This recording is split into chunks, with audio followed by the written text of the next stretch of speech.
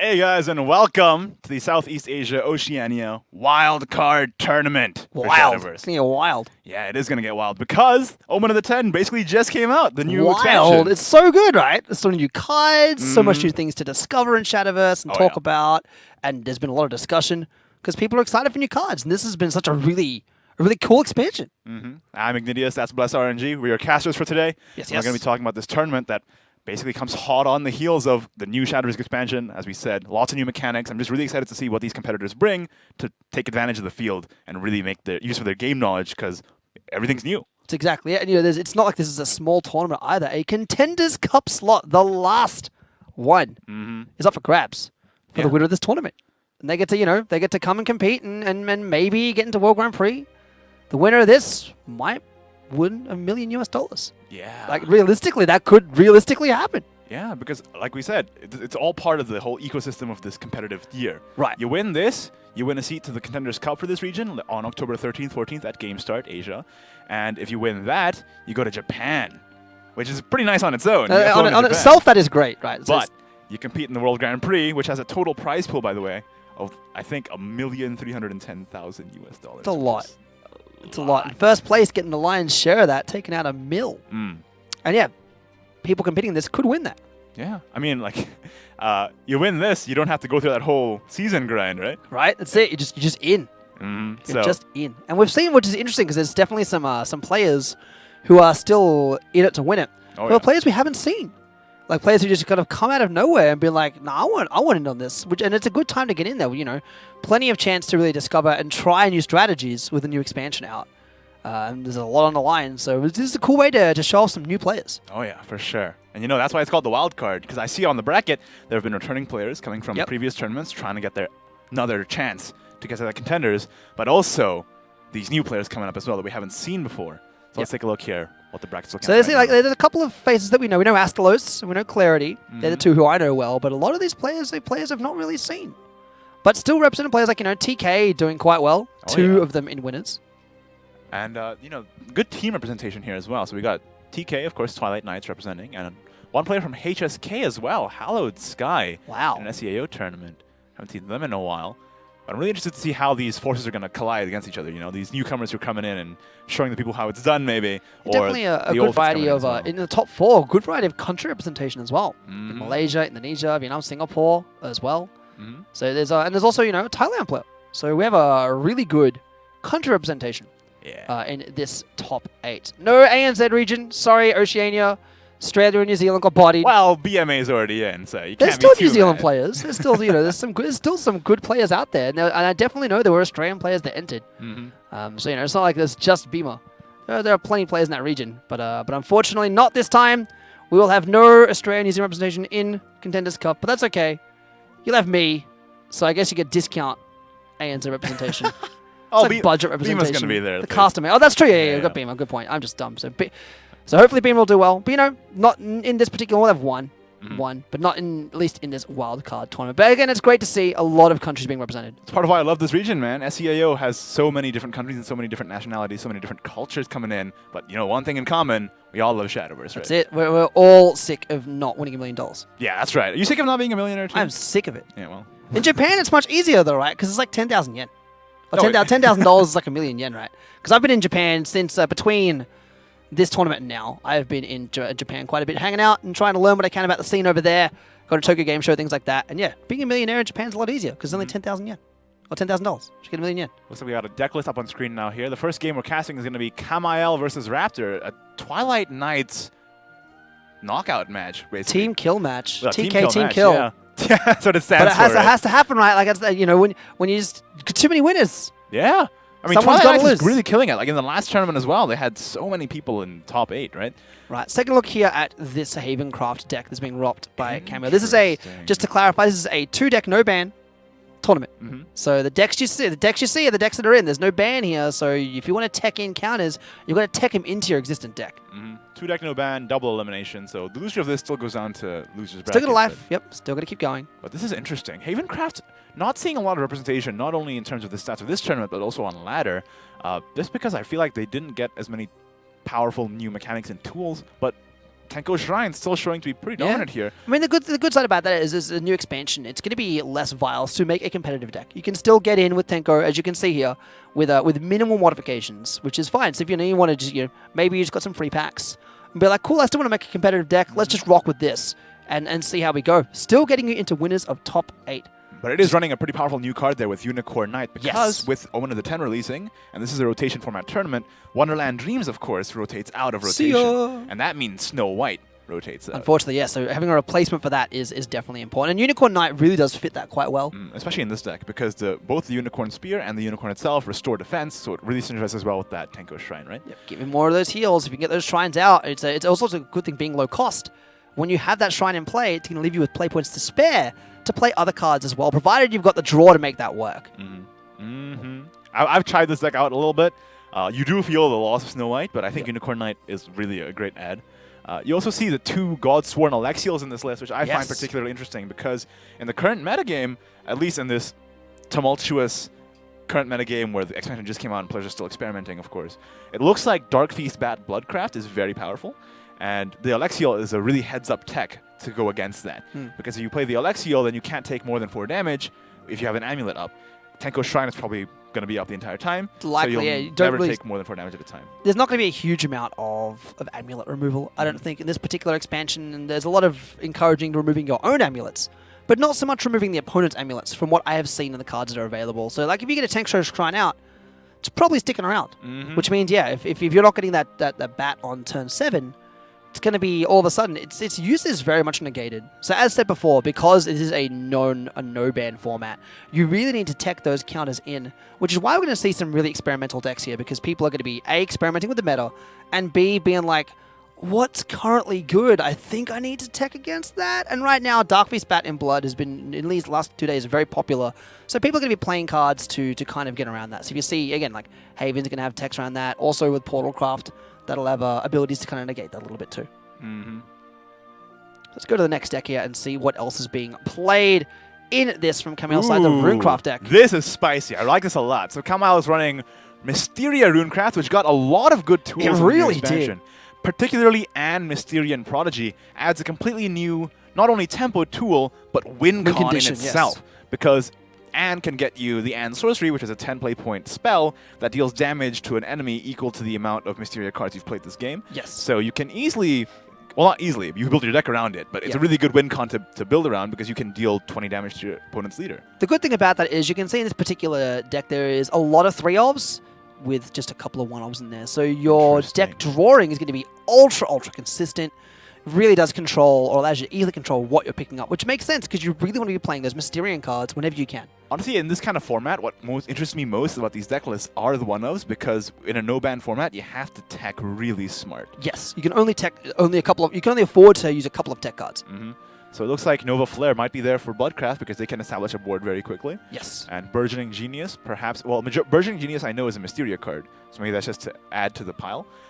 But also, recovering an evolution point may be useful for evolving your Mirandas late in the game. That's exactly it. So yeah, I would say definitely with these decks, the idea will be to keep an eye on those 1-ofs, those 2-ofs, just to see what people are going to do. And keep in mind, in a ban format, you will see deck lists quite different. This is definitely going to have a lot of counterplays in these. It's very important. I think these counterplays are really going to be what kind of sets people away from the rest. Like what tech or what counter cards are people brought compared to, like, because obviously, when you get to these established decks, obviously, Omen of the 10's been out for 2 days. People are starting to establish what they think is good now, and give it a week or two and things might change a little bit. But right now, it's kind of what's good. But where these no-ban formats are so crazy, which makes sense as a wildcard tournament, you just need to put your counters in there. And it changes the entire way of reading what an opponent's going to have. Because, if the opponent brings things that, that are different and your deck counters are no good, or you brought the wrong ones, just dead cards that you're drawing. It's definitely a balancing act, right? You got to predict what your opponents are going to be bringing, what the field in general is going to look like, and more than that, on a smaller micro level in your own deck, how do you balance consistency and techs, and how do you make it work to make the most advantage out of what the field is bringing? I think that's really difficult, especially with an expansion only a couple of days old. But people are still doing really well. I'm seeing some fairly consistent stuff. So we go into the next deck from him here, I believe. We'll see what we've got coming up Raptors deck swapping again, a Mooncraft deck, which is not too surprising. However, the tech is different. We're seeing some Fate's Hands in there, seems some Grand Spires in there, so this is a little bit different. Yeah, I mean, it has a lot of the same good cards. I think what really sets this list apart in particular, that there's a lot less tech cards here. So I think a lot more Mysterion cards. Yeah, I think what Raptor did was just try and go for the most consistency as he possibly could. Mysteria Magic Founder into Staff Whirlwind is obviously a really good clear card. So if you can maintain your board state into late game where you can just start burning them down and then play Ant Sorcery later, that could be the game plan here. And just ignore playing tech cards that don't fit into your game plan. Just go single-mindedly for that Ant as fast as possible and hope you get there. There's nothing wrong with, sometimes the best way to play is to play your own game, right? And to be like, no, I want to set the tempo of this game. I am playing my game, and you have to respond. And I feel that's what Raptor's calling for here. Yeah. And I like it because, these guys are on the same team. They're on the same scrim group, Twilight Knights. So for me, it's interesting to see what members of the same team, how they differ in their thinking and how they differ in their deck lists and lineups. And I'm sure it's going to be a point of conversation later on if one beats the other. Which one inevitably will. Yeah, so, about how much more right they were. Right? You're going to be like, this is not just for this is for bragging rights in internally as well. As you see, Raptor's other deck here, the Bloodcraft deck. Now, what we were saying before, Dark Beast Bat is going to be very, very popular because it does very, very well. Because, once Turn 7 comes out, it's spicy times. And there's definitely some interesting new cards in there. Floros, for example. A great new card. Yeah, Floros, of course, having that invocation where if you damage yourself 4 times in a turn, it summons directly from your deck and has that last words restoring defense to your leader as well. Just a really solid card, and dealing 4 damage to yourself in a turn became really consistent because you have now, with the new expansion, a lot of really solid cards that help you get there. Like Disciple of Lust, for example, pinging every turn. Servant of Lust as well. And, of course, the old favorites, Gift for Bloodkin and Restless Parish as your 0 playpoint activators to get that Floors out there. What's really interesting about this list in particular is that Raptor's running 3 of Endearing Succubus Lilith, which is the 3.15 that recovers a playpoint whenever you damage yourself, which is not a card that you particularly see in all Dark Beast Bat lists. It's definitely not the most standard pick, but for Raptor, maybe the idea here is because he's also running 3 times of Floros rather than 2 or 1 of. Right. And with the Lilith, it might make it way more consistent to get that 4 damage pings off because you recover play points as well. Yes. So maybe that's the game plan that Raptor's going for here. That's it. As long as you can keep up with the draw, there's obviously going to be a lot of needing draws in there, which is probably why he's teching that Pure-Hearted Singer. Just to give a little bit of draw to make all those activations happen a little bit. I think that this kind of deck has a lot of great draw sources because they can also run Blood Pact, which is, of course, a classic card. Yep. So it's forever in it's just rotation. around.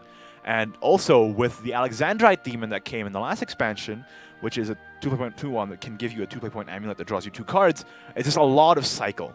The only problem is you just got to make sure you don't draw your Floros to make sure that it's the most effective because the Floros invocation activates when it's in your deck. You can draw 1.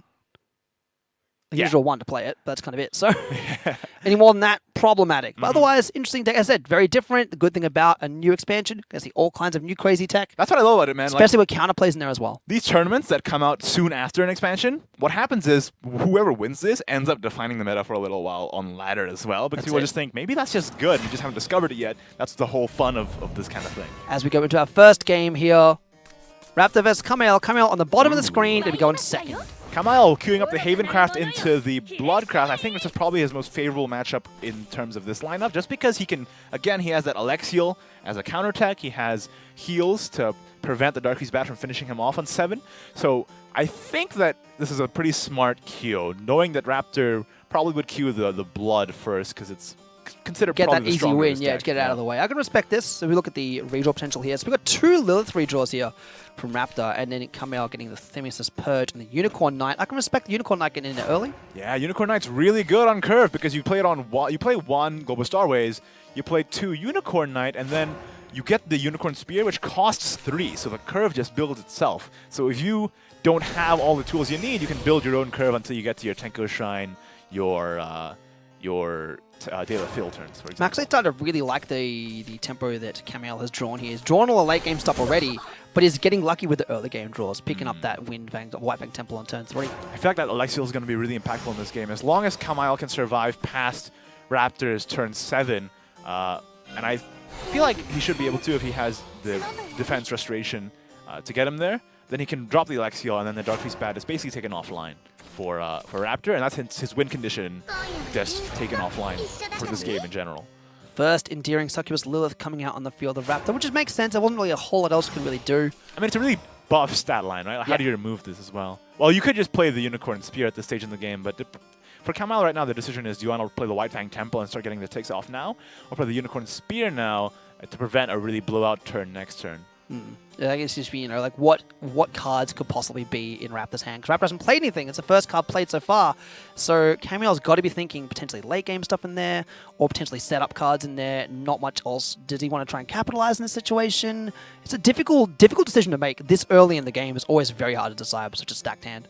I would probably play the Unicorn Spear in this situation and just get rid of the Succubus Lilith, just because I do not want, if I'm Kamile, I don't want to give Raptor the opportunity to summon Flores for free. That might make it difficult to get into late game, and all Kamile has to do is reach Alexio to turn off Raptor's win condition. And I think that would have been the right choice, because now we see Raptor draws Gifts for Bloodkin, which would have made it really easy to proc the Floros activator. Servant of Lust on the field. That 4-2, such a good card. Yeah, I think it's a really strong card. 4-2 for 2. Second Blackened Scripture drawn here by Kamile. Perhaps not what I wanted to see. As we go into turn 4, definitely some options available. Not a huge amount though, because most of his cards are either late game or like 3-costers. So you can either, he could Scripture out, he could play the White Fang Temple, he could play the Jewel Priestess. It's not too bad, I think. You can play the Jewel Priestess and then just play the Blackened Scripture on the 4-2. Save your Evolve, you have to. You get the card draw White Diamond Amulet from Jewel Priestess, and then you're not feeling so bad about having Blackened Scripture because you're going to refill your hand anyway, so you can use these low impact cards removals to get you to turn 8. I can respect that player. Getting rid of a 4-2 is always nice as well. It is a big card staring you down. Good for creature, or good for follow removal, things like that. So just scripturing it out of the way, putting up a Jewel Priestess as a simple defensive play does mean that the tempo starts to switch into Camile's favor as well, which is not exactly a bad thing either. And I think he's going to respect this choice. I think he's going to do it. I think I recommended White Diamond and then Blackened Scripture this potentially. He's thinking about it, of course. Again, these stakes are huge to win this tournament. You get a seat to the Contenders Cup, so make sure you think through every single one of your turns. Misplays here are going to be much more regretted, and also they will put you in a much worse mindset. Misplay here, Black. So yeah, you might as well, there's no harm in taking or as much time, take your entire turn up as he goes for the evolution here as well. Ooh, I'm not so sure about that pre-evolution, because that's going into the Vera turn, and I don't know how effective that's going to be. That's going to get cleared instantly by Vera. How I feel about that Evo is it's kind of like just through there. I didn't see a huge, like, did you have to keep that safe? Probably not. I mean, the good news for Kamile is that Raptor doesn't have the card draw tools to really punish him for this. Like, he doesn't have the Blood Pact, for example, to really punish him for this decision, but that's still pretty painful. Now drawing a Holy Priest Lorena here as we go into turn 5, able to play a couple more cards out of their hand now. Dropping the White Fang Temple. Start getting that healing, making up for that particular thing, and then scripturing out. I can respect that. Banish that Vera, get rid of it straight away. I'm always kind of wary of leaving Endearing Succubus Lilith on the board. It's a card that I've had on my watch list for a while. It wasn't good last meta, but as soon as it came out, I'm like, okay, if Bloodcraft gets more tools that really synergize with this kind of thing, it could be scary. And lo and behold, Floros comes out. Second Lilith on the field now. That's going to be a lot of play point recovery. Yep. Kamile's even impressed. He's like, you're running Lilith in this deck? What? Like multiple, that's all 3. And go for the double Razor here. Wow, this is aggressive. Burn the hand, burn the whole hand. Don't know how I feel about it. Like, now he knows, like Kamile knows there's no secrets. Yeah. No secrets now. Hand is empty. I'm not sure how I feel about that, but at the same time, it was cool to see that. Just like, I'm just going to play my whole hand. It's really unfortunate for Raptor. He didn't draw any of his Alexandrites, didn't draw a Singer, and he didn't draw any of the Blood Pact as well. He's out of gas. Now, if Kamile can just endure this wave, hope that Raptor doesn't draw the Dark Freeze Bat anytime soon, and there's probably no way at this point for Raptor to ever proc Floros as well. Even with a Dark Freeze Bat, he hasn't done a whole amount of self-damage. So a Dark Freeze Bat's not going to be that scary right now. Yeah, this is looking really good for Kamile. I think he really had a smart line of play when he chose to queue this deck into this matchup.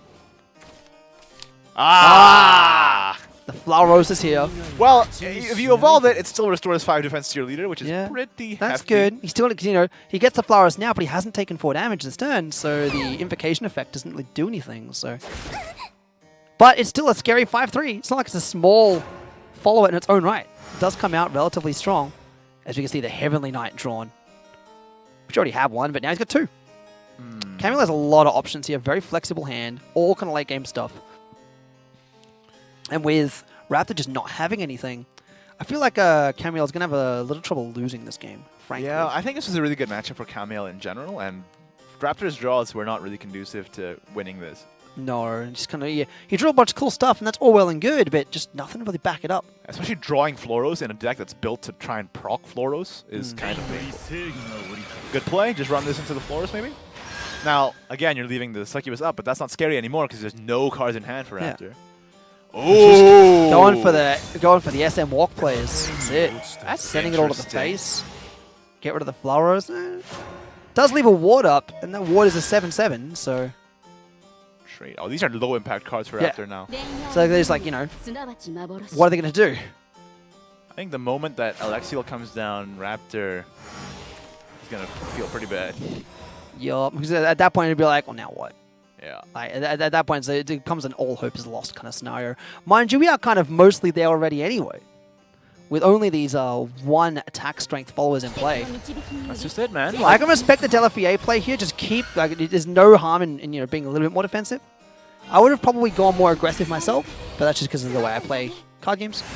But, you know, now you got 2 wards to deal with, and now you've got the heal effect. Which is pretty nice. Yeah. Still got that, now you got like the heal effect just to make things a little bit harder. It's going to be really difficult for Raptor to be able to ping him down with Darky's Bat now. I don't think he got that many damage pings off, and now there's a couple wards in the way and a huge board as well. Yeah, this is very much... I think whoa! Whoa! Is that 7? Is that at 7? I don't think it's a 7. It could be. It's got to be. 6. Oh. So close. Oh, but then that was a misplay, right? Because he could have run the servant, or the disciple rather, and then it would have become 7. And he wouldn't have to trade the 1/1 off. Yeah, it was unfortunate, but it still worked out.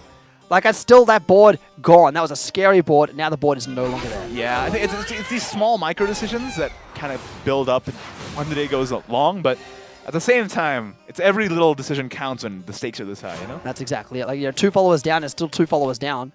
Not what you want to see. And then just out. There you go. Just That's out. Really smart deck building from Kamail, and really smart, you know, heads-up decision to bring this deck into the first game thinking that they're going to queue blood first. Yeah. Because that matchup is super favored, I feel like. Super favored. I mean, the prediction, and also the draws were just not in Raptor's favor. That's true. That Evil Eye Demon Shaw came out at like the perfect time. That was like exactly when you wanted to see it. One more proc would have been amazing, and that would have happened, but the misplay wouldn't have changed anything there. The game would have still, I imagine, ended. But, you know, like, that was the top deck you wanted to see, but nothing to back it up. That's the balancing act of this new blood deck. They run a lot of good cards that can help you proc your Darkfleece Bat and help you get your Floros out. Yeah. But if you don't draw cards, you run out of steam real fast. What are you going to do? Yeah. The cards that proc damage to yourself are really low impact, and we saw that 1 play point 1/1s, 0 play point summon 1/1, stuff like that. You can't win games with that. Yeah, you need to get the fuel going to really have it work. So if you Vera evolve Blood Pact, like if Raptor had Blood Pact the turn he Vera'd, I feel like that game could have gone completely differently, even though it was still favored for Kamail. So go to this next game here. Now this is Rocking the blood again. I think this is going to be quite a bit more difficult for Kamail, but we'll see. I know Kamail did tech in the Nova Flare in his list, so maybe that'll come into play. It might come into play. But this is a really good hand from Kamail. Holy smokes. Yeah. Because he's got the and Mysteria Prodigy in hand already, and Mysteria Prodigy reduces its cost by 1 every time you play a Mysteria card while it's in your hand. And having it at the start is exactly what you want, and there's some knowledge there as well. Good. And Owen draws Mysteria cards. Now what Kamail wants to do here is think, do I want to play Owen now, or do I have to ping this Disciple of Loss before it becomes a problem? The more pings that Raptor gets, the bigger his Darkfleece Bat gets, and that always has to be in your mind, because now in Kamail's deck list right now, he doesn't have a way to counter that Darkfleece Bat damage like he does with Alexiel. Yeah. So I think he's going to instead probably go for the, I want to win this before turn 7. Most likely. Which I can respect. He's got the cards in hand to kind of like start pulling it off already. So if you've got the tools, why not use them? Now this is good. You can trade the Owen and then just Magic Missile the 2/1. What you want to do is just keep yourself alive so that you can get the An out and play the An sorcery for your win con. So go into here, drawing a Mysterian Wormist. I think right here, Magic Missiles out, just straight away the 2/1. Trade the Owen into the 1/1. For me, what I'm really interested in this matchup is that Burgeoning Genius ever going to come significant play, right? consideration. Yeah. So That's a really weird tech. End of turn 3, already 2 Mysterian cards played and multiple more lined up. Wow. It's pretty tough for Kamal to remove a 1-5. Yeah, that's actually very, very difficult. Wow, but So Kamal at this point. Kamal has a really good hand. Not only does he have the and, but he also drew the Miranda. Oh, Second Miranda. Oh, okay, now it gets spicy. Yeah, that's a lot of cost reduction. And as we all know, cost reduction in Runecraft tends to be pretty good, historically. It's generally what you want to see. And that's 3 cards there being reduced for every Mysterian card played, which is definitely a good place to be. And there's still more Mysterian cards in hand as well. Now, I think the next turn, Kamal has to consider whether or not he wants to play Mysteria herself or Miranda. The Miranda Evolve is a lot more value. It's a lot more value because you get the rights as well as the random circle or missile. So I'd have to imagine that he evolves the Miranda next turn over one of these threats. 3-7 is still, that's big and annoying to deal. 3-6 now, still annoying to deal with. That's true. Miranda Evolve can't even destroy it. Raptor having very much more beneficial board control. Now with this board, I think you have to just play Mysteria. There's no consideration because if you play Miranda, you can't evolve it over the 3-6. And the more Liliths you leave up, the easier it is for Raptor to summon Floros. Yeah, and then just start spitting the hand out as well because of play point recovery. So the Mysteria Magic Founder coming out, trading out that first Lilith. Whoa! Oof. That's card draws exactly what Raptor needs right now. Snarling Chain also very good card here. That Vera draw is I think going to come into pretty significant play because with Vera you can prevent Anne's sorcery from killing you. Yeah, well, exactly. You can lock it out for a turn. So and got to be thinking that. Got to be thinking that. But at that point you've got to predict how early on was the Anne drawn. You're not going to know that Anne was in the opening hand already, right? So could come out very quickly. So you'd have to use it as a reactionary play. 1 more damage to the face of Kamehameha. He draws a Grand Spot. I think if Kamal plays Anne before turn 10 and gets the big source, and it'll be pretty obvious to Raptor that he'll already have the Anne sorcery. Yeah. Then he'll have to play Vera. So what Kamal could do is to prevent Raptor from trying to play around it, is just play Anne on turn 10. And just it's true. Just get it out there and be like kind of get around. You can either bait the Vera early, or make it so they just don't hold on to that mirror the whole time. And I think that's probably the right call, just haven't held out. Mind you, all those cards are getting cheaper. 2 more Mysterian cards played this turn. Doing very well with getting those in hand. They're down to 2 cost cards now, which is insanely good. As we are going to hit 1 more turn after this until Raptor's turn 7. And then you've got to start worrying about Dark Beast back because it is in hand. I think Kamal has done a pretty good job of maintaining his life total so far, but that could quickly change because, again, Blood has so many cards now. Ooh, actually playing the Vera here. Trying to finish this game before Anne sorcery even becomes a factor. Blood has so many cards now that self-damage that this Dark Beast back could quickly become a problem. There's draw. There's another one. Oh! Second Vera, which keeps things nice and safe. And Plenty of blood. That's a Floros as well. Should be.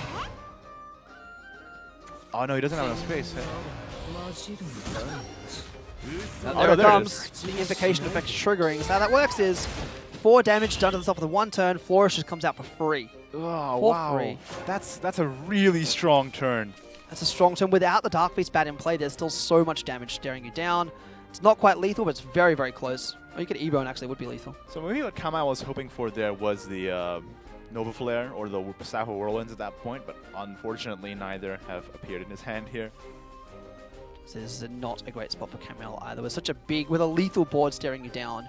Yeah. It's and there are no real options to deal with it. So how would you deal with this? It's tough.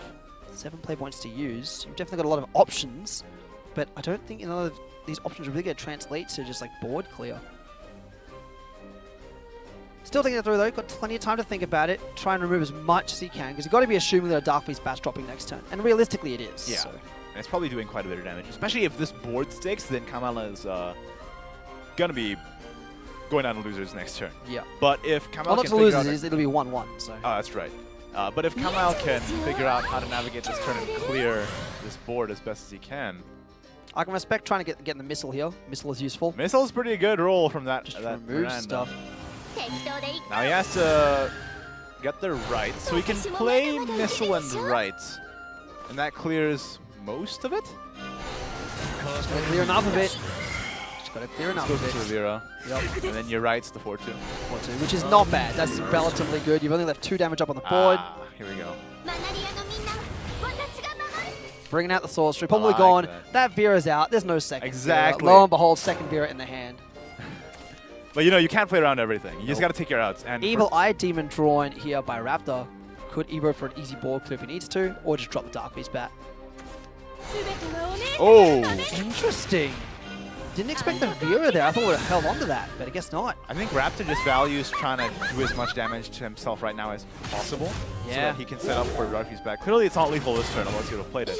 But, wow, that's a really good draw. That said, that will help.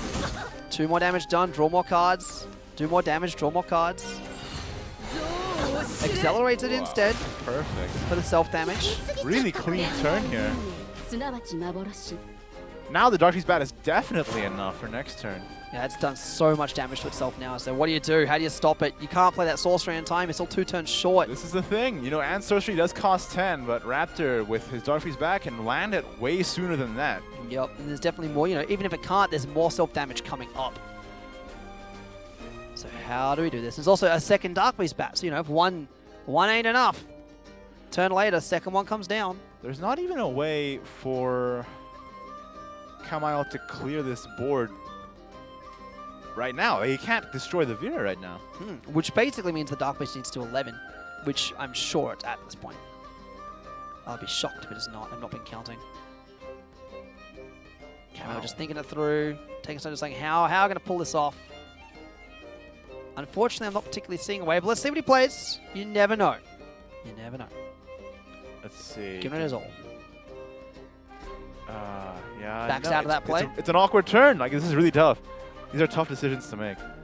8 play points to use. Not really the cards to make this work, but we'll see how he goes. He's going for a white worm, I believe. Yep. Just to get a ward up. Respect the ward. Plays the circle. Draws a card. To get that ward. That's not really what you wanted to see. That's the turn where nothing really happened. You just played a beefy follower and a ward, and the ward will just die to Vera straight away. And now the 1-1 can go, deal 1 more damage, figure for Luskin, and then Dark Beast bat. I would say so. Dark Bat coming out doing. It has to be 13. Exactly. Doing. Oh, overkill. One more. 14. And that is Dark Beast bat in a nutshell. Wow, that deck is strong, hey? It's very, very strong. Open That up said, the though, 10. it's not like Camille did not have a chance there. Camille's also played, got the cards they wanted, still played very, very well. But you can see Dark Beast bat's tempo is so high. Unless you control those self-damages where you can, by like removing those Disciple of Lusts and things, gets hard to keep up. I think for Raptor, that draw was a lot more fortunate for him as well, because as you saw, he got all his Blood Packs on time, and his Veras on time as well, and that allowed him to not run out of gas like he did in the first game. Yeah, he was able to just keep on going and like, bringing stuff on the field, and be like, what are you going to do? Keep hurting myself. Hit that turn 7, 14, and he had a second one in hand as well. Yeah. So the second one would have been do it again, so... It's strong, especially since Mysteria Rune can't exactly tech against it, like we said. That said, we do now have the Rune Mirror. Here we go. Continue in the winner's bracket. See you later, entire opening hand from Kamille. Hopefully get some better stuff. I think that Raptor is probably favored in this matchup, because Kamile put in a lot of weird tech cards in his Runecraft deck. That's true, yeah, and his Raptors is just like, I'm playing my thing. Oh, and that's a good hand for Raptor, too. Both of them. That is exactly what you want to see.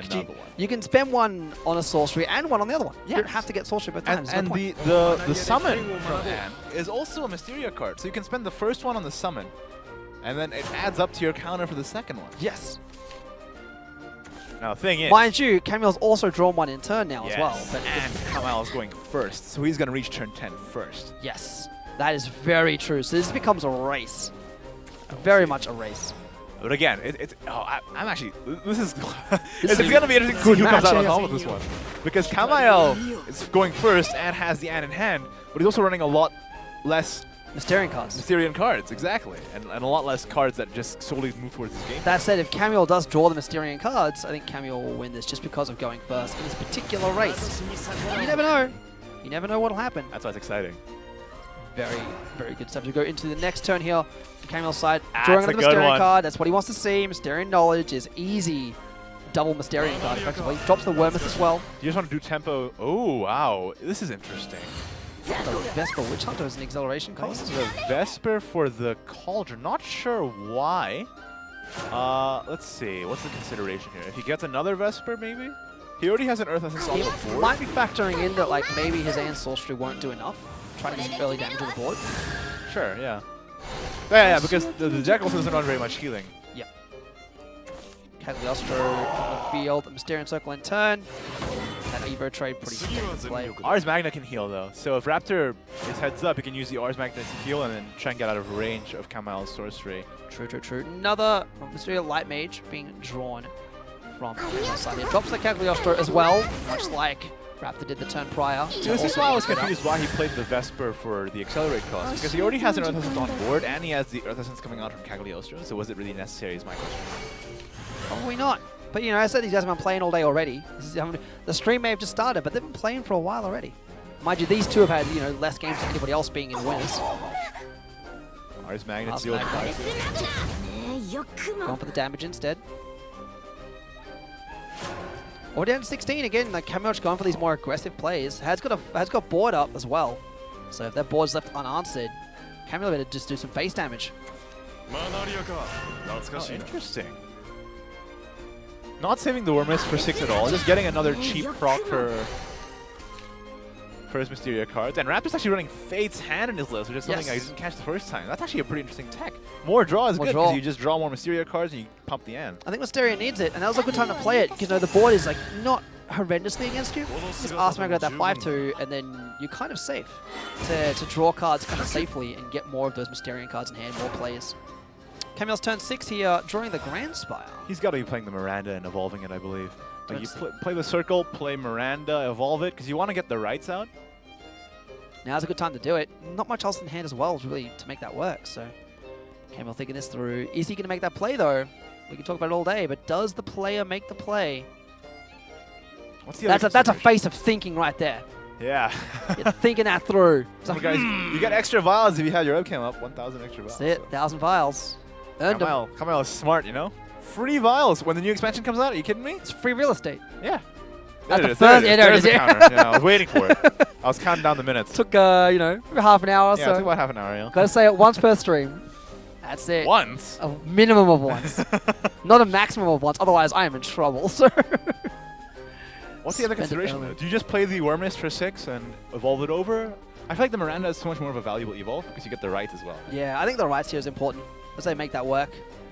Probably going to be running out of time soon though. But again, you know, there's no harm in taking all the time you need. And you should. What's on the line?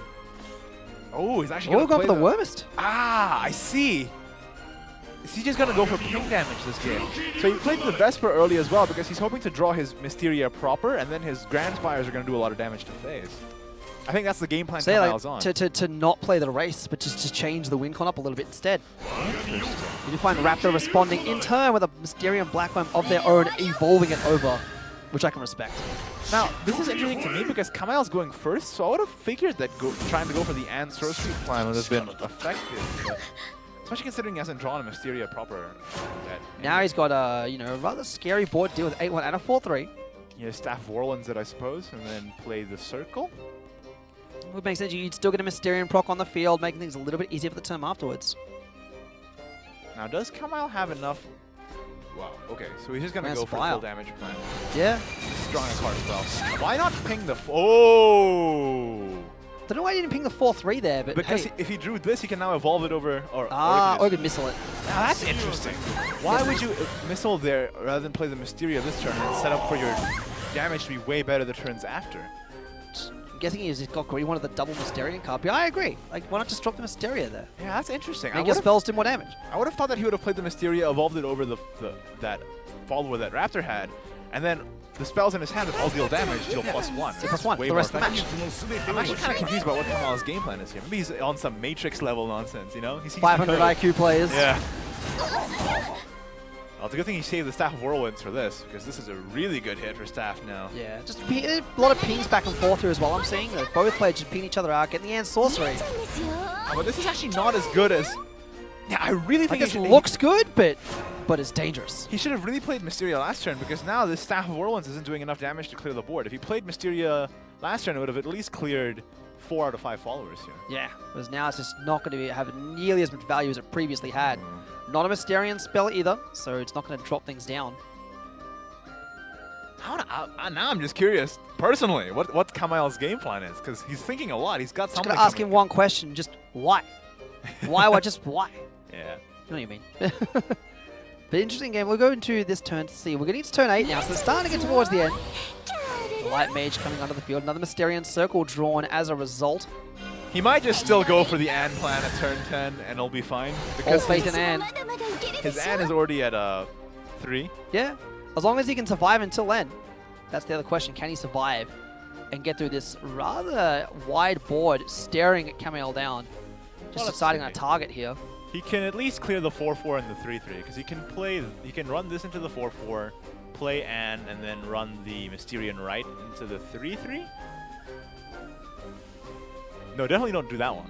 Don't. The bunny did nothing wrong. Yeah, definitely not the bunny. 4-4, running out of time here, so Mysterian Circle coming on the field. And then he's not clearing the 3-3, okay. And, oh yeah, this is better, because then I can Ann for sorcery. I think he Ann for summoning. Yep. Yeah, you Ann for summoning because you already have the other hand in hand, that's right. Now next turn you can play the summoning and for sorcery, and then try and run. Yeah, it's because both hands have had double Ann. So it's true. Staff Whirlwind's coming out, just like hit you all for a little bit. But Raptor's doing a lot more damage to Kamail as well. I don't know if Kamail has gotten 12 Mysteria cards in yet. Not too sure, actually. Good point. The sorcery coming out. That's a lot of damage. A lot of Mysteria cards. It's been 5 to face. I think it's almost certain that Raptor has lethal with his Ann. The question for now, yeah. Does Kamail have lethal with his first? And he has to deal with this board as well. Kamail has to deal with the board. I think the lethal will be there, but he has to deal with this board. So you play the Staff of Whirlwinds on the 4-4. Yep. And then you Magic Missile Missile for 1-1 first. Okay. Wait. Why? That's fine. And something on the field as well. Sure, just get the ward out, I suppose. Yep. You have to play the Ann this turn because you can't reduce it enough for the next turn. Yeah, it has to be played. You have to drop the Ann now, which is done. So this has to be enough. If this is Kamail's game plan, this is 12 damage, it has to be enough, and he's good. Can he survive a turn? He's only got 6 HP remaining, or 6 life points if you will. Oh, that's a good draw for That Raptor. is a very good draw. Where we're taking that ward out of the way. That's it, that's lethal. It's done. That was the draw he needed. He top decked the draw he needed. Does the 5. I think he would have been fine anyway because he had the summoning, right? That's true, he did. Wow. Oh, In the end, and sorcery not even being played in this rune mirror, just pinging each other out. Yeah, and doing enough. Raptor just outraced him, which I'm really confused as to why Kamail made some of the plays that he did. Maybe I'll find out later after the stream. That's it. Well, I guess it's hard to gauge in tournament play. Maybe he just couldn't remember what the opponent's deck list was. Maybe just stressed out. Or maybe he thought, Kamail's going to draw the cards he wanted and make those good plays and thought he just had better luck coming. But unfortunately, not today. But it is not the end for Raptor's journey. Raptor is simply sent to losers and now has to run the gauntlet. But he is in the top 8. Kamail sent to losers. That's right, I'm saying. Kamail losers, yeah. Raptor progressing through. Not much of a gauntlet left to run, though. If you're sent into losers in top 8, you haven't got a huge amount of extra games to play. Yeah. But, that's it. Raptor can now sit comfortably. Take it easy for a bit, relax a little bit, because he's in winners finals, and that would be played for a few games now, so you can, go maybe get some dinner or just think for a bit and escape for a little bit. Whereas old mate Kamail needs to run the grind. Yeah. And of course, because it's double limb, even if you make it all the way through losers, you still got to reach the bracket at the end of the day. That's it. And reaching bracket's always, hard to do, but not impossible. We've definitely seen it before here at various Shadow Games streams, either here or in other regions. We've definitely seen some bracket reset attempts. So that could well happen. Could well happen. But the next game here we're going into is HSK versus Chaldea. HSK Leviathan versus Chaldea. Alrighty, so let's see hopefully what decks they are bringing. Might see some different stuff, might see some blood again. You never know. We'll switch over to one of them now. We'll see exactly what they're going to rock after this bracket. So we showed before, said Raptor progressing through. Kamail down to losers. We've also seen, I think, a couple of losers bracket matches have been played as well. So now we have, as I said, Chaldea versus HSK Leviathan. And in the other losers quarters, we have Kamail, who just lost, versus Astlos X. Astlos X, that's a familiar name. Yes, definitely seen Astlos around in previous tournaments, previous comps. And we see some names that we are familiar with get washed out here now. Clarity getting out of the bracket. Didn't make it. See you later. He still made top 8. Top 8 still good. Man, I saw the Twitter for some of the players who were playing in this, and they were saying that it was a slaughterhouse because it's such high competition that everyone's like going extremely hard in this. Yeah. So the competition here is fierce. So it's no wonder that a lot of the players who we are traditionally seeing here, they're having a lot of just as hard of a time as anyone else because everyone's playing as fierce as they can. That top 8 is only 8 people, funnily enough. So we are seeing... Oh, you don't say. Oh, whoa, maths, right? Quick maths. But yeah, like, we are seeing players, getting bopped out early. But that's the nature of the game, right? Especially with the new expansion. It's a great time for newcomers to come out and shine and show stuff and be like, I can do this too. I can also be very good at Shadowverse. And here's the proof. Yeah. Players that we don't perhaps regularly see make it into winners finals. And it could be you. Could be you. Could be you. Well, it can't be you this time around, but, the next Can't be one. us. No, it can't be us. Yeah. I mean, even if we weren't casting, it probably couldn't be But us. realistically, it would not be you, maybe. Realistically, it would not be me. You're already like, Mr. Like, look at me. I've got 3 cards of everything already. Yeah, well. That's it, man. I got excited, okay? I bought a lot of packs. Gotta do it. You want those? Well, there's so many good cards Oh, yeah, it's in the true. new expansion, right? So, Especially for Dragoncraft. Hopefully we see some of that on stream. ooh, Just saying. fingers crossed. Because I am a Dragoncraft main. I want to see meme decks. Give me my Singleton deck. Yeah, I don't know if anybody's running a meme deck in, this wildcard tournament that Hey, leads into sometimes Contenders they win. You Cup. never know. Sometimes you just bring the meme strats. Sometimes, and they just yeah. win. Because like no one expects it. Remember the last Unlimited Cup with that Spartacus sword that made it so far? It did, and then to the point where it got banned out. That player finally lost because Spartacus got banned out. The meme luck wasn't with him anymore. It was shut off. Well, the meme luck was with him, which is the other person was like, I don't want to. Yeah, he cut off the meme cut it off. circuit Like, flow, barred him from That's the how gates. it works. It's science, Like, it's you're not science. allowed here. Get out of this hallowed ground. But again, this is really high stakes. Because remember, whoever wins this, Contenders Cup, into the World Grand Prix, $1 million. The SEAO Contenders Cup only has 4 players in it. Yeah. So, like, it's a 1 in 4 chance It's of getting through to Japan. And again, just making it into the World Grand Prix as a free trip to Japan. For some of these players, it could be their first time to Japan. yeah. Like, Japan's a nice place. Not for Shen. Shen's hella been to Japan a lot. But like for the other players, I wouldn't know those players. I happen to know Shen already quite well. But like, it could be their first time to Japan, which is, a victory in itself. It's still surreal to me that Razor Shen, a Street Fighter player, is going to the Contenders Cup. It's nothing wrong, He's got skills, man. He's got skills. It just proves it right there. Can be skills in multiple games. But, Razor Shen is one of our contenders. You can definitely see all the current qualified contenders at shadowverseopen.com to find out where all of those are. All right, now we're going to go into the deck list as we move into the next game here. HSK Leviathan versus Chaldea. Now, this is interesting because HSK, pretty substantial team. Akamar Red was on HSK before he joined Panda was Global. too. Good point. So are we going to see the rise of the next superstar in this region here? Let's see No, how far he goes. Already seen one because he's now at Panda Global, I said. So already one making it through that. See how the second goes. We go to Coldia's decks first, though, as you see a pretty run-of-the-mill Bloodcraft deck. Yeah, this is pretty standard. This is almost exactly what I would run. This is your deck, yeah. I would run one less Singer and one more Valorant. Valorant, the new Omen in Bloodcraft, is very strong. Very, very strong. 3-play point, I believe it's a 1/3 that gains +1/+1 if you damage yourself in the past turn. And if you damage yourself 7 times in this game, it gains +1/+1 on Fanfare and Storm and Destroy an enemy follower. So it just comes out, it can hit for easy damage and guaranteed removal. Oh, yeah. It's incredibly strong. And after the Dark Freeze bad turn, if you need a little bit more help, if you didn't get it all the way there, the Valorant's there to help you out as well. Yep. Or you might just get lucky and get a second Dark Freeze bat, like the previous game. Yeah, that's true as well. You never know. You never know. So, but this does give you more options if you have not won by turn 7. Either the bat comes out, or if you didn't draw the bat, you have other options that are still going to delay turns longer to try and get you that bat when you need it. But otherwise, this deck's pretty run-of-the-mill. 2 Floras, Everyone's 3 running kind of a slightly different variation of the same deck. Like some cards here, some cards not there. This time around, we see the 3 of Scorpius, just acting as a really annoying piece because it has Bane, but it also keeps pinging you just like the Disciple of Lust does. So it's even more, because it's irritating to deal with, and it's free damage on Coldia as well, which is great. I've also seen some people running, instead of Scorpius, running the Hamster. The Bloodthirsty Hamster, which is kind of like a bladed hedgehog for blood. Yeah. But instead of buffing when an enemy follower dies, it buffs whenever you hurt yourself. So it's big, real fast. That can scale up real fast. Yeah, especially when your deck is built like this, right? You can imagine. Bloodkins, Restless Parishes, Not Like Chains, like damage. Damage on damage. Hey, I'm excited because Cold is also running Swordcraft.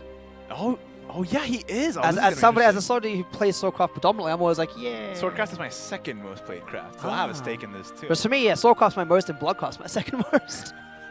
So he's your boy. My boy. Your boy. Better than Swordcraft deck. Alright, here we go. Let's have a look-see. Pretty standard mid-range deck here.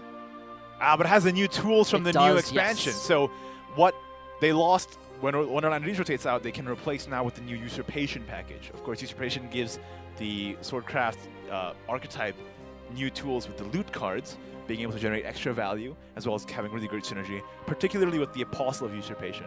So let's see, he's running 3 of Servant of Usurpation, I believe, to replace the Bladed Hedgehog. Yep, Hedgehog's gone. Running 3 Apostles as well. Yes, that's interesting actually. Not all decks run 3 Apostles. This has to be a consideration as a tech card or just as another big late game tool. Because you've already got Dragon Knights. It's a really good 5-drop. So running 3 is a lot. So you can see on the deck thing to the left, the bottom left, pretty high 5 curve. Lot of 5. It's interesting. Like, I think the 8th slot in Swordcraft is now the most contested. You have Latham, Sky Fortress, Dragon Knights, and now Octress as well. Yep. So the Octress consideration is interesting. We'll see how it works out for him in this tournament. I've been seeing no Octresses, but instead running the new 2 play point spell that deals 3 damage and adds a loot card to your hand. I think that's quite good as well. But, you know, that's the whole exciting thing about this tournament coming right on the heels of the expansion is that we get to see what players are experimenting with and what they think is good. Right, and you know, see, you know, or maybe they just didn't get the cards needed. Oh yeah, maybe. And maybe like, it's work. Can happen. Not everybody has 3 cards or everything like me. Just a flourishing crystals Ignidius here. Yeah, that's my subtitle. You know, I got Flourishes like a boss battle. dead. It says Ignidius, and then underneath it says flourishing crystals. Flourishing crystals. Let's switch to. Because in fact, it's a switch deck we did not. I got baited. Yeah. Just baited. Production just baited. Damn man, production. How could you? There you go. Hey, HSK, Leviathan. Also running Sword and Blood. Hey. So we see some Cahulans in here. Now this is... Usurping Spine Blade, that's different. But he's still running the Octress. That's interesting. So what did he cut? So he cut the... No, there's no Zetas in this list. Yeah, no Zeta. I see. No Zeta. And 1 less Mars as well. And still running 3 of the Apostles. Yeah, the Apostle's really good. Yep. The Apostle's really, really good. I played this deck a lot in the past couple days, and it is so much better than I thought it would be. Because on later turns, the Apostle is a solid body, 4/5 for 5, but it also deals 2 damage every time you play a loot card, and that ends up being pretty easy. Because loot cards help you anyway. Loot cards are going to help a lot here with literally no 6-cost cards in deck. On turn 6, you could wind up playing a 5 and a loot, because the loots are all 1 cost. So against any deck that cares about the board, the Apostle of Usurpation is a tempo board clear, and that is incredible. It's just really strong. I'm sure we will definitely see it in this particular set. It goes to the Bloodcraft deck now. This is very similar. So this one is hedging his bets a bit more. He's only running 1 Floros because he doesn't want to get the... he doesn't want to focus his deck entirely on pinging himself for 4. Yep. He's more focusing on just getting solid cards to get to his Dark Beast bet, and I can appreciate that. And if he happens to ping himself for 4, score. Look, I think this is the most consistent Blood deck we've seen today. I mean, there's 3 of literally every card except for the Floros, which is there just for the potential of the high roll of being able to damage yourself 4 times. Yeah, that is everything else is the 3 of. Your draws are really controlled.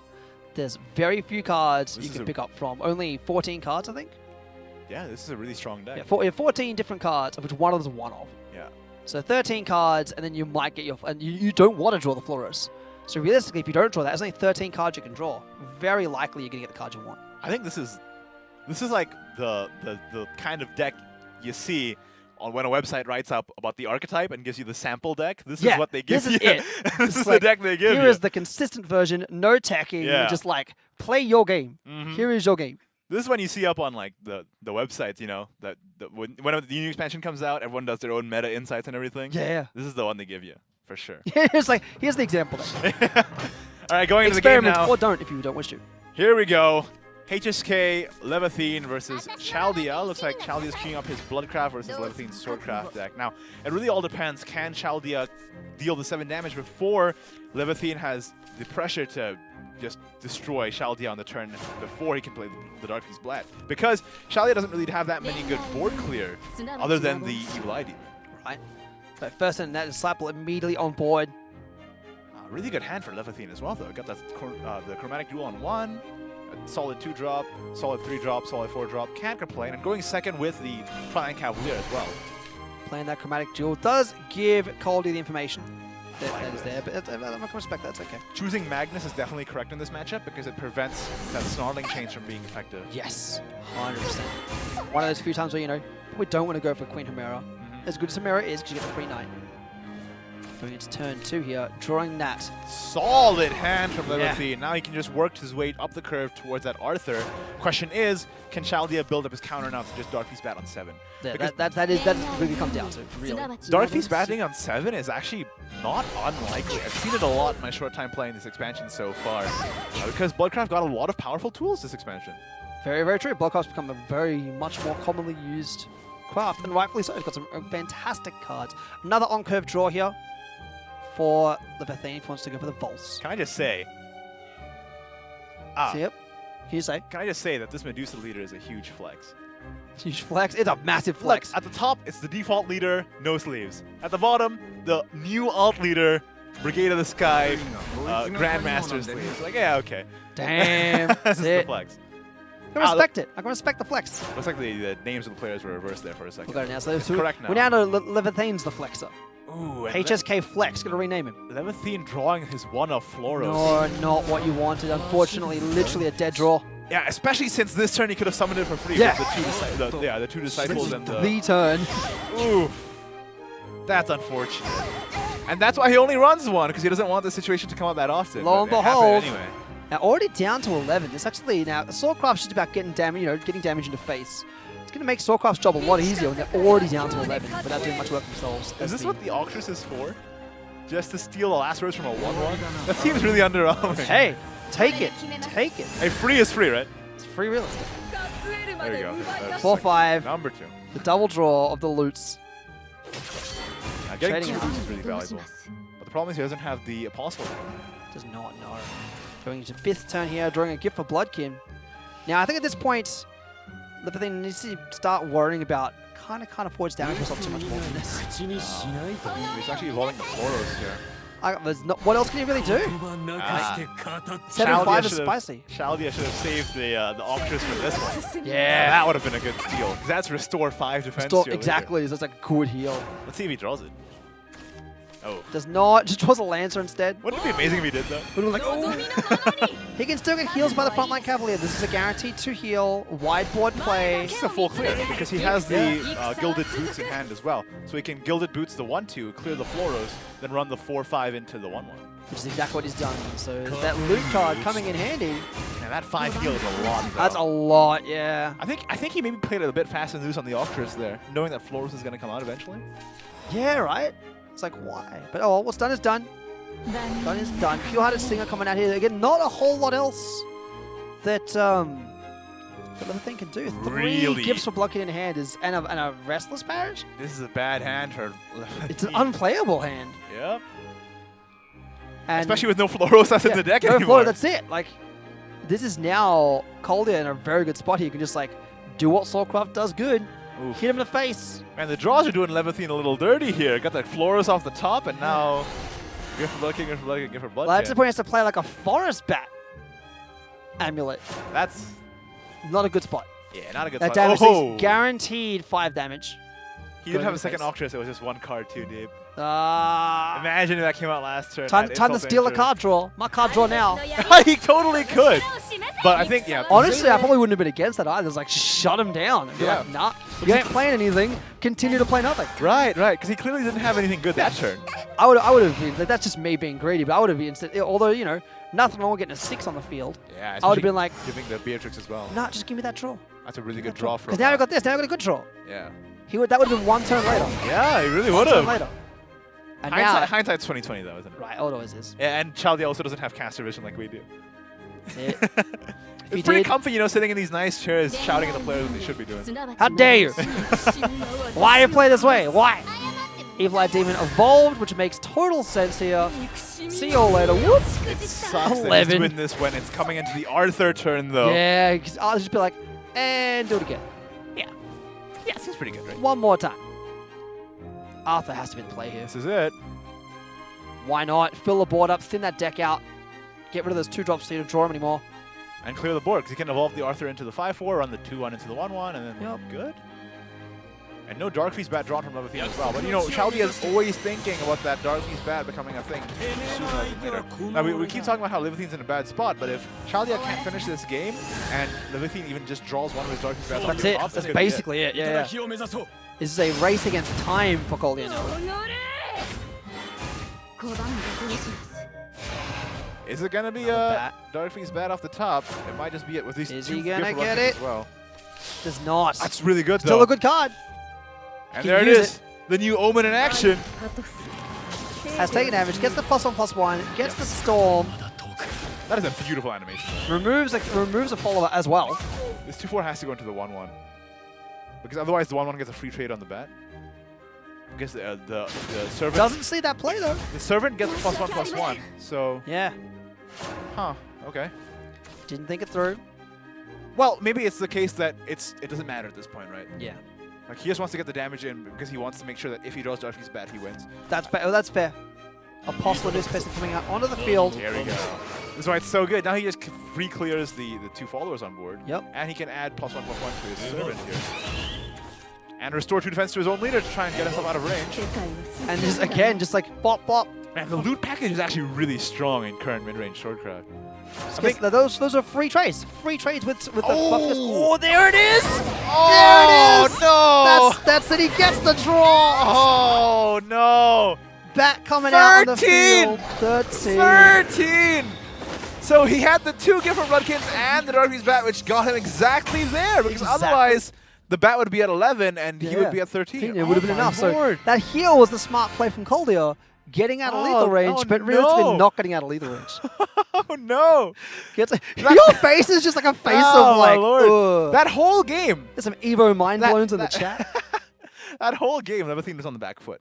Yeah. But he got it, you know? He was, it's that karma paying back, you know? He got the floors off the top. Yep. He got those gifts for Bloodkins, but then it paid He dividends got the back heart of later. the card strat, right? That's Like, right. got the top deck, bless Yeah. RNG, Bad the luck way he needed first, to. good luck down. later. Just cashing in. Yeah, that's how it works, right? Right. It's a science. I have a PhD in RNG, so I would think that is a science. Call me Dr. Bless, thank you. Yeah, Alright, cool. Call him Dr. Bless. Don't Chat. call him anything else. No, nothing else is allowed. Dr. Bless, or you don't get to address me. You have no rights. Wow! Kappa. Don't even come up to him in conventions, okay? Watch me hold you to that for the rest of the server. Like, that's Dr. Bless, thank you. Yeah. Sorry, Doctor. Now, this is interesting, though, because it's the Swordcraft mirror match, and again, the flex. Okay, what is this? Hey, I also roll that flex, so I can respect that. Alt I have leader that. and Grandmaster sleeves again. That's one of the few alt leaders that I have. So I'm like, yep, Yeah. respect that. I got that in my free packs. I No, I didn't. I have all the alt leaders. All of them. Yeah, that's my flex. Wow, damn. Chusan looking at me like... Yeah, but I'm a doctor. I'm a doctor. You're Yeah, okay. But I have all the alt leaders. It's fair. Now, this is interesting, though, because these decks are built pretty differently, actually. They even though are, they're yes. the same archetype. Now, the other team has the Blade Usurpation, which I think comes in really handy in this matchup, because Sword has always been, and maybe, like in the past and until now, has always been a board-based deck. Yeah. And if you have a 2 play point, deal 3 damage, give yourself resources in the mirror, and they don't, that could be pretty impactful. Incredibly impactful, yeah. Incredibly impactful. As long as you can hold that board, and that's Sword's job. Yeah. Do and good. The other thing is also going first, meaning that Chaldia is probably going to be on the back foot this game. Now he can play the Servant plus the Accelerated Latham to go really wide, and Sword typically has problems dealing with wide threats. It does. It's generally good for single clear. But that's with that 3 cost, like, you know, pinging things for 2, that is definitely a way to deal with some of that, but you've got to get it out there first, and then they get the loot cards on it too. So not the easiest thing to do here. Yeah, definitely the strongest way to deal with Sword is to go wide. Because Sword can also go wide, but not till way later. I believe one of these players is running Lancer of the Tempest, though, and the other one Yes, they isn't. are. I don't forget which one it was, but it definitely is going to be a thing.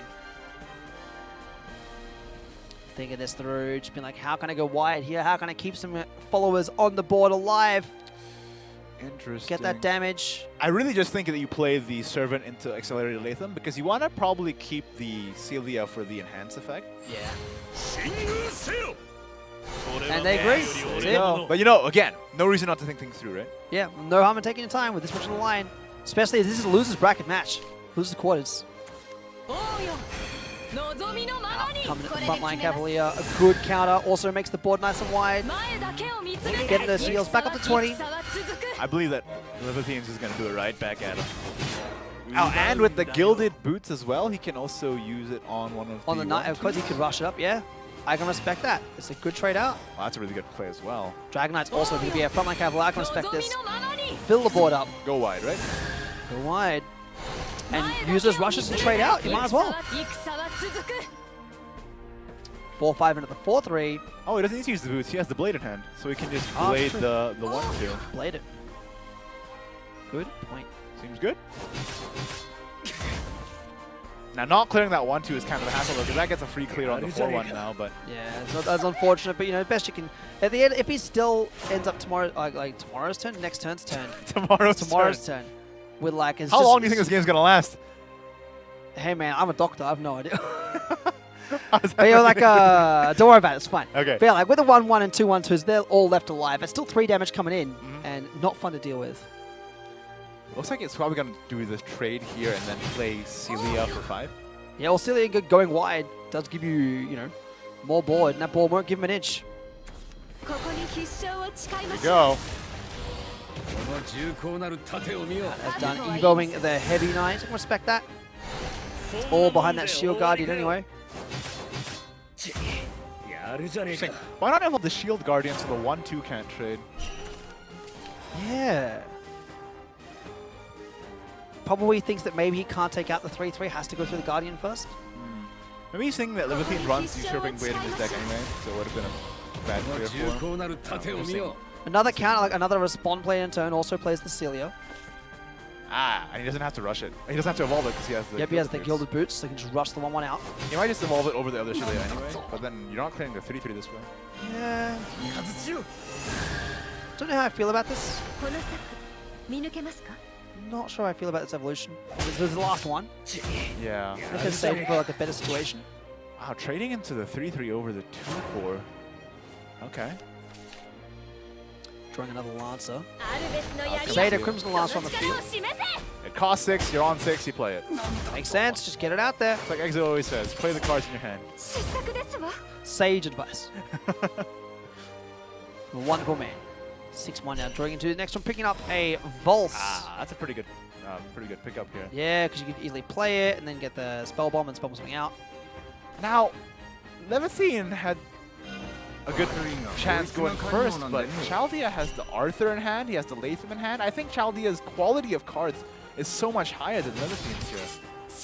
Yeah, I look at Levithine's hand, and I think it's just starting to run out of energy. It's going to start running out of things to really do. I mean, he's got the Dragon Knight next turn for enhanced cards, of course, but that's kind of it. Or he can Chromatic and play double. Here it comes. The wide board. I don't know how Levithine's going to come back from this. I don't see a huge way to really deal with it. Like, Dragon Knight will help. That's all he can really do. And here comes some free loot. It's free. I was waiting for you to say it, I'm not going to lie. Nah, it didn't happen. Not this time. He gave me the hand. I just left it up there this time around. You know, can't catch every ball that's thrown your way. Okay. Oh yeah, this is rough for Levithine. Chromatic Jewel, just well, he can play it for nothing because he gets the play by the back anyway. But no Queen Himera, which makes sense, has got Rush by default. So we'll be able to trade that 2-2 for free. How do you even deal with this 4-3? And if you try and trade into the 4-3, it becomes a 5-4 too. So how do you deal with that? He's thinking that through now. Maybe he's thinking maybe this was not the right play after all. Yeah, this is tough. You have to play double Lancer and you still can't clear the 4-3. Oof. Wow. That's Servant of Usurpation. I think in a lot of ways, this deck is sort of defying a lot of people's expectations. People didn't really expect Usurpation to be as good as it is. And it really shows that it's consistent and it's a strong performer, especially when there's so many 1-1 or 1-attack stats in the meta right now. There's a lot of that, yeah. Servant gets so much value. A lot of weak pings. So if you know, like big beefy creatures as well, can generally kind of easily get past that. Just because, you know, the Clash on Servant gives it +1/+1. So it just trades and free loot and buffs it. I'm going to see an enhanced Dragon Knights here. Oh, here we go. Lancelot special. The Smork one. The Smork special. The one that's after my own heart. Yeah. Nothing wrong with a fastball special. Might he trade just to play around? Oh, he does. Playing around the one on Skyboard. I can respect that. It's like, you know, one of the best ways, as I said before, you know, at the end of the game, shut him down, give him nothing to play with. However, he does draw the Arthur Night King. It's way too late, though. How do you deal with this board? Yeah, because if he plays that, it's all well and good, but he can't evolve anything. He can only trade with, you know, maybe a Lancer if he's got one left. The Lancer doesn't even trade with anything here. It doesn't take anything out. He can trade it and then play the other Lancer and take one thing out. I don't know how I feel about this. But at the same time, what else can he do? He can't even take out the 5-3 with the Lancers because the 5-3 buffs itself as well. Yep, and then it gives him a bunch of free loot. It has to go to Lancelot then. Lancelot, we barely knew you. It's just not enough. There's still like 10 damage on board with cards to play. Towards the Zeta Crimson Lancer. Oh, wow. Oof. Yeah, Shaldia's got kind of an embarrassment of riches here. The only way his hand could ever be better is if he had the 5 cost possible. Treasure Hoard. Yeah. It's got all the bananas. Yeah. Banana Hoard, man. All his. Turn at 9. Plenty of options one can play. Play the Zeta Crimson Lancer. I was just working that through in my head. Like, how does loot become bananas in this analogy? Just think through. That gilded boots come in real handy. Yeah, for sure. Rush for days. 5-3. He's going to trade it to George. Good for damage. Send it all upstairs. Here's wow! Going for the SM walk play. Almost. Almost. With Vayne taking that one out. It makes sense. He gets a free heal out of it. So. Wow, he sent a lot of it upstairs. There's okay.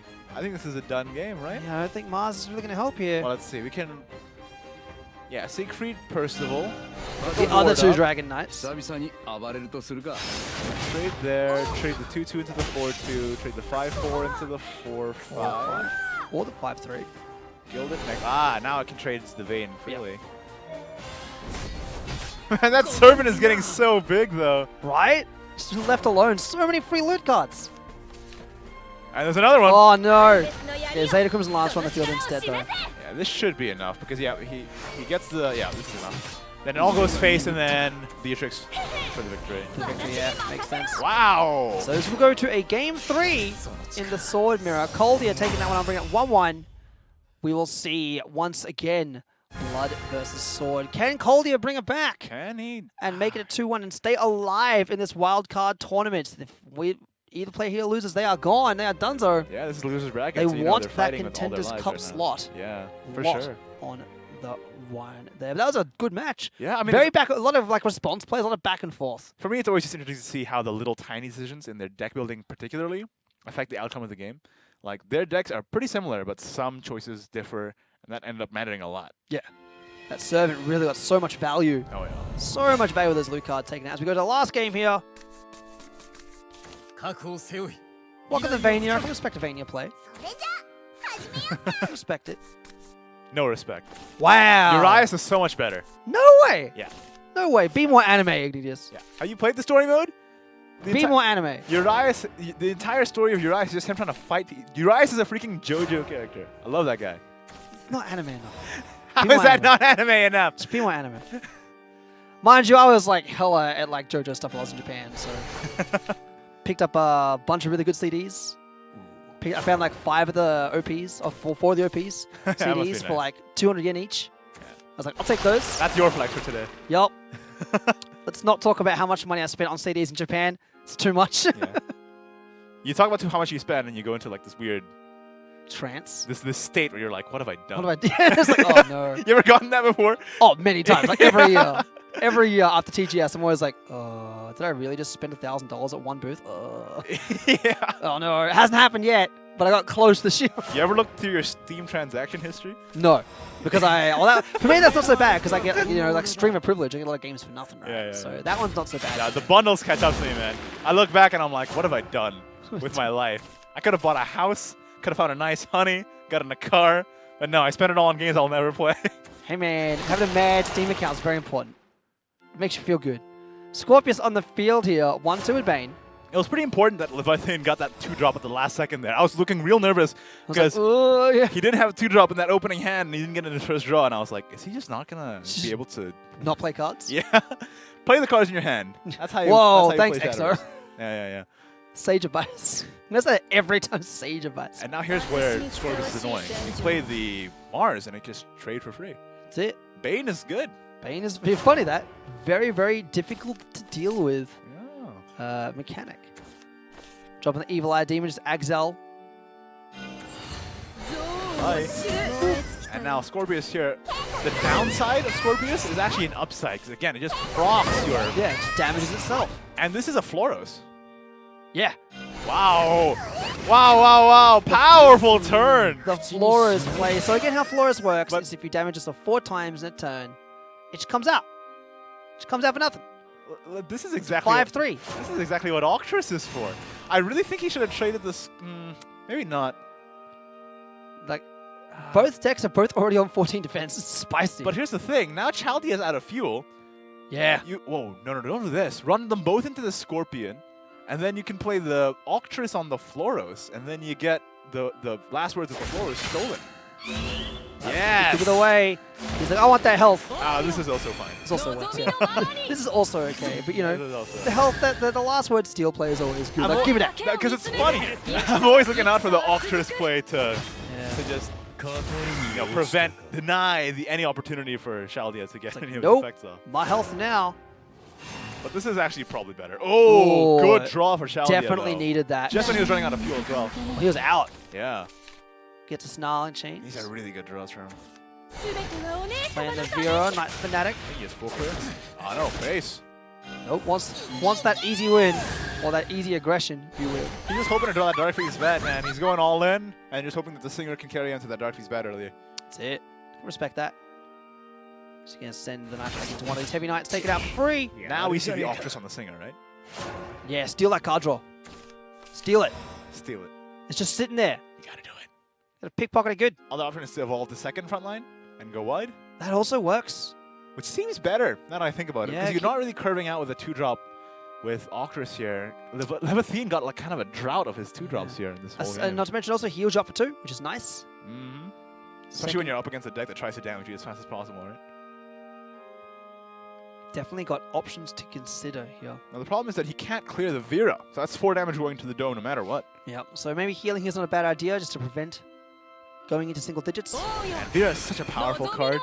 Being able to synergize so well with Darkfie's bat strategies, make it so that your pings don't actually ping you but still count towards the bat. And also just being a threat that they can't clear a lot of it. Just there, being annoying. Heavy Knight can on these Forest Bats, take it out. And the other one. The other one, yep.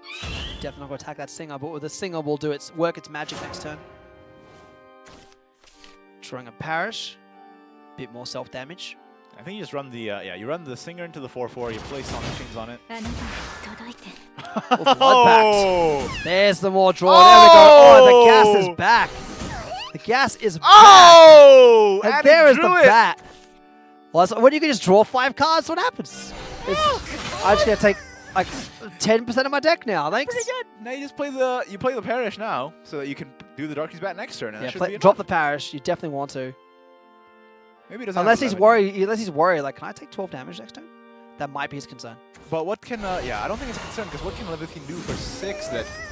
And it summons a Floros. And also Floros for nothing. Second one of those of the game. I think he was just counting how many damages he did that turn. Yeah, to summon the Floros. This turn 6. This went from like amazing to nothing. Oh man. Leviathan just. What can you do here? Like he's just not drawing anything really of use. I think that's the thing, you know. Chaldea got his win with the Swordcraft early. Yeah. And then now the Bloodcraft is. It's probably easier to accomplish in this lineup. Unfortunately, Queen Magnus is not your leader as well. Imagine if it did. That'd be just like, and safe, but not today. Nope. There's 9 damage staring you down. There's a Dark Feast in hand, which is definitely going to be enough. The only thing he has to do now is to, Octrus the Floros. Yeah. And then evolve the Octrus and trade it into the Floros. Yeah. But then how do you kill the 4-4 rather?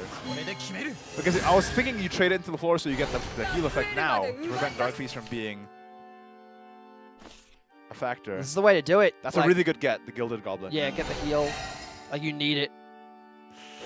Don't know how I feel about that trade. They would have gone to the Florist instead. But then how do you clear the 4-4 is the problem? Oh, yeah, good point. Yeah, just using that. My bad. Just it would have been great to be able to trade that in, but I don't think it was an option there. Now we just hope that the Dark Feast bat, or at least Leviathan's hoping that the Dark Feast bat isn't at 13 yet. Does it do 13 or not?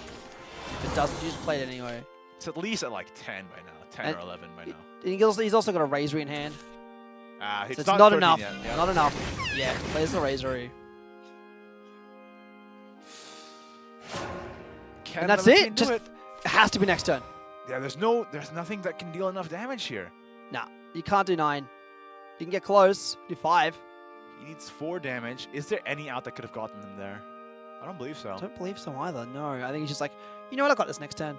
Thing with Swordcraft is most Swordcraft stuff kind of takes a turn to get going. Unless it's Dragon Knights, which you didn't get. He's just doing whatever at this point. Just play whatever and hope that he hasn't got a Dark Face bat, but you've got to see it coming by now. When you play a Razor and just end your turn. Out comes the bat. The bat does 10. It's got to be more than 10. It's got to be like 14, 15 right now. 14. That said 10. Oh, it just does 10. It said 10. Yeah, it said 10. So I was like, it's exact. Oh. He gets it. I can't read, apparently. Apparently not. Only doctors can read. Yeah. So that's it. Yeah, that's right. That's right. You get your doctorate one day. You got me there. But well done. Chaldea. With through. that convincing win there. That's it. Well, it was just very convincing. Just stomped when it needed to. Getting 2 Floruses out with invocation effects, drawing the Dark Beast bat when it needed to, and just like, whoop, see you later. Yeah.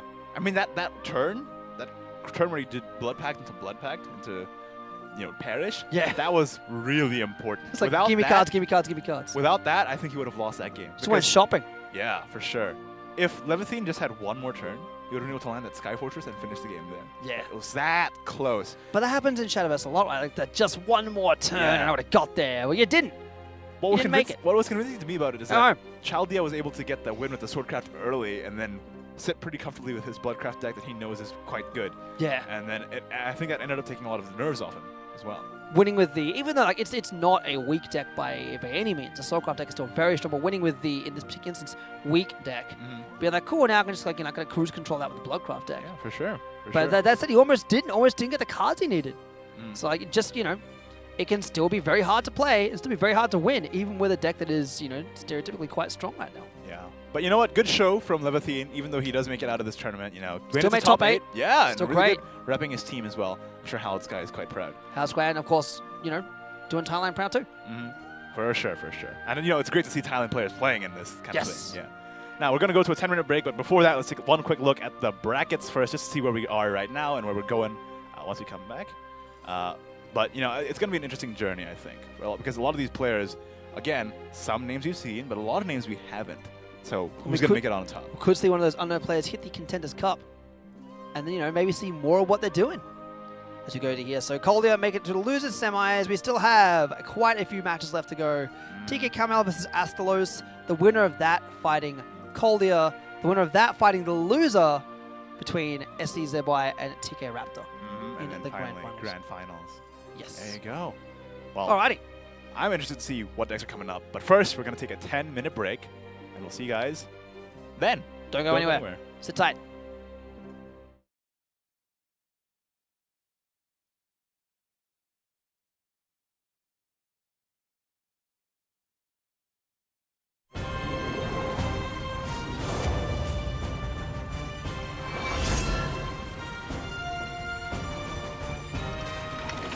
The time has come.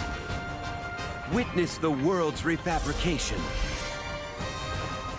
Winds of change sweep across eons, beckoning heroes forth, while wings of valor sunder the heavens, leaving naught but flame. Shining under this fiery torrent, a beacon of blessed justice brings hope to the land. However, lest we forget, beneath the facade of creation lies destruction.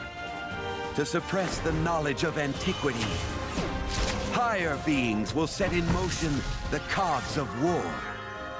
And thus, divine retaliation begets world-ending conflict. At the far side of this inevitable flux, born of chaos and order, lies the genesis of a new era. So, won't you join me and behold revelation?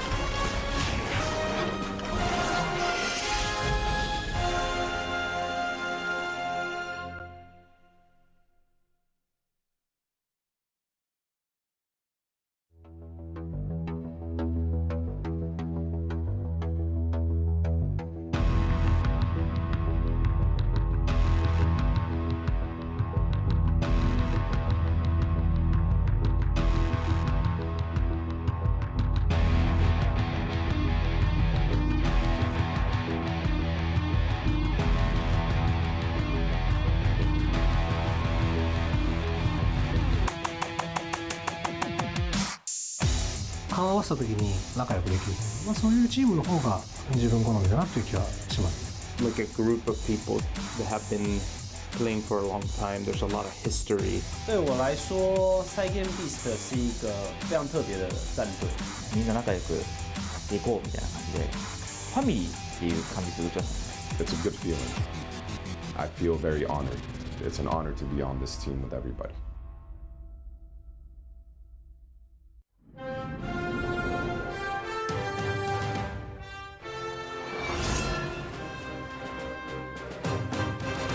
Boundless are the heavens, reaching beyond our skies.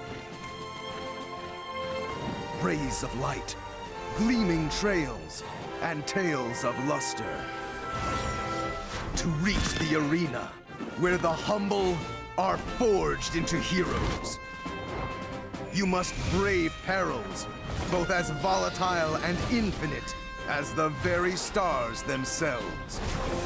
In one moment, a promise of miracles, but in the next, calamity. Never lose hope, for at the journey's end, she awaits. So take up arms against the cosmic horrors. Hold back the fearsome night sky, and claim victory from the darkness. Grasp the light of the heavens, forge your myth among the stars, and enter the fabric of legend.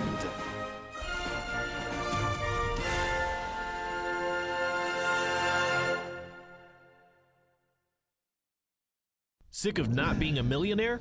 Playing Shadowverse could get you an all-expenses-paid trip to Japan to compete for a massive $1 million first-place prize in the Shadowverse World Grand Prix.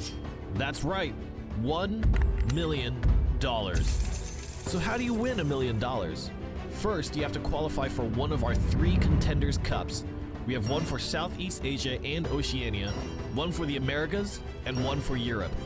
These cups are where 2018's top players are flown to LA or Singapore to fight for the World Grand Prix invitations. It's gonna be epic. And how do you qualify for our Contenders Cups? First off, mark up your calendars because this year we are introducing the Shadowverse World Circuit. This consists of 3 offline tournaments that anyone can take part in: DreamHack Tours, the SEAO Open, and DreamHack Montreal. Anybody from anywhere can compete for the 10K prize pool per tournament. And as an added bonus for local players, winning your home region's tournament will get you flown to the Contenders Cup to fight for a slot in the World Grand Prix. You can also secure a Contenders Cup slot by winning one of our Pan America or European Spring or Summer online tournaments. Some slots for the Contenders Cups will go to players with the most 2018 league points. We've got 4 slots for competitors in Pan America, 4 slots for Europe, and 2 for SEAO. Didn't make the cut? No sweat. There's one more chance to qualify via our last chance wildcard tournaments that will take place in each region in September. Win one of those, and boom, you're in. You'll be gatecrashing the Contenders Cup with all the other contenders, where an almighty clash of wills shall decide the final players who get to take part in the World Grand Prix. So this year, we are giving even more people even more chances than ever to win cash, just for playing Shadowverse. Our 2018 Global Esports calendar now covers 120 countries. And if winning money and basking in esports glory all sounds a bit like too much effort, just sit back and relax. We'll be streaming Shadowverse Esports all year round on the official channel so you can watch the best players in the world slug it out week to week. It's never been a better time for competitive Shadowverse. What are you waiting for? Go check out shadowverseopen.com.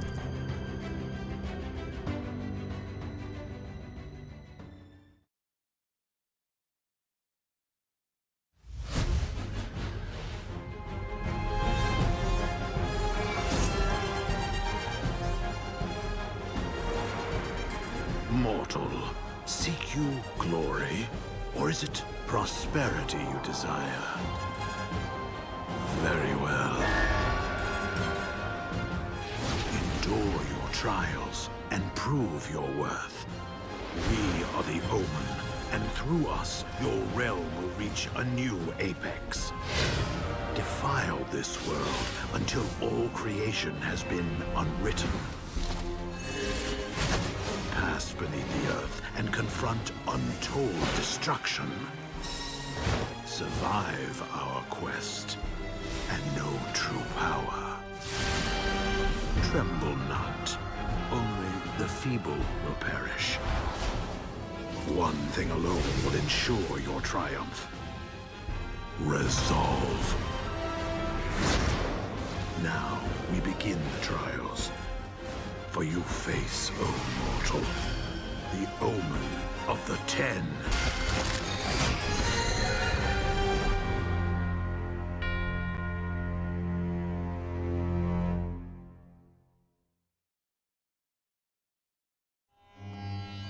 Wow, Sterling. This meditative Shadowverse Zen Master style really works. I've never been this good at Shadowverse before. Yeah, but what's crazy is we're not even half as good as the people that play at the World Circuit of the Shadowverse Open Finals. But can they do this?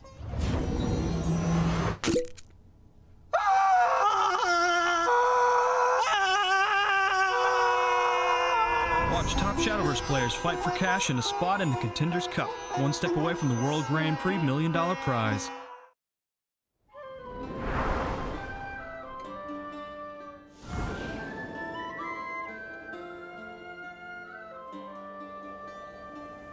Just how far do these skies stretch? And what could be waiting for us on the other side? Back when we first asked those questions, we had no idea where the wind would carry us. But now, we're ready to soar, onward across the great blue skies to that fabled island. We each have powers hidden deep inside, powers that we'll use to stand against fate. Some battles we won't be able to avoid. We've seen how hard it is to run from conflict. But we've got a promise to keep, so we won't give up now or ever. Throughout our adventure, we've made so many friends. Bonds we share have given us strength to overcome the darkest times. If evil should ever try to take over the sky, then we'll be there to protect it, to provide hope for the future. Oh, child of darkness and flames, grant us a path forward, past the grand blue beyond.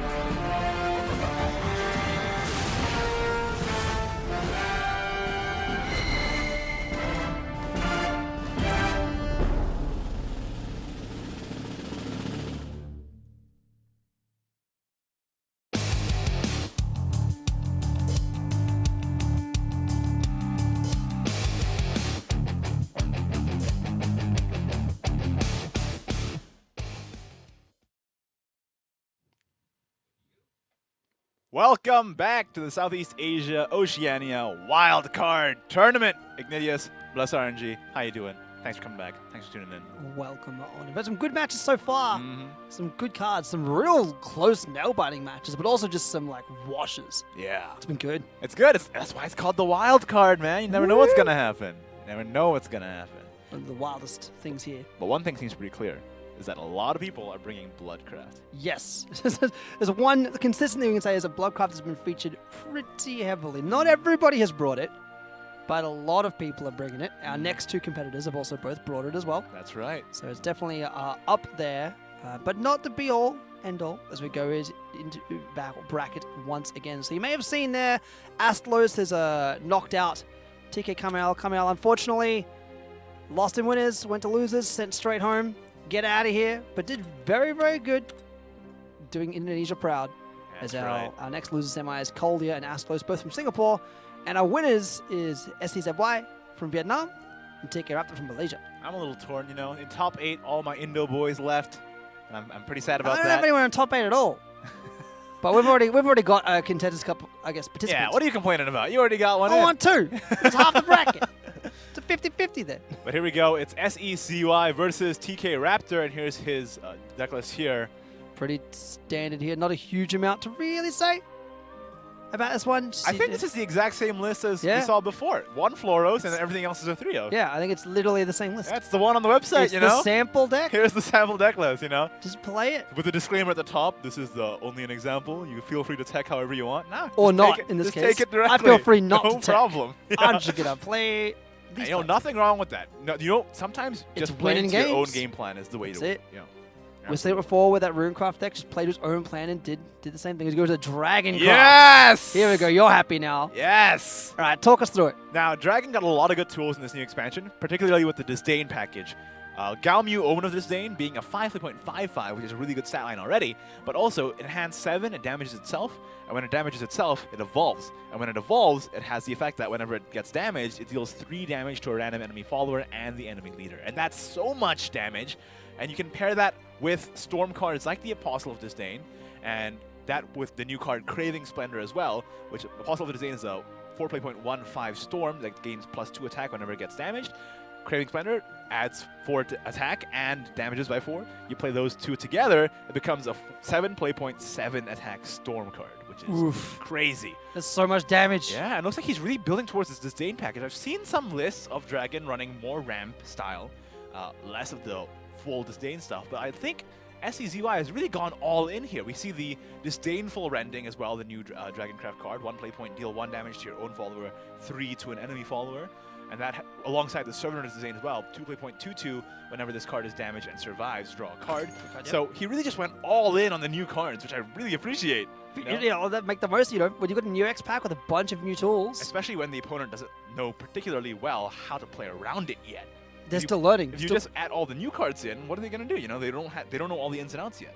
Obviously, downloading an opponent's card is hard. Or opponent's card hand is hard. Going what's going to be in there? What could they do? Whenever it's new X-Pack season, that's so much harder to do. Yeah. You gotta learn what your own deck first of all, and then learn what the opponent's decks are gonna have. And especially when they're playing, Dragon, which is still very powerful, but not been what others have been bringing to the field. That gets hard, especially when, as I said, you throw in so many new cards. Now it's interesting to see what ZY here didn't include. So we only see 1 Frenzy Drake, whereas a lot of other decks run 2 or 3.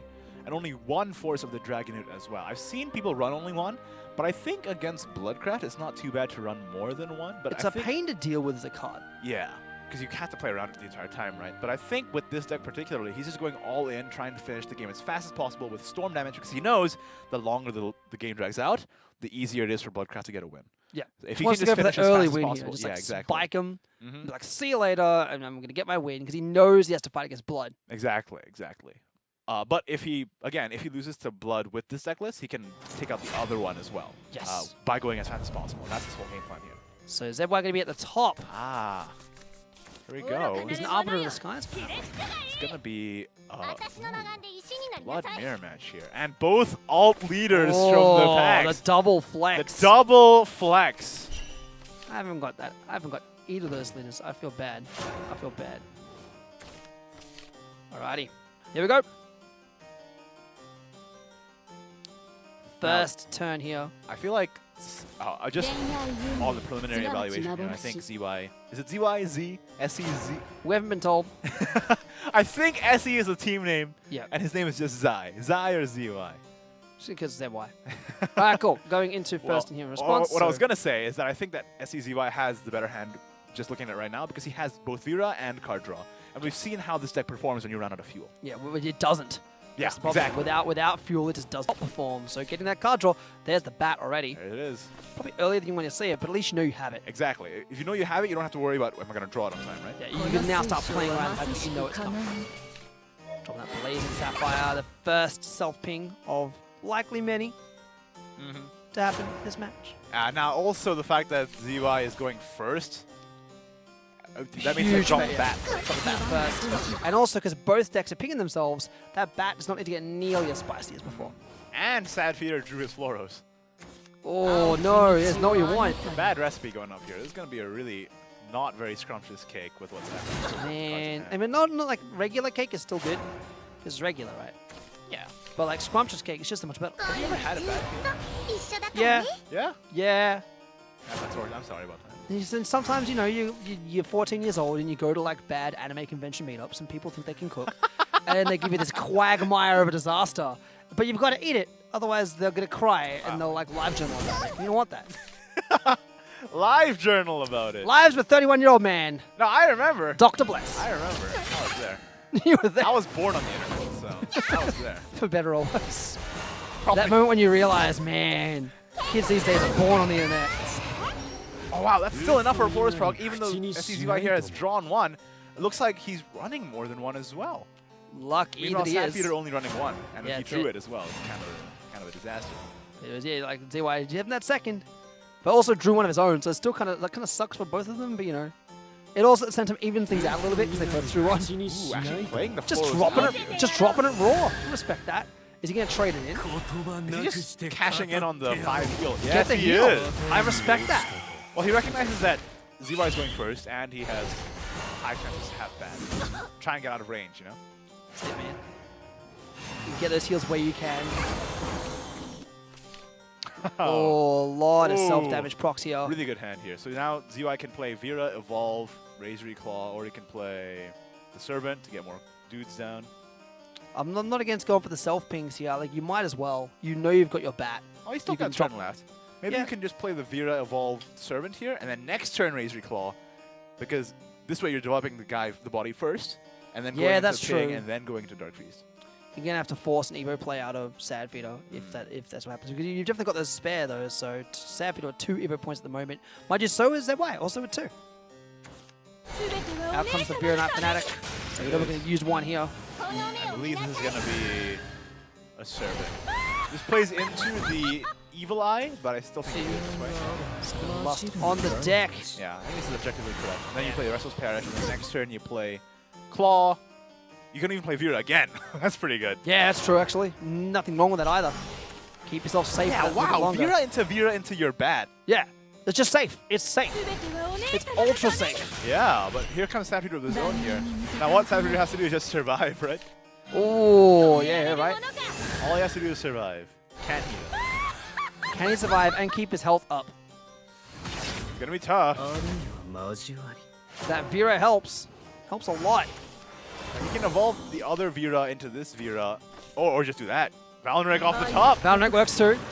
That's a beautiful animation, by the way. I can't get over that. What? Catacombs. See you later, Vera. Get out of here. Yeah. All to the dome. Might as well. Oh, Might as well. That bat coming down. Boom. Take another 4 because of that lovely damage 7 effect. Oof. Oof. I don't think that Sadfeeder can bring us back. Yeah, I think ZY had the better fuel. It's the unfortunate part of it. Didn't have the fuel nearly as good. Wasn't able to steal tempo off board. But even with the extra Evo point, which he has here, which is going to help, it's not going to be enough. He's probably going to be clear, but you know, bat, right? Bat. And bat's coming out, and it's just going to be spicy. Boom. Not even a clear. Oh, there he is. The clear there. So. Mind you, if he didn't play that Flores before, would have lost that. Would have lost that game like 2 turns ago. Out comes the bat. Bat does 9. There you go. In this matchup, going first is really important because you get to play that bat first, and this is how it turns out. Mind you, you can get around that, like, because if he was able to defend more or stop health loss, that Dark Beast is only at 9. Was not at a huge amount, but when it is the mirror, you're both damaging each other a lot. Exactly. It's hard to stay healthy. And I think ZY just had the fuel as well. He got the blood packs on time, he got his draws on time, and he got his Valorant when he needed to push more damage as well. Just played the game he needed to play. Played the cards needed. Like the cards came out when they needed to. Textbook, really. Very much. Not to say that Sadfeeder played badly either, because he also got some very good textbook players. Just oh yeah, I believe Sadfeeder drawing that Flaros did not help. Yeah, for sure. That was definitely. I think if he didn't draw that, it could have gone way different. I think Sadfeeder took the best lines of play he could possible, which is really good to see, honestly. But at the same time, rocking the zoo. It didn't work out for him. The ult leader flex once again. Ow! Sadfeeder actually switched decks here. He did. Went for the rune. Thinks his rune will do better against Dragoncraft. He has to win with both either way. Doesn't really know how it matters. Actually, because the expansion just came out, I don't have full experience on how this matchup goes, but like, guess we're gonna do some learning. Is Dragoncraft favored against Bloodcraft? Is a good question. Chat, what do you think? We'll find out in, approximately when the delay is. But you can tell us. And I'll tell you I looked at it. Alrighty. Now, ZY here is a Dragon Oracle gamer. Feels pretty good. So you play. Wow! Oh, plays the Servant. My preconceptions are shattering today. Shattered. This is what the wild card is for. Destroyed this man. Igni's on the floor. He's not doing well. I think it's just you want to prevent. Ooh, wow. Still not saying that. Slender. Now here's what I think it is. I think ZY is really wary that as Disdain Dragoncraft, especially one where he's so far into Disdain as he is with Rending and such, that he's not going to have enough cards. It's the same reason why this deck runs 3 Servants, 2 Singers. is because you need the card draw. Otherwise, you're just not going to get anywhere because your card quality itself is variable. Because you also just have one play point ping spells that you don't really want to be drawing in the late game, right? So he might just be saving the ramp, or he's played it now. But in his mind, he could have been just trying to save it for a draw potentially later on in the game.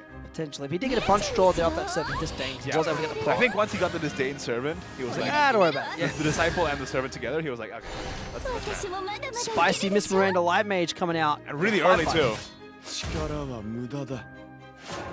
Can respect it. Maybe not getting too many other Mysterian cards. Wants to get some in hand. Out coming at Dragon Cleaver Roy. It comes to be a consideration that ZY just wants to get more followers on board so that he wouldn't get blown out by sorcery as much come turn 10. Just trying to prevent as much pick damage as possible to get his own damage in. It's fair. Getting the extra play point acceleration there now. 2 in front, which is a lot. Yeah, this is going to be a Mysteria turn. Can't think of much else. And you got 2 of them in hand. Just dump it. So dump on the field, get that +1 damage. It stacks, and you can do it again and get more damage. It's just good times ahead. This is a Poseidon turn. Sounds pretty mad. Out come the guards with a ward. Even up to a 7-9.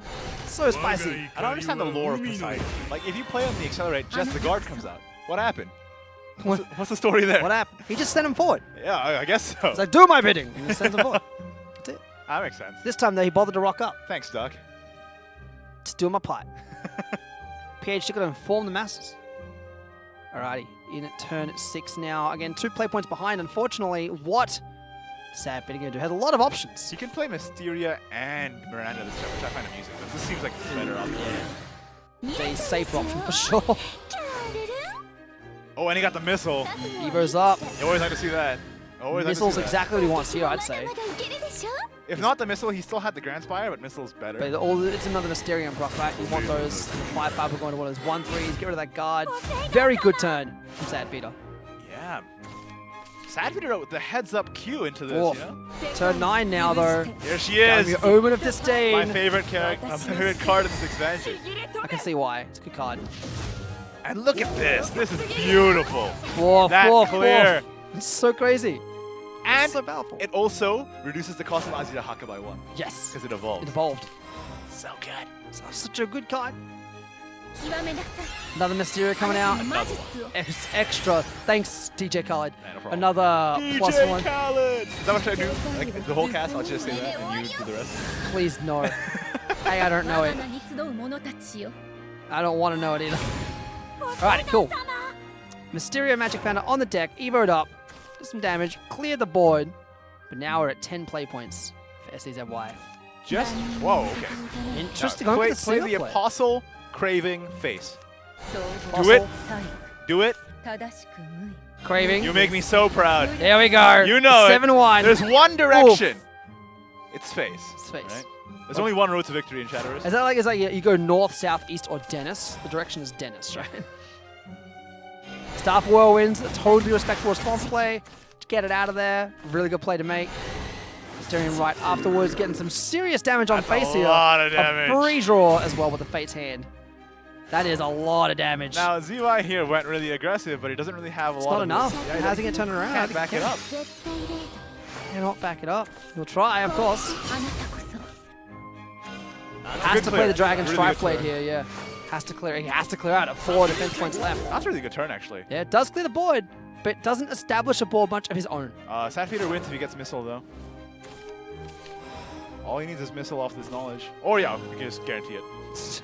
Or he could go for the non-RNG option. Yeah. Yeah. And there's the Missile guaranteed. But you know, since you're here, I thought... Hey, you gotta try. You gotta try. Pop, and of course the extra damage from those Mysterias as well. Both of them being played. It's kind of surprising to me that all these games we've seen Mysteria played so far, and her sorcery hasn't really made a splash. It's all just sorcery is not splashed yet. All the damage throughout the game has been enough. Which might raise the question is, you know, maybe that kind of deck stops using sorcery. Maybe it starts going via a different win con. Because getting to turn 10, especially when there are decks out there like Dark Beast Bat, is not exactly easy. Turn 10 is hard to reach. Yeah. So you might find, you know, people no longer going for the sorcery tech, maybe using other plays involving and summoning instead. Yeah, I mean, that's why I love this kind of tournament, because now everyone gets to learn. We get to learn, the viewers get to learn, and even the players get to learn what's up in this new expansion, because it's so new, no one really knows what's going on. Everyone loves learning. Learn's great. That's why I'm really excited for this, because I'm gonna walk away from this, I believe, just more knowledgeable about right? this Exactly. expansion. And I think everyone who's watching will, I will, we all will, and we can all study in preparation for Contenders Cup. Alrighty, here we go. I mean, Dragon obviously, blood. I'm cheering for the dragon. You know. Chaboy. Come on. Alrighty. Disdains for days. Got the disdain special. Doesn't like it though. Sends it back. Still disdain. Got the omen. Oh, animated too. What is this flex, dude? And the Medusa sleeve, the alt Medusa sleeve, the Zoe leader, and the animated This gown. guy been spending crystals. I like it. I like it. That's a flex right there. Disciple of Lust on the field. Now this is really strong. If he gets a 2-drop, basically any 2-drop that Blood has, he has a turn 2 Floros here. Yeah. Does he get it though? Oh, there it Well, is. there's the Razor Claw. That is what you want to see. So good. Take out the follower here. Damage himself one more. Plays the parish to damage himself one more time. I don't know how you come back from this. Turn 2 Floros. And again, out comes the Floros. You have no reactive tools. He has a 5. You won't have them for at least a turn. Ouch. Oh, I can get the Dragon Strike Blade, but he's gonna have to use it next turn. So he's just copping a 5-3. And that's probably going upstairs too. That's likely going into. Like, why wouldn't you send it into the face? There's the bat. Oh, I already had one bat, now you got 2. Holy smokes. Playing the endearing Succubus Lilith as well to recover play points. That is brutal. That's brutal, isn't it? Brutal. 6 damage to face. Now you're going to play the Dragon Strike Blade to clear this. You have to. You Oh, have to. that helps. That Well, helps that a lot. also works. He would have loved to see that last turn, that's for sure. Right. Better late than never. Wow. Not over for our ZY player here, our Vietnamese player. Not quite yet, no. Chrono Boy out, still leaving that endearing Succubus Lilith up there, which we really don't want to see, but you know, it is what it is. Feels like it's just a spicy game, but it's actually only turn 3. Turn 4. So yeah, things go fast, eh? Life comes at you fast. Oh, didn't wow, want to these see are a heavy third. draws. That's a really good draw, though, that Evil Eye. At least he gets the play. That in itself is good, but seeing 3 of them, it's like wasted hand. I think you just save it. I think you just pass this turn, actually, because you want to play that next turn, right? You want to get to the play next turn. Yeah. So you pass here. Hold on to it. Just Evo pass. Now, if you're SEZY, you've got to be like, dead hand, go. You can Get in evolve there. Galmu. Oh, he's just going for the ramp. Okay. That's it. I can respect the ramp here. Like, I can fully respect the go for the ramp. Because when they've got no hand, you might as well just try and like push to your win cons faster. Sure. And you can also activate the Galmu by itself as well. Probably also considering, like, wait a second, how many Dark Beasts are in his hand now? Because He's he didn't play anything nothing. that turn. That's true. Yeah. To be like, there's just a handful of Dark Beasts. I have to win by turn 8. I didn't even think of that, because you're so right, because the deck is mostly really, really low-cost draws. Yeah, it's like everything's playable. Except for Dark Freeze. Except it's just got to be like a hand of Dark Beasts. That's very good Evil Eye Demon. So now we know Dark Freeze is at 5. That's a good draw. And 5 for Dark Beast is not where you want to be, way higher than that. But what can you play? You drew your Floros, which is not what you want either. Yeah, this is kind of... Even though he had that huge advantage at the start, not able to really capitalize on it right now.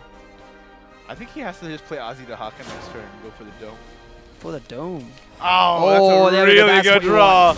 Blood Pack giving him more Oh! self-damage. Just play the Floros flat and evolve it. Might as well. Evo over, get the better health What's up condition. with these blood players getting their blood packs on time? Except for that one time as a demonstration. Every other time, they got it, man. Chose not to evolve there. I can respect this. See if you can keep that Floros alive and then take the damage to face, play Dark Beast back over the win. Doesn't though. Now, Darkfeast Bat is not there yet, but he can just play Darkfeast Bat into Darkfeast Bat. Yeah, yeah, that's true. He can just play a second one. Because that's He 6 doesn't now. need to win this turn. He can just play one and then be like, cool. Yeah. And evolve Darkfeast Bat into something other. Yeah, which means SEZY has to know now there has to be a second one in hand. He has to win this turn. He has to win it. Like, he has to know. He's down to losers unless he wins this turn. And how can he? At 13 health. Yeah, he can't. 13 defense remaining. Oof. SEZY's next turn. Not quite there. It's not quite there. Play the animated color move because it looks good. Oh. There we go. Getting card draw first off of that service as well. Spicy. Yep, that's it. Gets Poseidon. Evolves up. This hurts. Your boy not making it, but not out of the top yet, just in losers. It was that early Floros and not getting the Disdainful on time. If he got that Disdainful on time, I think he could have had a chance here, but unfortunately. Here comes the second bat. Bats everywhere. It's just a collective noun of bats. Yeah. So many bats. Whatever it is, you know. Yeah, that's why I said I didn't know. Collective noun. Flock? Are they a flock? I don't think it's a flock. Oh. Just a lot of bats. It's a swarm. Isn't it a bats. swarm? Bats everywhere. Because bats are rodents, right? So it's a swarm. Is it? I don't know. What am I? A zoologist? I'm only a doctor in Shadowverse, not a doctor in English language. Congratulations there to Sadfeeder. I'm a little sad feeder right now. Into winners finals. Well, you know, shout out to Sadfeeder, man. He brought Spartacus last time. He did. So now he's cashing in. He already has the meme points already stored in his bank. Now he's playing the good decks. He did well with Spartacus. They had to ban Spartacus to remove Sabres and tournament. Now it's like, can't ban it now. Yeah. Can't use it either, but still can't ban it now. I'm going to run anyway. And, and he did well. He did well. Let's take a look at the bracket here. And there you go. TK Raptor or Sadfeeder going up to grand finals here. SEAO is now going to fight against the winner of Chaldea versus Astlos X. 2 remaining Singaporean players. What are they going to be bringing? Who do you favorite here? Ooh, it's hard to say. Like, Astlos we know. Yes. We've seen Astlos many times over the course of Shadowverse competitive, especially in the SEAO region. Sadfeeder as well, though. Yep. So it's like, do you want to see like the old well-knowns come through, or do you want to see some new blood? It's always hard to decide, right? And wildcard tournaments are a great time to these like anyone can enter. Real high stake tournaments are great because you get to see a lot of fresh blood who are like, I'll give it a shot. Yeah. Why not? But at the same time, it's nice to see the consistency rewarded, right? These players are grinding all the time. Yes, they are. Up to this event, I know for a fact that they were all in their team chats, theory crafting as the cards were revealed, and then prior to this coming up, they even organized their own community tournaments just to prepare for this. Right, because there's a lot of, with so much on the line, because you can mind, there's not just this wild tournament, there's also the wildcard tournament in PAM and in Euro as well. Coming up like tomorrow and the day after. So like everyone is working hard. Oh yeah, because let me remind you guys, the stakes here are high. You win in the wildcard tournament, you win a seat to the Contenders Cup. You win the Contenders Cup, you get to go to the World Grand Prix in Japan at the end of the year for a chance at the $1 million. US dollar, by the way. Yeah, US dollar. This ain't no yen. No. $1 million US dollar. If it was yen, it'd be like 10 grand. It wouldn't be as good. I mean, it'd still be 10 grand. I mean, it's still 10 grand, but this is not 10 grand. No. It's $1 million. It's a lot more than 10 grand. Yeah. There's 100 of those. 100 10 grands. Math checks out. You really are a doctor after all. Just in Shadowverse, not in maths. So. But yeah, like it's a huge tournament with massive, massive prizes on the stage, so you can just like quickly speed through. Everyone else to qualify through like league points or Contenders Cup, which is a difficult Swiss tournament to qualify through. Wildcard, you win, you just get in. Yeah, this is the last chance qualifier, really, and it's quite literally because the Contenders Cups are not far away. I mean, the one in SEAO, if you are in Singapore, is coming up October 13th, 14th, GameStart Asia. That's right. Come on down. We'll be there hanging out, talking about card games. And if you're not in Singapore, you should come. It's a nice place. It's a nice place. This is my what, 3rd time to Singapore? Yeah. How you liking it? Loving it. Loving it. Like, the food is good. The gardens are good. I'm not gonna lie, the food's the best part. The food's very good. Food's very good. But here we go. Oh, Astlos X also bringing in Dragon Craft here. So the next game we're gonna talk about is Chaldea versus Astlos X in the losers bracket. Okay, so Astlos running. Oh, Astlos running Root and Sword. Give me that sword. I think the graphics are a little bugged here because we have a Dragon deck up. Oh, here we go. There we go. So he's not running Dragon. Get bodied. I'm a bit upset. But he's running Swords. This is my boy now. He stole your boy. It's fine. Sword's my second most played class. It's fine. So don't worry about it. So I can never lose. I play the game too much. I play all the classes. Wow. That's right. All right, so looking at our Runecraft deck here from Astlos, nothing particularly out of the ordinary. I think this is actually the most consistent one we've seen. Well, again, it's a 14-card deck again. Yeah. A 14 variety of deck, all running the 3s across the board except for the Silent Lab, which is a 2. And the Pure Harder, which is a 2. I like this. Astlos, no nonsense. Here's the best build. He's here to play card games. Yeah. Here's the best build. Here's the deck that's on the website as a sample skeleton deck. And not running blood. True. Is this the first player we've seen not running blood today? No, I think it's the second. No, this is interesting, though. Like, Bloodcraft is widely considered right now. I know it's still early meta and things may change. 48-hour meta. Yeah, right? But right now, people are thinking that Bloodcraft is very, very powerful. And Astlos, maybe he's going to break the convention here.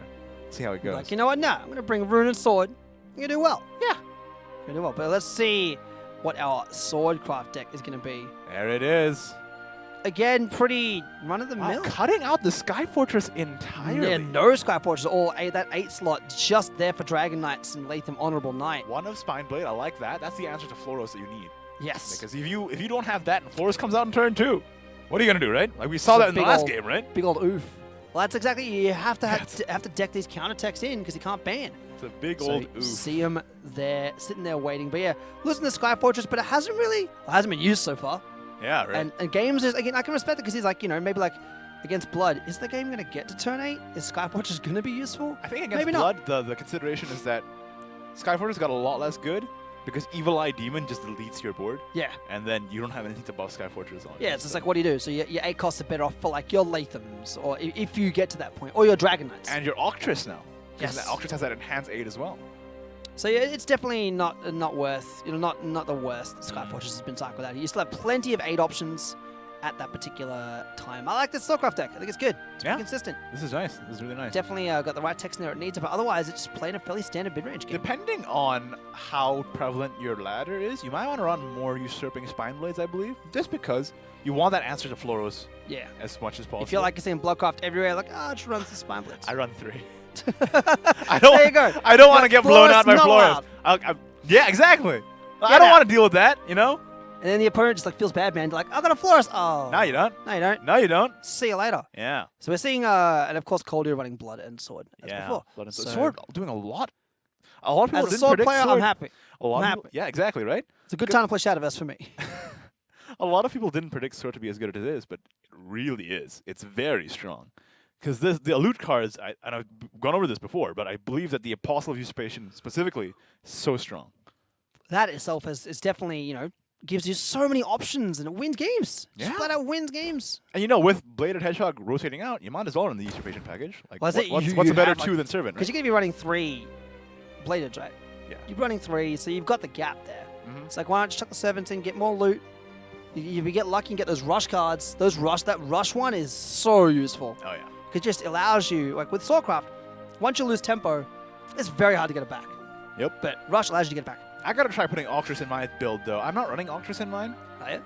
Because I'm running the Spine Blades. But I feel like Octress to steal Floros is something that I want to be doing. That seems pretty fun. Right? It's like, give me that. Yeah. My life now. Yeah. And with Swordcraft, it comes in handy. Because, you can't always frontline Cavalier health back. Exactly. And sometimes Frontline Cavalier is just a 2-drop, Or it's just a 4-drop, rather, that doesn't evolve, and you can't get those 2 guys out of it. So yeah, it's not that great in the late game. In the late game, it's just there. It's like, no. Yeah. Great. I guess, if I play it with some other low-cost cards in my hand, which I shouldn't have, I'll heal a little bit. But at that point, it's just not very useful. We'll see how we go here. That was good stuff, I'm keen for the Swordcraft stuff. Always keen to see. We will inevitably, or hopefully, see a Sword Mirror. Yeah, hopefully. We've seen one today already. But I want to see more. Ah, man. I'm really interested to see how he does. Like, a no blood lineup. I'm excited. Right. There's definitely some cool stuff coming up. But otherwise, again, let's look at this deck. There's not much else to really mention in terms of like what we're going to see. It's pretty run-of-the-mill with the Apostle, with the Servant, with the Usurping Tech in. I'm keen, though. And here we also, go. with that one Zeta Crimson Lancer also, just in case. Yeah. I think Zeta as a 1-of is pretty good. Some people run 2, but I agree with 1 here. I think 2's a bit much. Yeah. You kind of you run 1, you get it, cool. If not, you're not really punished by not having it. Here we go. Shaldia again versus Astalos X here. Looking at Fate Collab title. Been playing for a while. Get rid of those Dragon Knights straight away. None of that. Hey, and in the opening hand. That's what you want to see. That's what you want to see. Get that. Ooh, hand and good to Shaldia's go. got a really good hand as well. Yeah, with a Vols, a Lancer, Chromatic Jewel at the start because you'd never 4-drop. All right. Just get a white. Whoa. Queen Hemera. Taking Hemera here. I'm okay with the Hemera You don't play. have a 4-drop, yeah, exactly. And you're going first, so you can't get that reactive Evolve 1-4 as well. You just want the aggressive plays here. You just want to go for that. Oh, because draws the Arthur as well. Yeah, that's good. Just going to play the Celia as is, just as a 2-2, but you got to get stuff on the board. Can't win without playing cards. Is this just going to be a Grand Spire? No, you got a Silent Lab here. Yeah. Summon something. Gets a Golem. Yes. See, why I was confused about the Hemra at first is because in this matchup, you'd think that against Runecraft, especially when it deals so much ping damage with missiles and Grand Spires, you'd want the spell immunity that Queen Magnus gives you. But in the early game, you just want to be clearing these small Mysteria followers like Owen and the Silent Labs out, right? And because you're going first and you don't have a turn 4 yet, it just makes sense to assemble it this way. That said, though, you see Coley just go for face. Yeah. He's like, I don't want to trade. You want to go to face? Make him trade. I mean, you're going first, you know? You go first, you go face. That's my motto. It's your motto. That's it. It's in your school book. It has like some alliteration when in it, you know? You graduated. Yeah. It's just there. That's your line. It's got alliteration in it, so it must be true. Respect that. The Grand Spire coming through as well. Take off that Earthright, deleting the Volts to the 1 damage direct to Coldier's. This Tamara is kind of underwhelming now, but at least he drew the Bear Knight, so we can just play with Bear Knight here. Yeah. But that's kind of... That's also underwhelming. This is not a great turn. It leaves 2 play points floating. Unfortunate. The Chimera kind of like lost usefulness, but it's okay. This is going to get evolved into as well.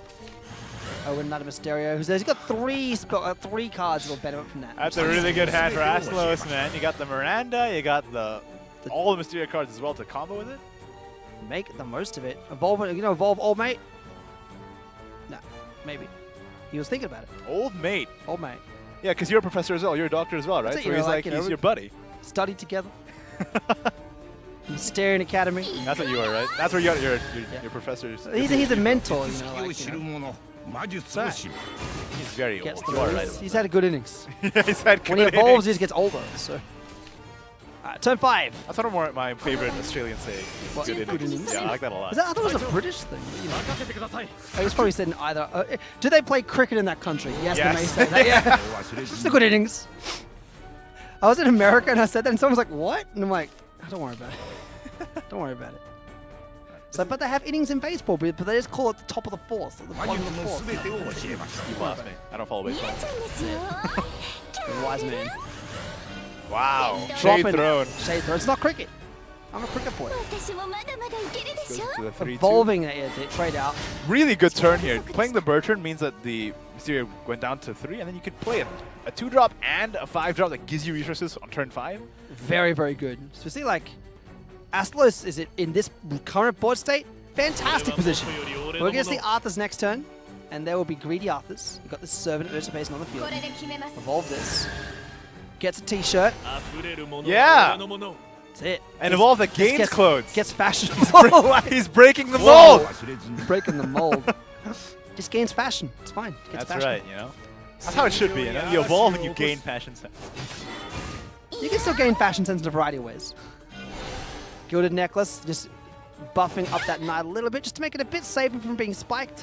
Wow, you know what? Shaldia, even though Aslos has gotten really great, amazing spell-boosted tempo turns, Shaldia is really holding it down here. He's been able to clear the board, develop his own, and lead into his Arthur really well going into turn 7. Still with an Evo point as well, which is great, because at this point in time, normally you'd be running out of energy, all Evo'd out, but nah, Caldia's good to dance. But there's a lot of Mysterian cards in here. You can play this, you can play the Missile, and then still play Miranda. Which is B spicy. Out comes the Miranda, Miss Miranda Light Mage. So good now. Missile, Evoing Miss Miranda as well. On 5/5, she's pretty happy about it. Yeah, right? She gets Twin Tails in evolve. Damn. Feeling youthful, you know? The Fountain of Youth. Now, I think Miranda really came together because of Owen. I think this whole deck really came together because of Owen. I think Owen ties this entire thing together. Owen's a good boy. It tutors your resources and it Mysteria boosts your cards. Out comes the full board build with Arthur. As Evo the Arthur as well to a 4-8. Gonna trade into that. Miranda, take it out. 2-1 from the Lancer as well. Don't know how I feel about that though. It's pretty good. I mean, it's alright. I guess get it out of the way, right? Empty the boards, they can't do anything with it. Leaves that 2/2 Holy Bear Knight up. I just feel like Shaldia has done really well here. Like he's been able to, even though like I said last turn, Aslos is getting these like 1 cost, 0 cost 5/5s into play, but Shaldia is still getting in there and being completely fine with it. Having 3 Arthurs though, not great because you're gonna be running out of 2 costs very soon. I suppose. The third so. Arthur's like, ooh. Third Arthur, maybe not. Gonna lose a bit of value. I think the second one's pretty okay. Second one's great, because if this board gets dealt with, like, do it again. Yeah. But if it's dealt with again, it'll be like, another one. Do it again. Yeah. And then it'll be DJ like half Khaled. there. So. Really? Bringing it back. Bringing it back. Please don't. And you know what? For Aslos, he didn't draw his Staff of Orlands in time to be able to clear this kind of stuff. True, true. They're just going to get to 10, though. He's played so many Mysterian cards. Mysterian Right as well. Just Right Mysterian cards really for good. days. Man, this is going to go to Anne Sorcery, isn't it? I think so. I think this will be a sorcery game. Yeah. Guardian Golem on the field. I think Aslos is going to win with Sorcery. The way this game's going. Could happen unless something spicy happens. Well, we got from the end. Oh, we can play the chromatic. Oh yeah, I think the chromatic is the right call here. You get the free follow with the Chimera. Then you can and you've also saved that Magnus for when you need it. Arthur's coming out.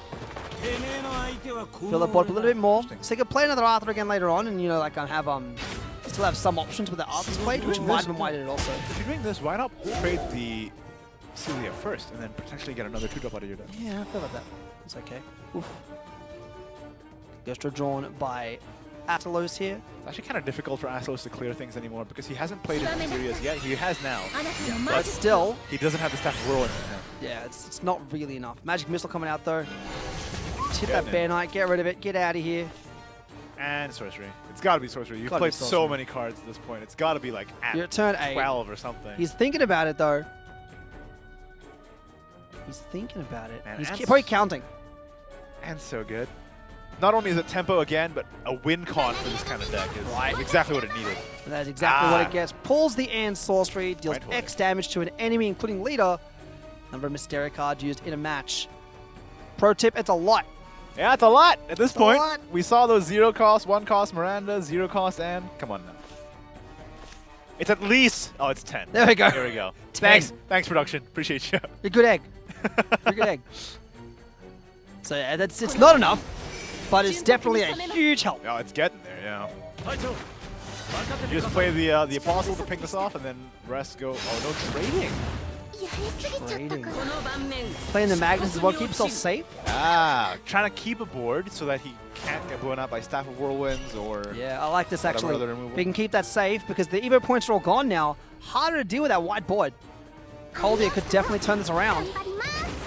Definitely can. But he does get an Evo point back, immediately uses it. Yeah, but these spells aren't going to be helping him clear the board here. He's just going to have to do normal trades. Which he can only do. Well, then you just run the Mysteria upstairs, right? You play the right into the face. Yeah, I would do that. That's pretty good, You know your Mysteria, your Sorcery is played next turn, most likely. Actually, probably not, because it's not going to win. It's not enough damage to take out Coldia yet.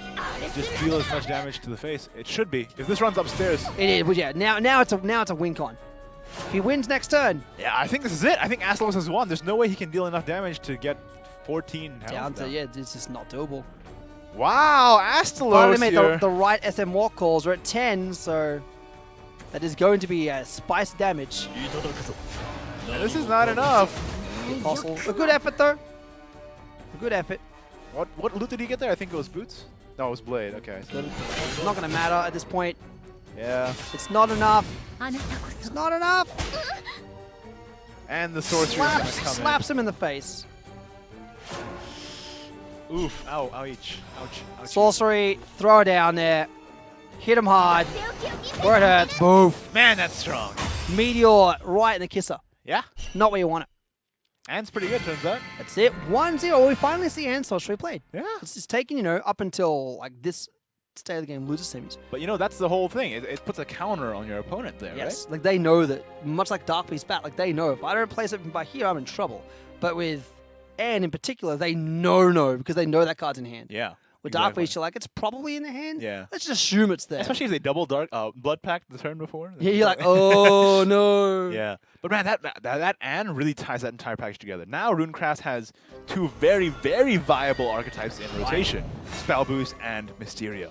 You take your pick. The Sword Mirror.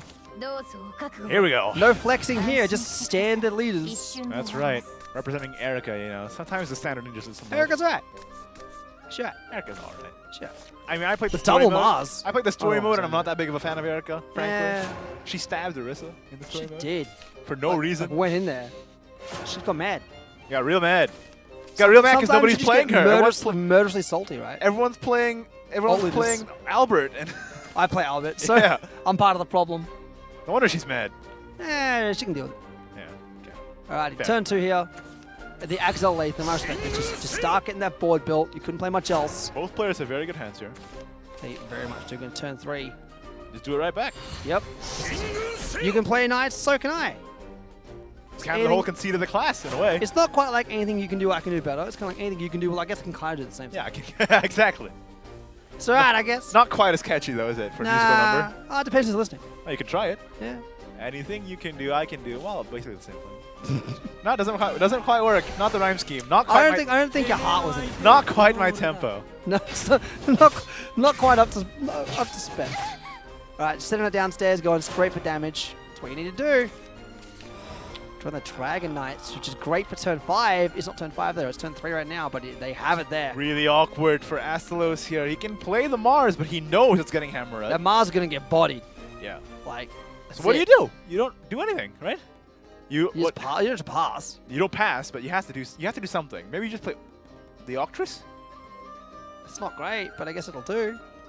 You got to do something. You can't do nothing. No matter what you do, you're getting hammered next turn, so... Yep. Hammer going to hit something. You get free knight, and that thing's taking damage. How do you recover from hammer then? The turn after, your turn 4, you have the Spine Blade plus Lancer. Well, hopefully it draws something better. Plays the Lancer here, goes for the full board trade instead. He's just trying to make Chaldea's turn awkward. Yeah. This way he prevents... Now he can't do anything with that Hammer. The Queen Hammer of the White is just like... And ooh, right play, because Chaldea does not have very good cards here. Making his turn awkward, now Astalos can get to evolve his Mars over this. This is a really, really good play. Even better! Oh, gets the frontline Cavalier. Oh, off the top for the evolved turn. Astalos' heads up play paying off there. That foresight. Gets the 2 heals as well. The 2/1/2s on the deck. The 4/5 will trade to the Queen Hammer of the White. Not getting any benefits as it gets sent out of here. Very good turn. And that's why he's in top 8, man. And that's why we've seen him grinding these tournaments. We know he's a performer. Plays. Dragon Knight. Vayne. Bring out Vayne. Oh, it's got to be Vayne. Every time Vayne. Big boy on the field. There he is. He's big and he's a boy. His name is Vayne. You got it. You really distilled the card there into 3 distinct attributes there. Which is part of being a doctor. Turn ends 5/6 now. Which is still hard to deal with, right? It's a big beefy follower on the deck. Vayne him right back? I'd say so. I mean, that's the safest play. You need to send 2 damage upstairs. Well, Vayne couldn't clear him. So you have to send the of course, everything, you have to send everything into his Vayne. Yeah. That's costly. Or you could just Siegfried. If you're doing that, Siegfried might be better. Nope, Vayne him right back. What's the boy? Get in there. But this is kind of awkward for Astalos, because he does this, and then Chaldea can just Zeta the Vayne. Yeah. Yeah, but then the tempo is on Astalos' side. Oh, it's kind of a back and forth. It's just a slugfest. Yeah. It's like a boxing match, and they're both just throwing right hooks to each other. And Just the right hook. They're all connecting. Not the left one. Left one's too busy, just like being guard up. Yeah, you need the left, you know. Right. So it's a mid trade. So this is where tempo now, tempo goes in Astalos' end, which is great. Doesn't have an Arthur. Does not know. So he can just play his own Zeta, but that's not very good either because he can't run in with it. There's no cards. Just not. He finally gets tempo. He's gonna do this plus Octress, I think. Yeah. Very I good. respect this. It's still not great, but it's the best in the situation that he had right now. It's the 2 legendary 3.23s. We're looking at each other, it's good. Oh, they actually are facing each other too. The synergy. It's there. It's meant to be. Full board now out with an Evo point on Collia's side. Can't actually full clear here though. The Lancer. Oh no, Evo. Is the Lancer what? This goes into the 7. Wait, this has to go into Mars. You can't. Yeah, you can't let Mars live ever. Free loot. What would you get? A Goblet, I think. Ah, Goblet. Goblet? Is that helpful in this matchup? No, it's probably not what you wanted. You can trade. Another Lancer drawn from Astalos' end here. Probably not what you wanted to see. I was thinking you can trade the Arthur and heal it maybe with the Goblet. Yeah, the thing is that the loot has a lot of versatility in how it can be applied, right? It's all about how you want to use it in a way. Right. So here's the Gilded Goblet. Production on it. Production's on point today, hey? On point. I mean, they're on point every day. I love them. They're on point the days that they're doing things. Sometimes they're not streaming. And then the days they can switch off and take it easy. They need breaks too. Yeah, man. But no break now. Get to work. Cool. Wow. Damn. A slave driver, aren't you? Someone's got to do it. So what is this, Octress then? The other one? No, but you want to be saving your Octress for 8 at this point, right? Yeah, I think so. So you run the... Ooh, this is tough. I was going to say you run the Lancer, but maybe you want to save the Lancer for the Arthur, though. I think for sure you save Octress, so you have to play Lancer here. Plays Lancer, yep. Lancer can trade the other Lancer to get rid of it. Even the board out. Plays a Gilded Necklace to buff. Ah, just to get it out of range from the Arthur free trade. Yeah, I like that.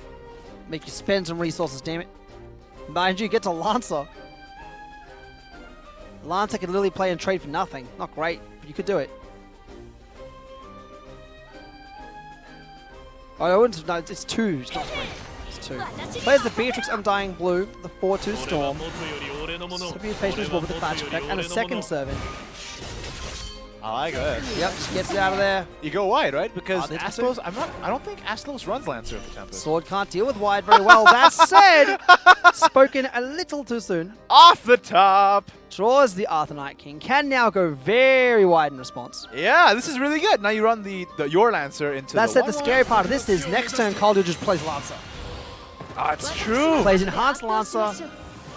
So like, Astlos gets debated here. Oh, and he didn't have a Lancer in his deck left anymore. Nope. She gets debated. Loot for everyone, you know? You get a car, you get a car. Do love a free car. I think the Astlos getting the better loot there though with the necklace compared to the goblet. True. Sorry, did I say car? I meant card. You did say car. Where's my free car? Sorry, man. Yes, you promised me a car. Lied to me. Baited him again. Man, you baited. Alright, cool. Drawing the Vulse. Magical Marksman there. This is a Lancer play for sure. The Lancer is such a matchup breaker here for this one. Yeah. Gotta be a Lancer play. It's such an easy board clear. Trades with the Arthur first. Yep, which is fine. Now you play the Lancer. And Lancer just trades for nothing. So good. Whoop. So good. And Lancer stays up because its target was eliminated. And you can heal the Arthur. Ah. He's thinking about it. Nice. See what he gets from this, I guess. Yes. What's in the box? Luke gets him. Blade, I think it is, yeah. Oh, boots. Okay. Goblet to heal the Arthur up. I like that. Keep it safe. Second goblet. Hey. Extra healthy. I think it's Arthur just drinking them vitamins. But you know, Astlos is a really good play here. He just plays Octris, and he can evolve the Octris for free. So say you got like a Baraka tub, right? And just put the whole tub in. Put the whole tub in the goblet. What do you want? I don't know what a Baraka tub is. Baraka's like an energy tablet. Is that an Australian thing? I guess it is. I'm learning things every day. You know? It's a really bad ad campaign about it, but it's been around for like 20 years, so it's good.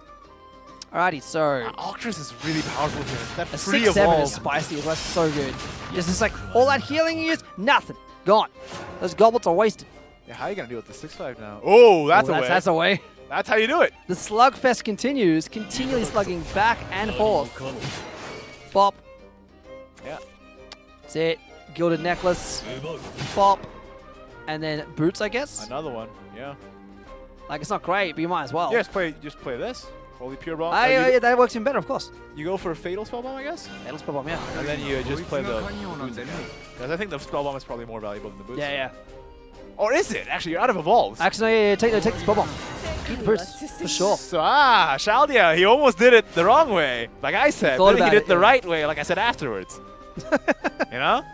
Take the time to think. Similar mindset. These tournaments are important, man. The stakes are high. Got take a deep breath. Focus. What do I play? Zeta comes out, hard trades in straight away. See you later, buddy. Yeah, I still think Astlos has the better hand, but Shaldia really making the best of what he got. Yeah, made the most situation. One's up with a board, two followers up with a 3-1 on the wrong one because of the Hemera ability. Does this Arthur even pull anything at this point? Celia coming out. The Arthur will still pull stuff. What's the pulling? But that's it. There's no Arthur's donezo now. That's the third Arthur from here. The third Arthur from Coldale. Played all three. Yeah. Played all three. Burning all those 2 costs out of the deck. Pretty good. More resources is more resources, and Astlos is not running Lancer the Tempest as far as I know. That's it. That 10 cost Beatrix, though. Yeah. You can just skip the ward and go face. Just it. Just to take you 4 damage. Not really going to help you. Not really helping here, yeah. But you can do it. If he wants, yeah. Queen Magnus the Black coming out, just keeping that ward safe. I think it's just more just playing it to play it, though. Yeah, it's got to be boots on the Magnus. Yep. Magnus gets fast. Eating some chili dogs. Not sure trades how out. gold boots makes you faster. You'd think it would weigh you down. Man, just Shadowverse things. Playing the Enhanced Dragonite here. Who's coming out? Who's partying? Party and Siegfried and Percival are involved. That's really good. They come out, yep. That rush and the Ward Bane. Again, hard to deal with. It's just not fun to deal with. Wow, double trade into that so that you can keep the Siegfried alive? I can respect or the Percival alive, rather? I can respect this. 7-1. You have to get through that ward first, though. But Astlos is Gilded Blade in hand. That's true. So that works out pretty Unfortunate. poorly. Just like, boop, see you later. Like, oh, feels bad, man. But still with a 5-4 ward with Bane. not fun. You have to spend multiple resources here. Yeah, you just Beatrix. You run that into the 5-4. Yep. Blade the 7-1. See ya. And then you hammer on the 2-1. Ooh, it really is just going back and forth. I don't even know who's ahead anymore. Hard to say. The second I say anybody's ahead, the other guy just comes back around with a complete different swing. Coldier can Lancer here if he wants to. I think he wants to. Yeah. Because he knows there's a Magnus in hand, so you do it now. Flop, see ya, free.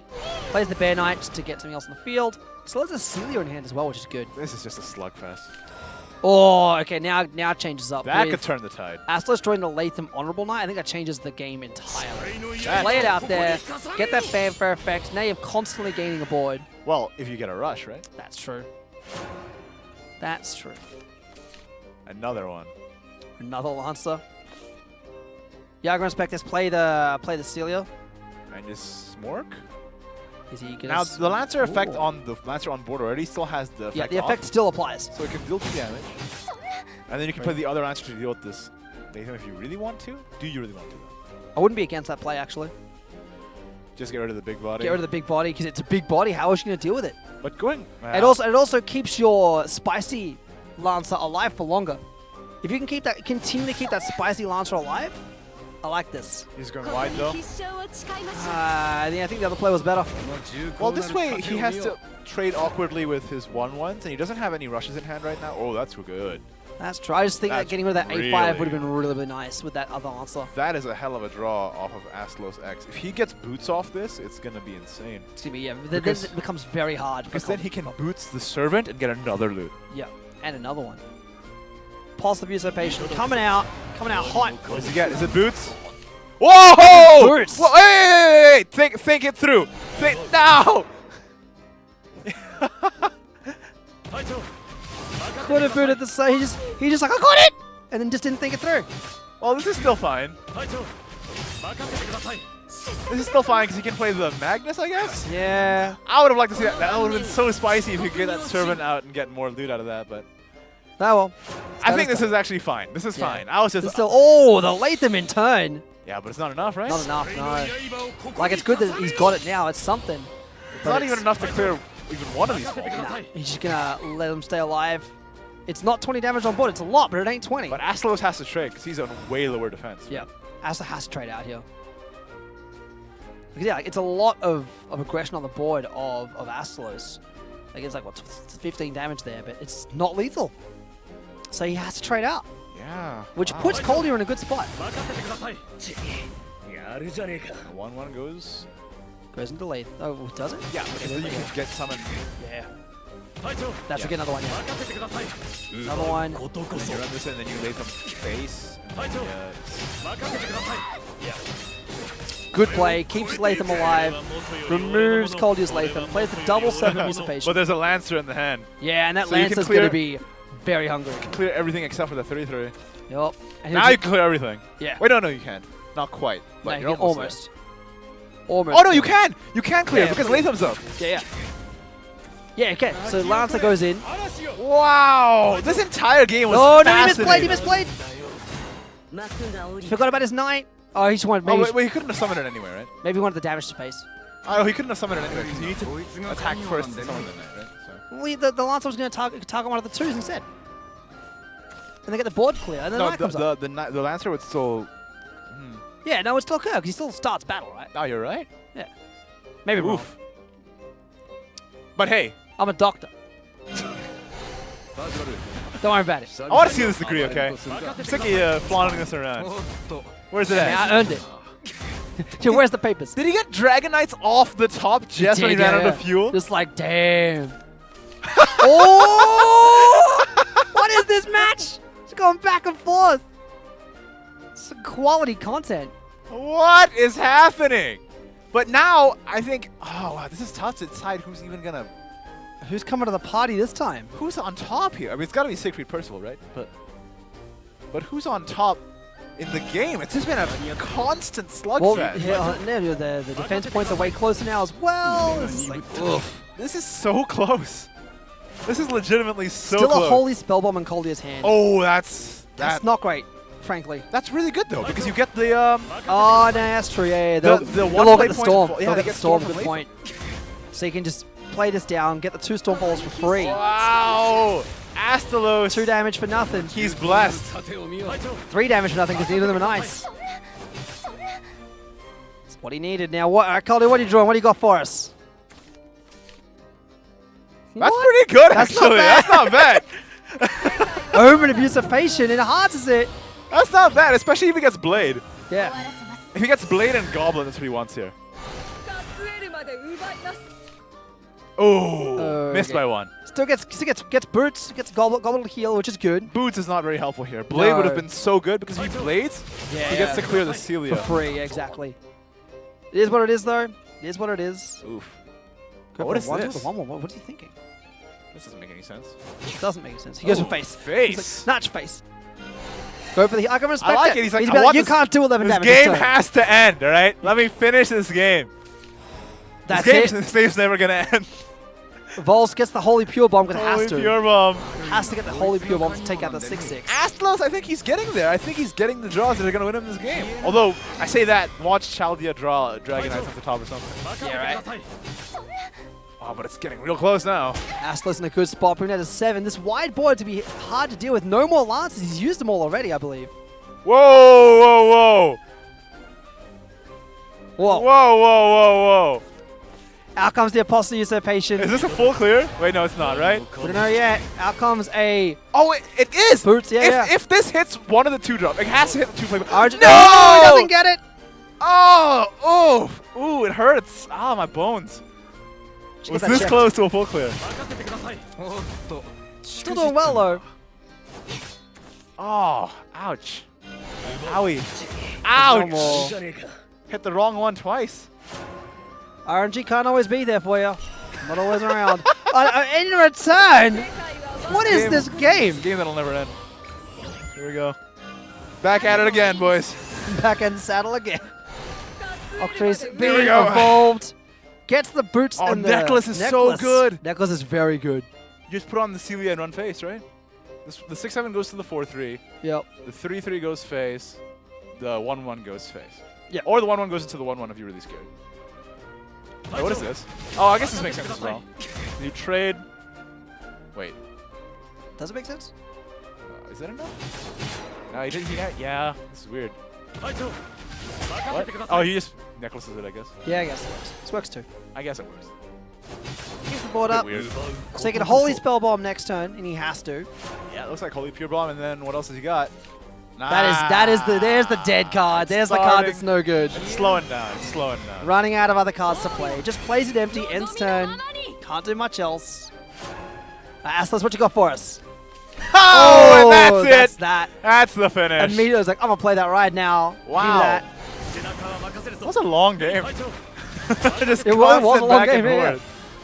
But we did have to have a winner. It is Astalos taking the whole set. Wow, yeah, second 2-0 as well. Victory. With how close that game was, the set was a shutout. Right? Yeah. The set was a wash, but that was just like back and forth. It's like slugging fest. Like, I got this card. No, I got this card. That was like a roller coaster of emotion, you know? I was afraid to say anything because like as soon as I say one guy's in the lead, the other guy's going to draw Dragon Knights or something. Well, that's the thing with sword mirrors. This tends to happen a lot. Yeah. Where, because your game plan is both the same to get wide, but because you're having trouble getting wide, you get shut down because you only got 1 or 2 targets in the field. Yeah. And Sorkov specializes in shutting down 1 or 2 targets. So as a result, no one can really grow anything until one person just doesn't draw what they need, which is what happened. We just saw that happen just now. Didn't help. It was interesting because I think Chaldea was actually in a pretty good position, but He Astalos was, there yeah. just got there.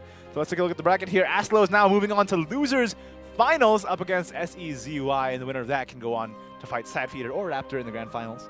I don't know if he prefers Raptor or Sapfeeder. Well, he ended as Raptor. A man of many names, you know. I would just change his name one of It's them. like a Slim Shady Eminem situation. But yeah, we do have 2 matches remaining for you. One of them could have a bracket reset. Could, yeah. Again, this is Fun double stuff. limb. If the loser gets to the grand finals and wins, One of these 3 remaining players is going to be qualifying for the SEAO Contenders Cup. In 2 of those cases, 2 of those people do not live in Singapore. So they also get to come to Singapore. It might be their first time in Singapore. That's a lot of fun, isn't it? It was my first time only a month ago. How high on cloud 9 are you when you're in Contenders Cup and you get to go on holiday to Singapore and meet all the players you've And if you win there, then you get to go to Japan. It's like the double holiday. Yeah. As somebody who has won multiple holidays to like a tournament circuit before, it's a very good feeling. Summer never ends. Never ends, man. It's always summer somewhere in the world. Yeah. Except for 6 months of the world where technically it's not. Because it's autumn and spring. Yeah, you're right. You're right. It's always summer here, though. That's the good thing about Singapore, hey? It's always summer here. There's no snow. It's kind of sad. Anyway, we're going to go back with the losers finals when we come back from this 10-minute break. Don't go anywhere. We'll be right back with more Shadowverse action.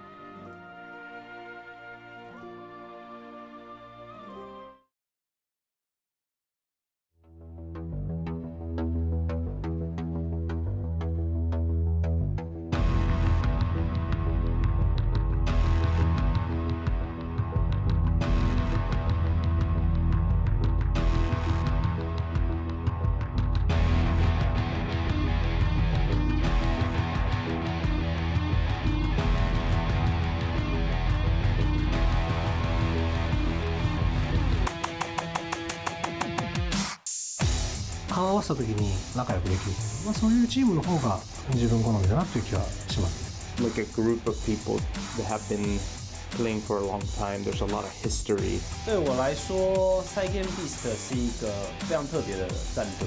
みんな仲良く行こうみたいな感じで、ファミリーっていう感じするじゃないですか。 It's a good feeling. I feel very honored. It's an honor to be on this team with everybody.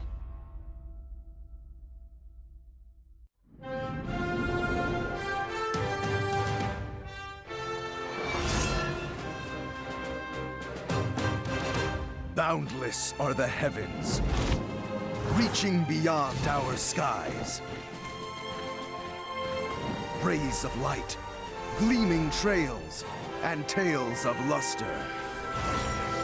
To reach the arena, where the humble are forged into heroes. You must brave perils, both as volatile and infinite as the very stars themselves. In one moment, a promise of miracles, but in the next, calamity. Never lose hope, for at the journey's end, she awaits. So take up arms against the cosmic horrors. Hold back the fearsome night sky, and claim victory from the darkness. Grasp the light of the heavens. Forge your myth among the stars, and enter the fabric of legend.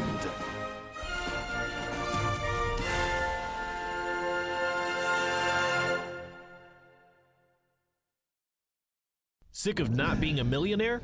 Playing Shadowverse could get you an all-expenses-paid trip to Japan to compete for a massive $1 million first-place prize in the Shadowverse World Grand Prix. That's right, $1 million. So how do you win $1 million? First, you have to qualify for one of our 3 Contenders Cups. We have one for Southeast Asia and Oceania, one for the Americas, and one for Europe. These cups are where 2018's top players are flown to LA or Singapore to fight for the World Grand Prix invitations. It's gonna be epic. And how do you qualify for our Contenders Cups? First off, mark up your calendars because this year we are introducing the Shadowverse World Circuit. This consists of 3 offline tournaments that anyone can take part in: DreamHack Tours, the SEAO Open, and DreamHack Montreal. Anybody from anywhere can compete for the 10K prize pool per tournament. And as an added bonus for local players, winning your home region's tournament will get you flown to the Contenders Cup to fight for a slot in the World Grand Prix. You can also secure a Contenders Cup slot by winning one of our Pan America or European Spring or Summer online tournaments. Some slots for the Contenders Cups will go to players with the most 2018 league points.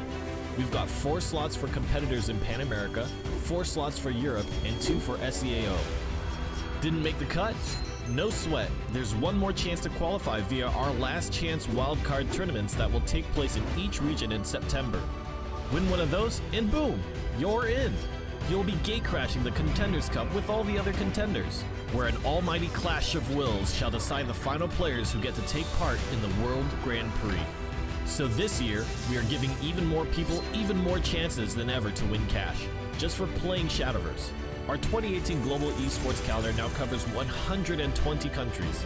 And if winning money and basking in esports glory all sounds a bit like too much effort, just sit back and relax. We'll be streaming Shadowverse Esports all year round on the official channel so you can watch the best players in the world slug it out week to week. It's never been a better time for competitive Shadowverse. What are you waiting for? Go check out shadowverseopen.com.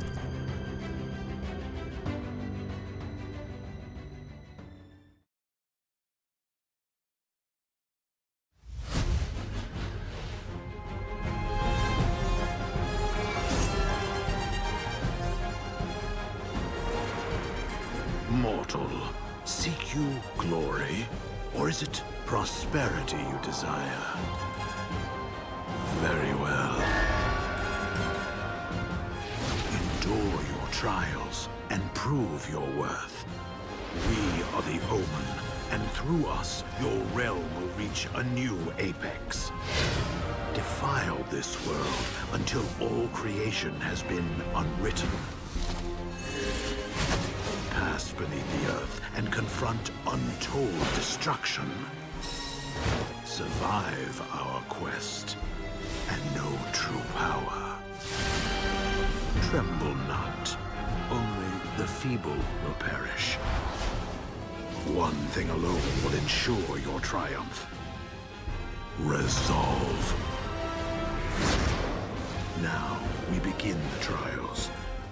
For you face, O mortal, the Omen of the 10.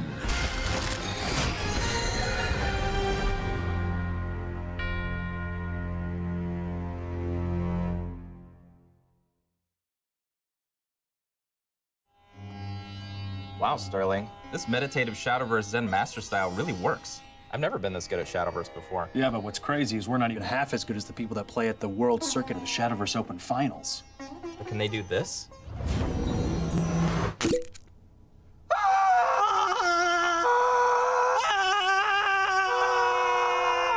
Watch top Shadowverse players fight for cash and a spot in the Contenders Cup, one step away from the World Grand Prix $1 million prize.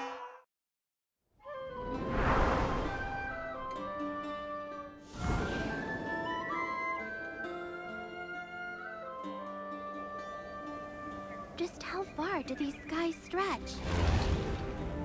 And what could be waiting for us on the other side? Back when we first asked those questions, we had no idea where the wind would carry us. But now, we're ready to soar, onward across the great blue skies to that fabled island. We each have powers hidden deep inside, powers that we'll use to stand against fate. Some battles we won't be able to avoid. We've seen how hard it is to run from conflict. But we've got a promise to keep, so we won't give up now or ever. Throughout our adventure, we've made so many friends. Bonds we share have given us strength to overcome the darkest times. If evil should ever try to take over the sky, then we'll be there to protect it, to provide hope for the future. O child of darkness and flames, grant us a path forward, past the grand blue beyond.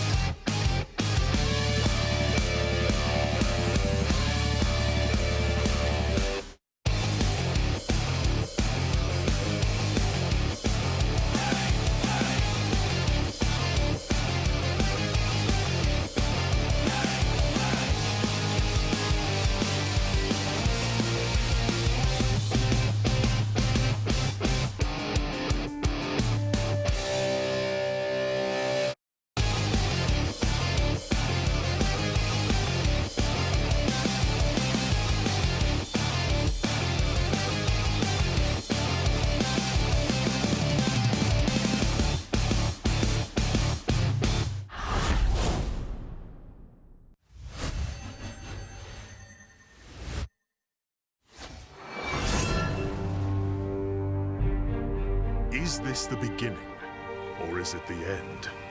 When the light meets the dark, fate is sure to rear its head. The path ahead will soon become two.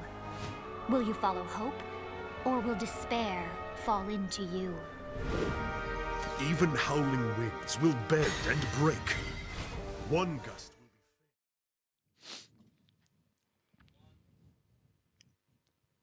Welcome back. It's going to be back here once again for the continuation of the Shadowverse SEAO Wildcard Tournament. Celebrating the release of Omen of the 10. I'm Bless RNG. This is Igneous. Talk us through. Good stuff. Good games. That last game. Right? What Holy a moly. slugfest. All the way until you're halfway through your entire deck. I think it was like 13 cards left in the deck. At that Arthur point. was out of 2 drops. It's like, I played 3 Arthurs now. 3 Arthurs and no more 2-drops. And then at the end of the day, Dragon Knights squaring it off. It did. Well, I think they both played 2 Dragon Knights each. Mm-hmm. It was like slug and slug and But slug. you know, Astlos got that last Dragon Knights, and that was able to get him that win. And as we see here in the bracket, that puts him into losers finals against SEZY. That's going to be our next game. So, Rune Sword versus Dragon Blood. Mm-hmm. But you know what? Shout out to Shaldia for getting this far, having not seen him in any other tournaments, and without a team. Made it all the way to the top 4. This reminds me of the Singapore, the Shadowverse World Circuit in Singapore. We actually had a bunch of like Betrayal and a bunch of players we'd never seen before. Right. But now we're seeing them compete more frequently and place more. So we may see, you know, Holdia more in future tournaments. I love to see it, man. I think this scene still has a lot of room to grow. We're newer compared to PAM and Euro, so we got a lot of players who still trying to discover us and find us and figuring out how to compete in Shadowverse. And it's going to be awesome to see that scene grow as time goes on. Don't forget you can play for yourself. It's a free-to-play game on PC, iOS, Android. Give it a download. 50 free packs just for signing up. And that could be more than enough to make a competitive deck for you. That's right. And if you want to sign up, it's shadowverseopen.com for all the information on all the tournaments. Boom. So look at SEZY's Dragoncraft deck once again. And I want this to get a win. That Poseidon did really well. Yeah, it did.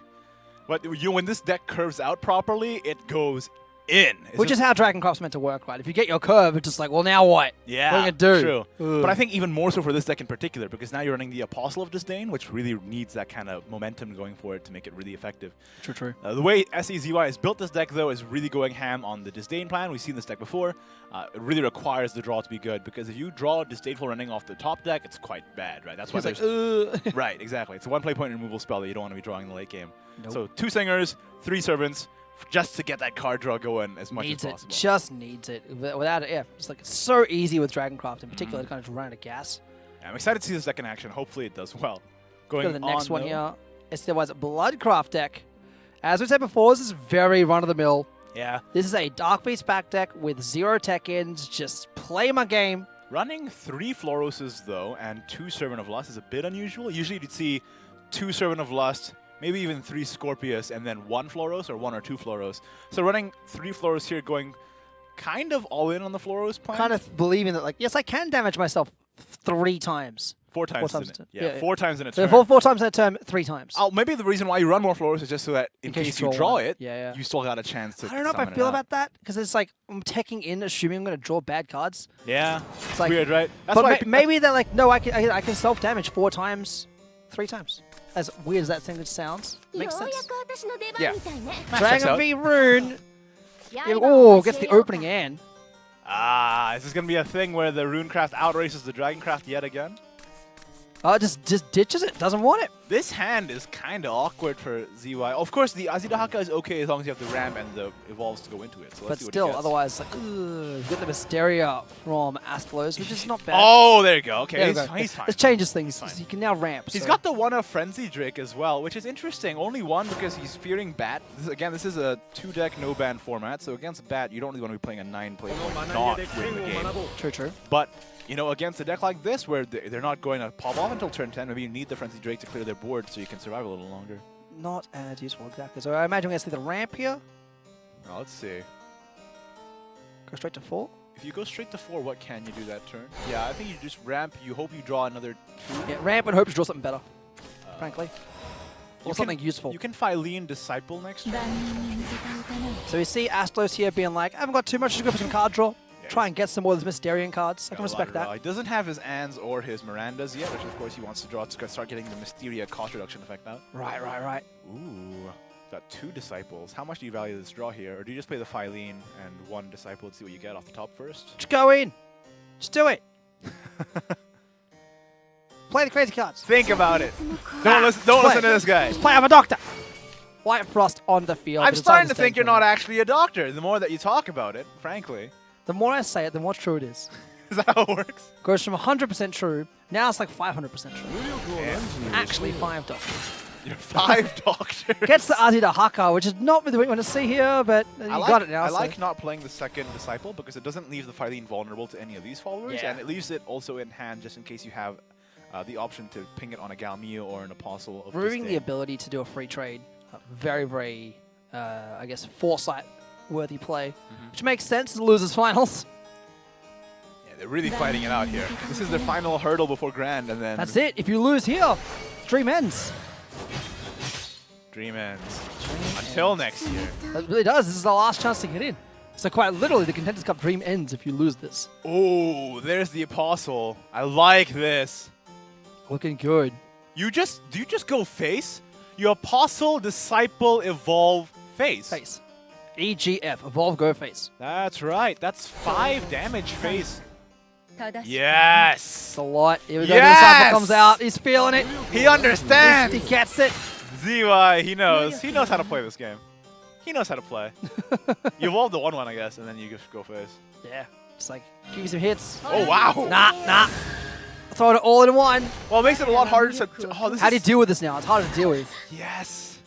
A 5/6 is like, a turn 5. That's not easy. You have to evolve over it, and you're going to be lucky now he with can't it too. evolve the Miranda over it either, so it becomes a lot more awkward. Really good foresight play here. But Mysteria evolves over it. Mysteria will do it, but you have to use it, and that's the only card you're playing this turn. Yeah. I still think it's pretty okay. I think he was playing around other cards, and then Mysteria just happened to be there. Yeah, it's like, I guess I'll use it. Now what does he do? Going into SEZY's turn, drawing the Dragon Cleaver. He has the Azi in hand. All he has to do is deal damage.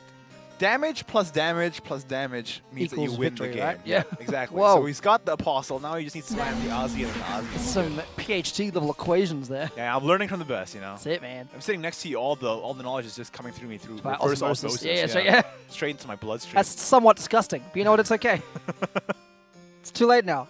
Just got to embrace the chaos. Too late. Speaking of embrace the chaos, what are we going to embrace here from SEZY's play? What's coming out? What's coming out? Going with the Splendor. Wow.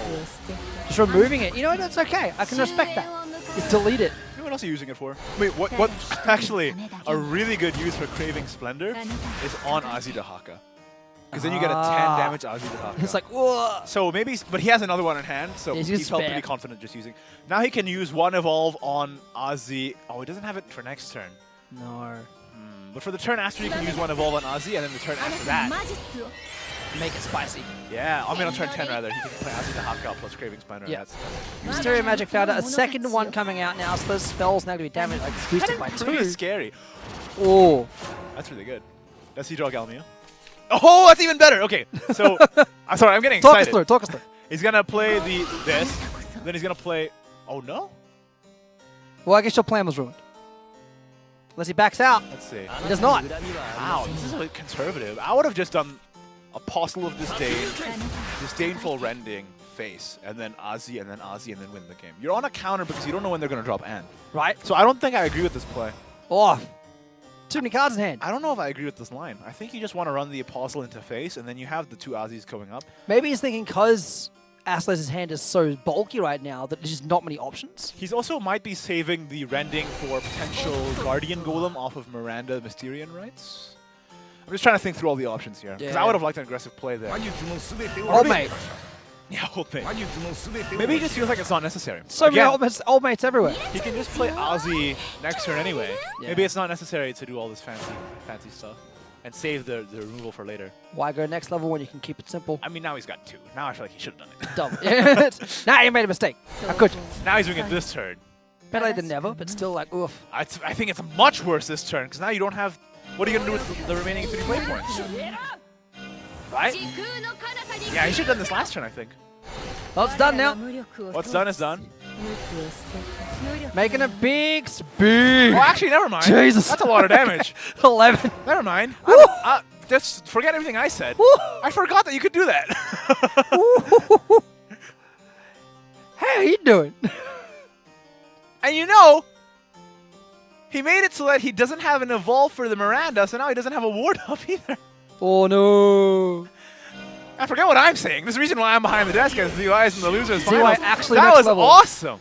I still think either direction could have worked, but this made it so that it was less likely for him to evolve a Miranda for a ward. Maybe? Maybe. There's a lot of things to consider here. Turn 9. You just frenzy. Oh, you just do that. Yeah, just Dragon Dude. Look at goodbye. You just do that, and then you play Apostle, and you win the game. Right? Right. ZY, don't let me down here, okay? Do you see this play? Play the cards in your hand. Yes! Well, there we go. There goes the Dragon Dude. And the Apostle comes out with the Storm of 1 damage. Apparently, he's got the stuff. 2 Aussies in hand.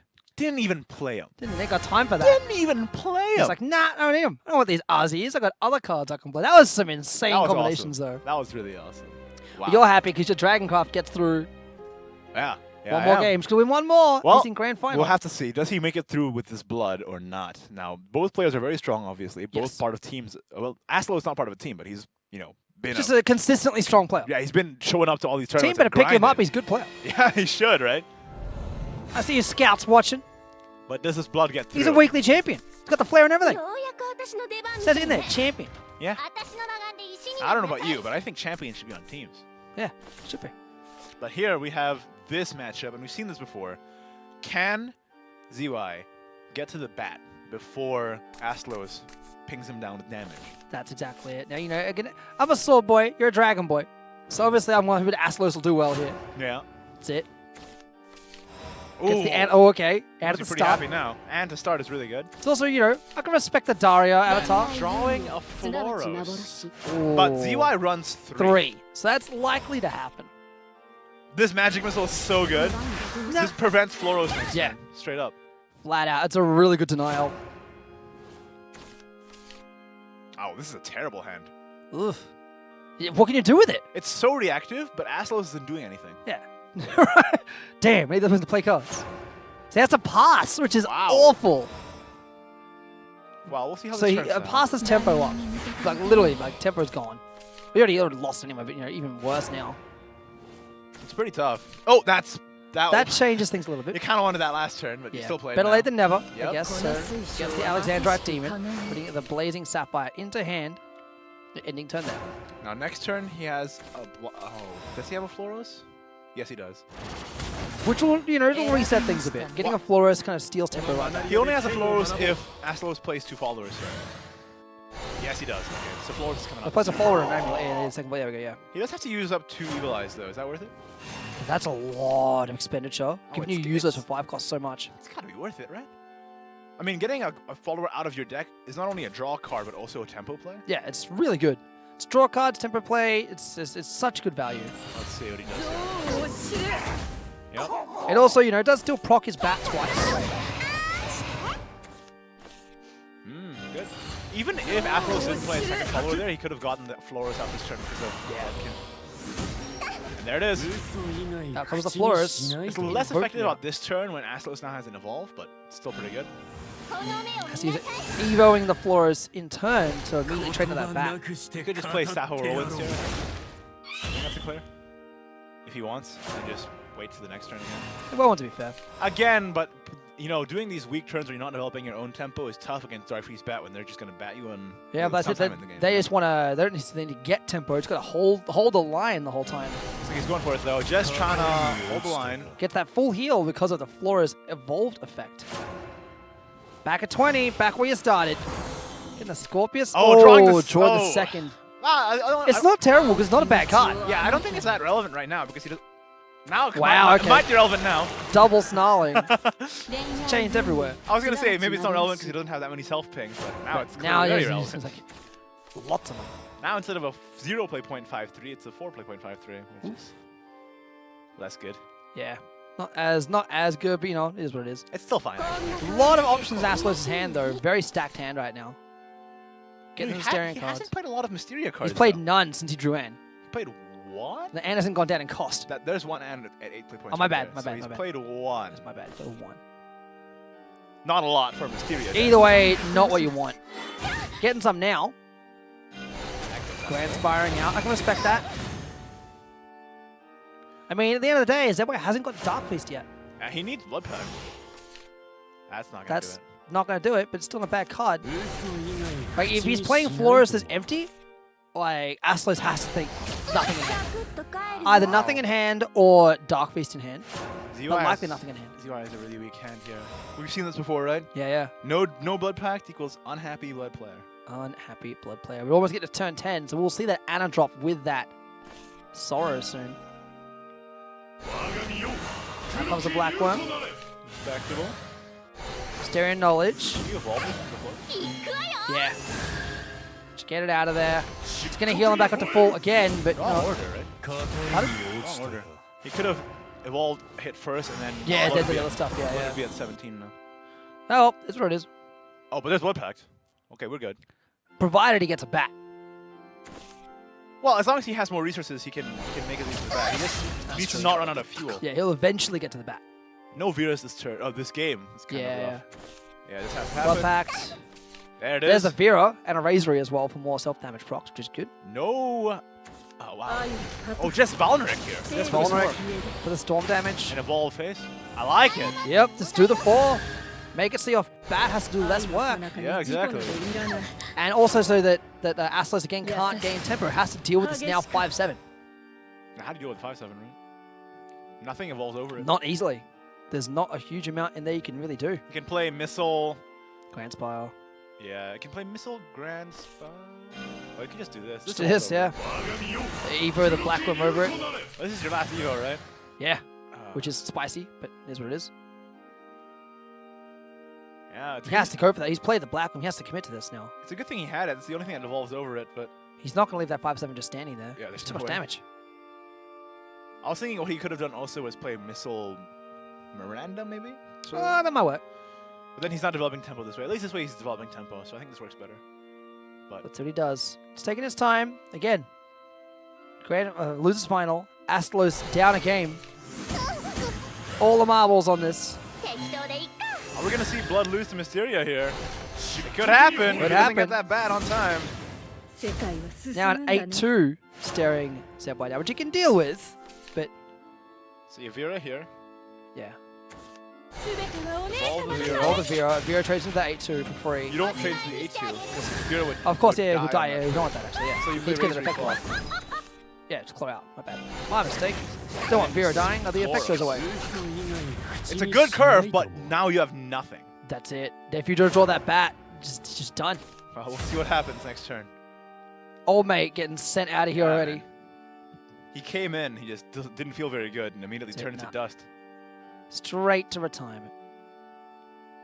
Now, what we got here? We've got so many cheap cost options here from Astalos.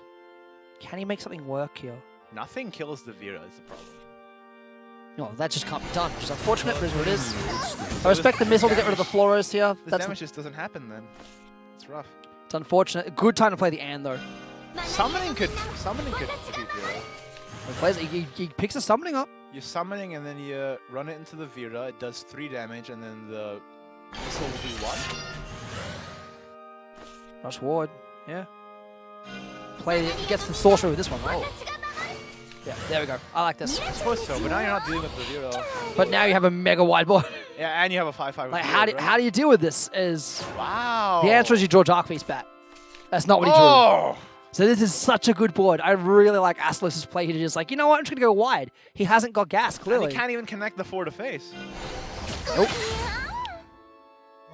Like, the chains helped. That got banished of course, but that's it. This has to be it. Just 8 damage and then sorcery. For the win. How much damage is it? 10. Boom. That's it. Astalos bringing this to a 3rd game. Not going home yet. That's it, man. Losers finals. They're fighting for their lives All here, the man. marbles. They're competitive careers here. This is what they're fighting for. That was such a good play by Astalos. I really liked just how wide he went. Obviously realizing that, like, you know, Zedway's got nothing. It was all down He's to got whether nothing. or not Zedway got the bat or not, and he didn't. So that worked out real well. RNG not on his side. He might have better top decking in this next game, though. You never know what's going to happen. You never know. But, you know, that and sorcery really That was such a great finish to the Yeah. whole game. Really tied it together. I got Anne sorcery for 18 damage on lighter ones. Oof. That was painful. That's painful. It was like, how did this happen? I actually don't know how it happened. I didn't even know there were 18 Mysteria cards. Literally But didn't know- apparently and there they were. were all played against you. You're like, how long do you let this game go? Yeah. Well, I was trying to go long, right? But, Anne sorcery, that's the thing. It makes it so you can't go very long because it just ends you. That's it. All right, here we go. The final match in losers final. One goes home, and by home I mean they're probably already at home, so probably should go to bed. They're probably already at home. And one progresses into grand finals. Swordcraft. Oh, it gets a in the Flores. opening hand. No, Nuts, not like the this. worst. What are you doing? He's so eager to be on camera, That's it. Flores, look, it's my turn to be in the spotlight. And what a hand from Astalos. That hand is so really, good. really good. It's a double Latham, getting Excel for days. He's got the Mars there, If he which can't pairs deal with the this Excel Mars- really well. Right, exactly. If you can land Mars on 3 and double Latham on 4. Whoa. And you've got to be trying to go for that. And that hits Floros. Yes. Oh boy. He is sure. I hope he's seen that play. He has not seen that play. Well, going wide is not too bad either. Yeah. Would have been cool to see, though. Just like, enjoy 4 masked 1-1s. What are you going to do? Yeah. That's like an awful place to be. Can he still summon Floros here? No. He's one off. Double Vera. He's got a lot more draw in this game than he did last game. Yeah. A lot more. This is interesting. He's playing one Perish here. Maybe he just wants to get one out, but saving the other one for a potential Floros next turn. Maybe just starting to get those stacks, those damage stacks. Got to get them somehow. Yeah, man. Well, you trade one of the 1-1s and then you play Mars, right? Play Mars, yeah. That's the smart He call. doesn't there. have a starting chains in it. If this Mars sticks, Astalos is doing a little happy dance in his room. You know what I mean? Yeah. Because If it sticks, it's going to be really hard for Zedwai to suddenly, to keep up with that. Because Zedwai has 9 ways to kill it if he draws it. He doesn't try it. Oof. Big oof there. Zedwai had 9 ways to deal with the Mars. And did not get any of them. 3 Razory, It's literally 3 a quarter of the Evil deck, Eye. minus 1 card. Maybe 8 ways. I think maybe he's running 2 Starling Chains, but still, that's a lot of cards. Still a lot of cards. Didn't got any of them. He couldn't deal with that Mars. And now Astalos can go wide. Now he plays the Latham for Accelerate and the Servant. Yeah. It just goes wide, as you should. Make the most of that Mars effect. So close. Gets it now. Too late, buddy. Ow. Not what you want to see. Ow. Yeah, ow. Ow. Ow is a good way to put it. Good way to put it. And he's milling a card next turn, too. Yeah, oh, he has 2. He's got the full hand. Really If awful it's a bat, turns. he's going to feel awful. Yeah. All right, so here comes the Servant. Is it Servant gets Servant Mars. or Servant Latham? Well, I like this evolve. Make it fashionable. I think Get that loot. you can't go 2 wide because of Evil Eye. You have to be wary of Evil Eye. Of course he doesn't Ah, have yeah, it. good point. So maybe not play the Latham here. Save it for later and then just go fix it. Yeah, I mean, that Mars is getting bopped this turn because it'll get chained out. But it did what it needed to do. Okay, not an important mill. It's fine. Did what it needed to do. He plays the Vera Knight Fanatic as well. We'll evolve that. Evolve over the Mars. Snarling change into the 5-3. That's your turn. That's your and then turn. you summon. Do you have enough for Floros? No, you don't. Still. Had to spend a lot of resources to make that happen, though. I think playing that Perish out the turn before maybe wasn't worth it because now he doesn't have enough for Floros. I don't see the benefit of it. Oh no, the Blazing Sapphire procced. Ah, So now he gets of Floros. course, anyway, he still gets it. Nice. Well timed. I forgot that Alrighty. the Blazing Sapphire procs counts on Frontline Cavalier comes out, but it's too wide. You gotta put Plus he the trades Octris that, on the yeah. Floros, right? Yeah, steal Please it. do it. Take the health. Like, you've already got Zedwai at 13. At this point, you start going, do I just become ultra aggressive? I love My this health play. now. I just love Octris as a card in general. What a cool Yeah. effect from the new expansion, Just right? steal a last words and make it your own. Imagine if this is why Mordecai is not being played anymore. Yeah. It's literally the I reject your reality and replace it with my own, the Yeah. card. Now that Flora is just doing nothing, gets no heal back. And that's, of course, very important because the entire objective of the deck that ZY is running is to damage yourself for Drafty's back. It needs those heals. If you're not healing yourself, you're just making yourself easier to get rid of by the Not to mention, Astalos gets the heal as well. Let's not forget, he doesn't just remove, he steals that ability. Yeah. So now Astalos will heal for 3. The only awkward thing is that he still can't remove this Vera. Vera is just so strong. Yeah. So that Vera will obviously trade in, but he'll get the health back, which is, not too bad. Still 2 play points left on the side of Astalos. For ZY, Now got Gilded Boots and Gilded Goblet in hand as well. That's true. I think the boots is going to come in handy later on in the game when he doesn't have any evolve points left. Yeah, keep those boots. Don't lose them. I think in this matchup particularly, though, the Gilded Blade is really good because it trades into Alexander Demon 2-1, the 1-1 Disciple. Bats. Playing the Celia empty, just get another body on the field. Stay on board. He doesn't have Evil Eye. He would have played the last round. That's it. Gets a Razory and another Chains. Still no bat. I love Oh, how there's a bat, my bad. I love how he thought through that, you know? That's not. He figured out that he doesn't have Evil Eye Demon from the turn he played last turn, and then now he thought it was safe to go wide. Let's go wide, yeah. He's like, I'm just going to play it now. Should we go wide? Okay. Second Vera. Again, keeping those self-pings safe for a little bit longer. Blood Pact. Draw some cards. Gets another Vera. It'll be a third Vera. But he can't EVO anymore. Razory Claw taking out old mate Octrees there. It's really surprising to me. He's played 2 Blazing Sapphires and a Blood Pact and no bat in sight.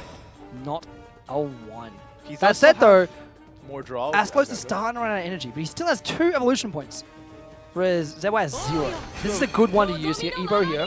2 evolution points and a Lathan. Yes. So he can get heals here, and then he can accelerate Lathan for more heals if he wants. Which I'm actually not against this idea. You lose 1. You only heal 1 because of the ward space. Hey, just send the 1-1 into the 4-4, and then do it. Yeah, okay, I guess so. But then you're also like wasting a 1-1 there. That's true. It doesn't really get you in, just get your health back. It doesn't lower the defense of the Vera there. I think you're fine because you have the Goblet anyway, so you can just play the Goblet. Yeah, true. But you want to play the Goblet on the 4-1 actually. Or Which that. is exactly what he does. Oh, no, he doesn't. He's on himself. He's just wary of bat. Yeah, He wants to get as far out of reach as bat as possible. That was my thought. I'm like, just do the Exalt Lathan heal play. And there's another Blood Pact. He's got chances. Oh, this Valorant. Valorant gonna hurt. Now you Vera. You can't evolve with Vera anymore. So you Servant of Lust and then you Blood Pact. Yeah. That said, you got to start getting your health almost at single digits. Still no bat in sight. And at this point, you need to start being like, maybe you need to slow down to the self pings a little bit. Maybe the that Fluoro Steel was so impactful. It might be the game changer. You never know. 13. The difference between 13 and 10 is actually pretty big. That's 2 pings worth. But currently, you know, as like Asclos' hand is starting to run out of energy a little bit. What's it got? Gilded Boots, Chromatic Jewel, a Lathan on Knight, and a Volse Medical Marksman. Scorpius on the field to get some Bane on there. No harm in going wide and getting some more options or utility on the board. A respectable trade there as well. Yeah, I think the Scorpius is just really good against the Evolve, but... Celia. Obviously not enough damage to take the game here. Close, but not enough. He has 8. 8's really close. 8's really close. Wait, no! He has lethal. He does? Right. Lethal. Oh, of course. Does he see it? Does he see the lethal? Face, Latham, Celia, Despair, Evolve is 10 damage, right? 1, 2, 3, 4, 5, 6, 7, 8, 9, 10. Yeah. Do you even need the Evolve? He's got to think this. Did he see the play? Yeah, I think you need the Evolve, right? He goes all face. This is the play that sends him into grand finals. Doesn't matter who Doesn't matter who evolves. Just run face. Face. So, count through this chat. 3. Wait. Okay. The preview bugged out there. Here we go. He sees it. Plays the Celia, Despair's Messenger, which does bounce all past a hand, has Storm, exact lethal. Asclos is going to grand finals. Zephyr going home. Whoa! What was that? Blood gets defeated. Get out of here. Get out! It wasn't the Blood that won on turn 7, it was the sword. The sword went on turn 7. What a reversal! Can happen. Sword, it's a lot easier for Blood to win on turn 7, but sword can really do it. How thematic. Usurpation. Now, I went on turn 7 now, right? No, not you. I made this smile. If that Octris didn't steal that Floris' last words, that would have been a completely different game. Very different game, because he would not have had enough damage. And he was running out of fuel. Yeah, running out of fuel, and then that could have been a Dark Beast next turn for all we know. Wow. We will never know now, but what a game. That was incredible. What a game. Now, Asclos now moving on to the grand finals. Against TK Raptor. As we bring up the brackets here. Now, again, just to quickly clarify for you in chat, this is a double elimination tournament, which means Asclos needs to win 2 sets to pull this off. 2 full sets. Yeah, he's got to reset that bracket, but still, being able to make it this far. You know, Asclos, he's a tournament grinder. He's been grinding these tournaments. And it shows. Look at him. Like both of these players are both well known in the SEAO scene. Yeah. They've both been playing for quite some time. Raptor, Sadfeeder, Asclos. So yeah, but you know what? Congrats to ZY here. Yeah. Making it all the way to third place. Placing 3rd, doing Vietnam proud, I'm sure. Yeah, and also all our other players in top 8. Kaldia, TK Kamail, HSK Levithian, and MBR Ushi, who we didn't see at all, but that was happening before we started. But and Clarity too. Yeah. a strong top 8 here, but now we're moving into grand finals. This could be the last match coming up next. But as said, if Astalos wins, we go into a bracket reset. It's going to be exciting. Exciting stuff. What's going to happen? So, what's going to happen? Astalos again, I said, bring in Rune and Sword. So I'm happy my Sword boy made it through. Yep. But what did Raptor have again? It's been a hot minute. Yeah, it has been a hot minute, hasn't it? A hot minute, I believe he played at the I think start. he's playing Blood and Sword. Oh. Rune and Blood. Rune and Blood is what he's playing. Okay. I know that Rune, Blood, and Sword are seeing a lot of love in this tournament. Well, that's it. We've only seen one dragon deck. And that was it. No Forest, no Haven. Nope, no Forest, no Haven, no Portal. None of that. This is why this kind of tournament's fun, you know? No As they go through pools, as they go through the early rounds, it sort of bubbles up to the finals, and we see, because the expansion's so new, everyone gets to learn what's really strong. Let's take a look at Old Mate Raptor's decks one more time. This is his Runecraft deck. And he's running 3 old mates right there. 3 old mates, man. Little mates. Works out well. Again, really consistent deck. I like it. 14-card deck. The interesting thing is the Veil, and because you're running Veil, you can run Fate's Hand. That's actually a really interesting way to build your deck that I haven't thought of, and pretty heads up. Veil, not only is it a Mysteria card, but being able to reduce Fate's Hand to draw you more Mysteria cards. Yeah, and running 3 Fate's Hands, you're going to keep those draws, keep them high. It's really interesting because usually you don't see Fate's Hand unless you're playing Spell Boost deck, and this is a very follower-heavy deck. Yeah. But I guess Raptor figured out this is enough spells, and I also have the Veil, so we're doing fine. Just wants to make sure he has more energy, more gas to draw more of the tools, to hopefully get to dropping Mysterian Prodigy, dropping the Ansoro, taking the game. But he obviously has to tag out some cards in turn, and then rock on the 1 Grand Spire, for example. And it's worked out for him so far, you know. He's been in He's winners. in Grand Final in the winners bracket. Grand Finals, so you know. It's not like it's still you know, bad. that Spartacus luck is still with us. That's Spartacus luck. Shining down on him. He is TK Spartacus. Rename yourself again. Yeah, please. TK Spartacus. Raptor, Spartacus, Sad Feeder. You can have a lot of names, right? Just put some hyphens in there. It's like he's the new Kung Fu Kenny. He's got all the names. All the names. That's it. Alrighty, but yeah, definitely keen to see how this deck goes against and to show the same deck again. We've got Jebaited. Yeah. Jebaited. Yeah, that's fine. Don't worry about it. Rune and Blood, huh? Seems like a pretty strong lineup. We've seen them a lot in this tournament. Yes, this is the one that was rocking 3 Enduring Succubus Liliths, if you remember. That's right. So he was playing the weird techie version. Also 3 Floros. He's trying to focus on getting the Floros out as consistently as possible, as well as just having those play points to get as much self-pings as possible to make the bat the most consistent as possible. And only the 1 Snarling What chance. an interesting list here. Worked out for him so far, so... That's the thing. You maybe bamboozle people, you know? You play a 3 play point 1/5 they're not expecting. They use their removal on your Floros. What are they going to do? He's like, now what? Oh. Now I have a 1/5 that's going to make all my plays better. Every single one. Every single play. Man. Which is great. My list does not look like this, but it will after this. After this tournament, it will look like this. Going in there. Take a screen cap. Get your phone out, take a photo. That's right. If your back camera is broken, just use your front camera and take a selfie with it. Just put your face in where Raptors is. Pretend it's you. You're fine. That's the thing. That's the thing about Sad Feeder, right? We actually heard the story. He shared it in Discord. Yes.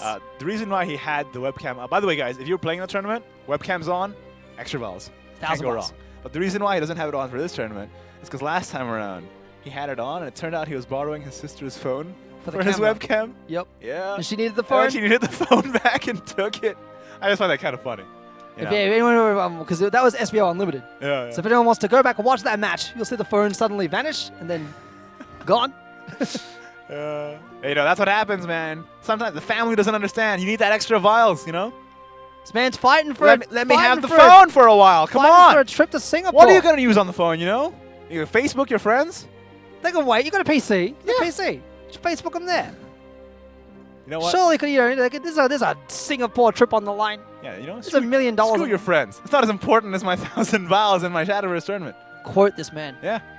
I'm saying it right now. Sad Feeder, you should tell your sister that. Tell her I said it. Don't say that, actually.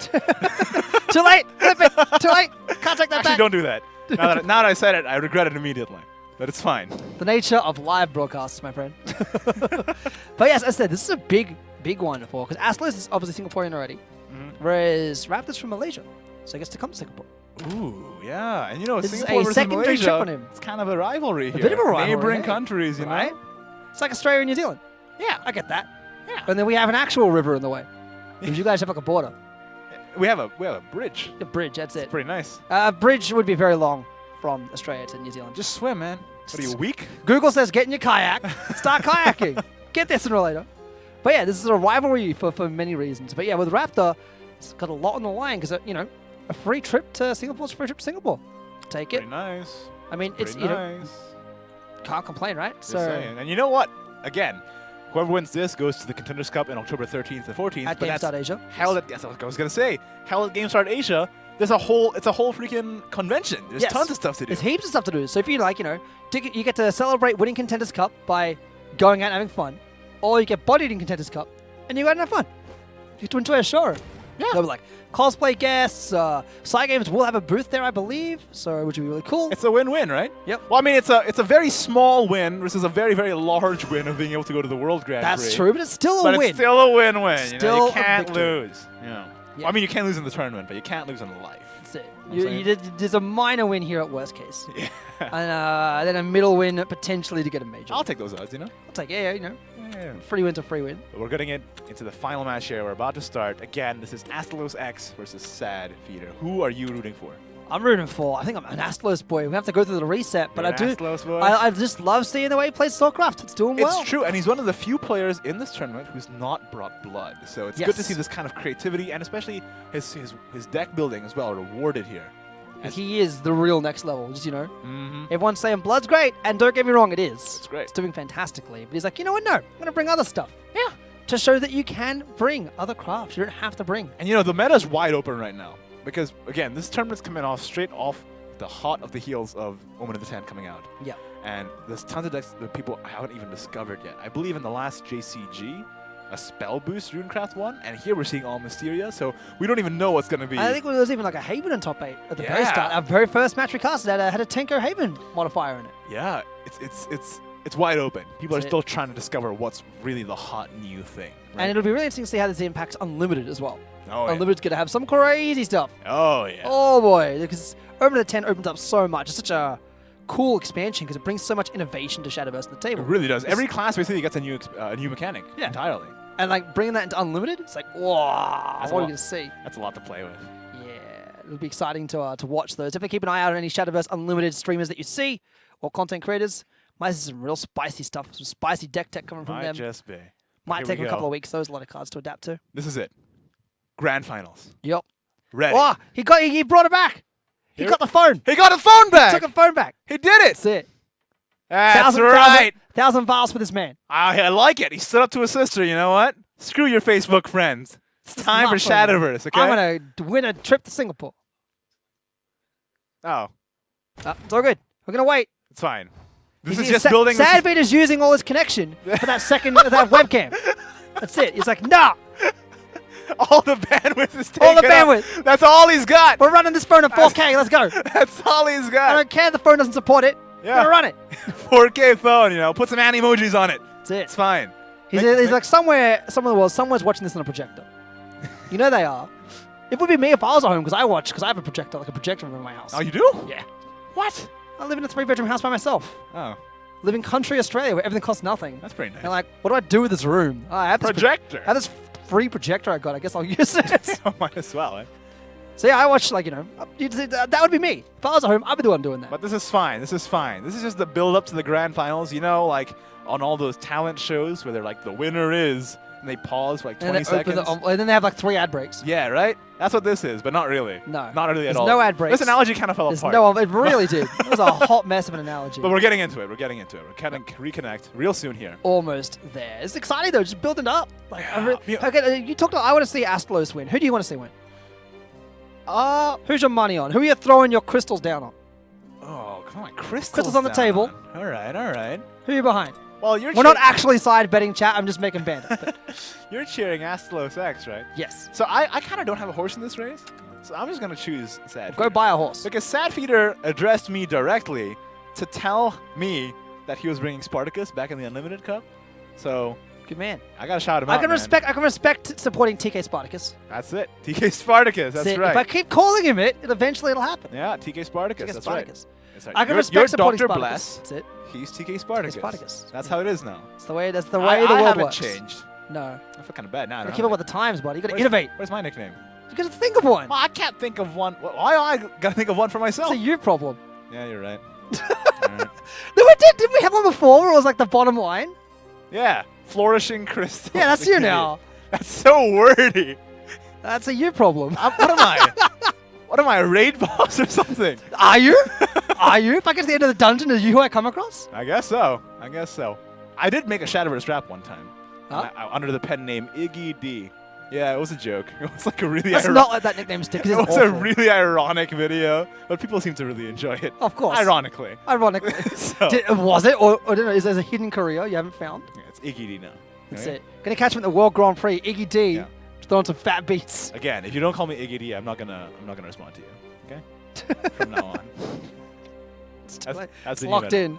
That's the new Locked in. But yeah, no, so you're down for Sad Feeder. I'm down for Astalos, which is good. Yeah. Keep And you the know rival what? strong. We were taught everyone leading up to this tournament, not even the competitive players, but just everyone I know in general, have been saying that Bloodcraft is going to be the king of this tournament. And in a lot of ways, it has been. And it's been good in the past too. Like I remember a couple of expansions ago, it was a really great craft to get into because of Alking Blood. I mean, it's because it didn't need any legendaries. It's always good and unlimited as well. Yeah. But now we're in the grand finals, and both players, both Astalos X and TK Sadfeeder, they don't both have blood, but they both have Mysteria Runecraft. So is that Yes. actually stronger? We could say, well, it'd be interesting to see. We may see the Rune Mirror.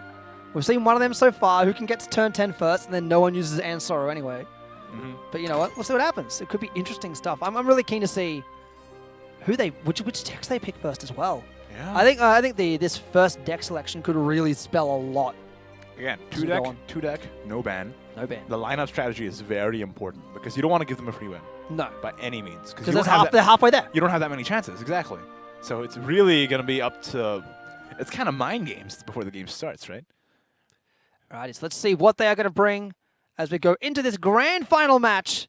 Astalos, non-teamed, versus Raptor /Sadfeeder /Spartacus from TK. Here we go. Winner of the marbles. He figured it out. His sister's phone, operational, webcam running, bandwidth expanded. We're here. We're here. We got We are ready. Here we go. We are seeing Rune from Astalos' side and Blood from Sadfeeder's side. Interesting opening hand from Sad here, though. There's like all the self pings. Yeah, all of them. Oh, I like that. Oh, he keeps it. Oh. Keeps it. Oh. Spicy. It's also just draw. Oh, he Okay. just needs one more. One more, then the Florist comes out. Turn That's it. 2 Floros. Are we serious right now? Can happen. All he needs is a Blood Pact, Razor Claw, not Snarling Chains, but Blood Pact, Razor Claw. Or another power should be good. Or Servant of Lust.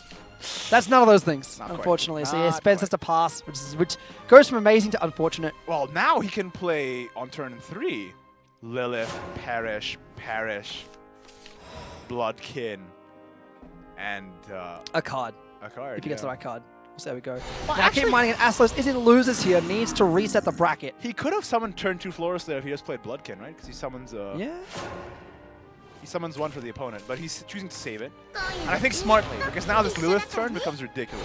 Just keep in mind, he's going to be spending most of his cards here to do this. So He doesn't have to spend if he doesn't want to, he doesn't have to spend the Bloodkin here, but I think he will just because he wants to get the floors out. Yeah. You might as well. But unfortunately, it puts him literally 0 energy left in hand. But just a those Dark 2 Beast perishes are going to draw him cards anyway. He card draws, and he gets the Florist out, which is great. Floros is essentially a card draw. Not only is it a card draw, but it's a card draw and Play. it puts a 5/3. And it heals. Yeah, it's pretty good. Insanely good card. So I like that play from Sadfeeder a lot. Kind of regretting viling my Floroses, frankly. Why'd you I do had like 11, and then I viled them all, even though I knew he was gonna. He was a card that could be a problem, and I was like, you know what? I want to craft Miarabane Omen of 1. Where's the Omen of 1 decks, chat? That's Why what are they I not did. being run here? Please give me an Omen of 1 next. Give us a singleton. I want to so see that I it. have something to do. Please, because I'm vastly regretting my decisions right now. Make some up, chat. Let us know about him. There's the trick. Oh! Gets the Blood Pact as well. Really good card. 2 more damage, more cards. Nice. Another Blood Pact and start cycling through that deck, and he will. And he still has 2 play points left. Gets because a of that Razory Lilith. as well. Man, that Lilith did so much work. Already so much value. He can bring the Lust out for free. And he can even play the Disciple as Use well. it again. Plays Disciple Lust as well. What a turn. Okay. TK okay, Sadfeeder. You know what? Screw Floros. Wow. Lilith is where it's at. Wow. Endearing succubus You Lilith. just changed your mind straight like Where within a it's at. difference of a turn. Listen, right? I get convinced by hard evidence, and that was evidence to me. I don't know about you. But that was ridiculous. Calculator Store Adorable Genes being evolved here. Getting the Ars Magna. Pops that down. So I'm just so impressed about that Lilith turn just then. It was a good turn. That was so Played good. so many cards. And still, because he's got those 2 blood packs, still got gas. And now he has 2 second Dark Beast bat. Got the Evil Eye Demon here, which he can evolve to just bomb the field, which is a smart play. And this is 2 damage to the face and restore to the defense. And we know that 7 damage so far on Dark Beast, so if he gets to turn 8, he wins because he can play 2 of them. Oh, good start for Sadfeeder, hey, especially going from winner's bracket as well. Astalos is the one who's on the back foot, and in this first game isn't able to make up that difference. Sadfeeder, he wants to win. He just wants this done before Astalos can settle in. I respect this good board clear there. But not developing anything. No, and he needs to, because by turn 8 this game ends. Just Dark Beast and Dark Beast again. Yeah. That's all Sadfeeder needs to do. Sadfeeder get? A Vera. So That's brilliant. It's so good. And evolve that if he wants to keep himself safe. And then just raise recall his face. Yep. You don't even play the Lilith here, just raise recall. You play Lilith anyway. No, raise recall his face. Because it turns 70 wins then. He doesn't He's got 7 plays. Yeah, he doesn't have to play points for the Lilith. No, this is the right play because it means he can win on turn 7. Yeah. This is absolutely the right play. Wow. No heals, this game ends. This game just ends. I think that was the most consistent bat we've seen. This will be the first. On is this the first turn 7 bat we've seen? It's that Lilith. That Lilith completely enabled all these crazy turns that just chain into one another. Gave so much energy, and then he got lucky with the blood pay. He got lucky with the card draws. Let's be real. He's drawn like 8 cards this game. Not that bad, like a lot. But he made it as consistent as he. I think he built for this out. I think this is what the entire strategy of the deck was built to get this game plan done. The Lilith was made to get these turns out like this. Yeah, 100%. And it worked out. Worked out. Real well. Trading into the clear Vera. the Vera here, but it's like, what are you doing when you clear the Vera? Only 1 damage, and then you lose. And then Dark Beast Bat comes out on 7. Comes out on 7 and is doing 7 damage, if I'm not mistaken. If I've got my counting right. That's it. Hits for 8. There we go. That's the game. That is the game. Sadfeeder just pushing through with blood incredibly extensively. Unfortunately taken out the first second, my boy. Yeah. Astalos. We've got 1 left. My wig is flown off. That was amazing. You know what's it? You grabbed it and you threw it on the wall. God, man. That was such a good play, though. What a consistent, like, what a powerful finish. Right. Turn 7 bat, and I think that's exactly why Sadfeeder built his deck in the way he did. It's trying to get that more consistently. Yeah, to get that out there and be like, done. Want this turn 7 bat. You're losing at turn 7. Yeah. Do something about it. I think when Astalos was watching that Lilith blood pack turn, in his mind, he was like, what is this?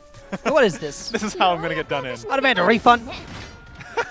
Refund of the 0 money I spent to enter this free tournament. Refund of the tournament that you didn't have to spend any money on. Sure, refunds his time. Right, so can we see the rune mirror now? Who reigns supreme? Sadfeeder's got old mates for days. Old mates for days. Old mates for days. And draws a Fate's Hand as well. Now again, Sadfeeder coming up with the weird deck tech. Sadfeeder, man, he's carrying that Spartacus energy. Spartacus technology. His blood, he's got Lilith in.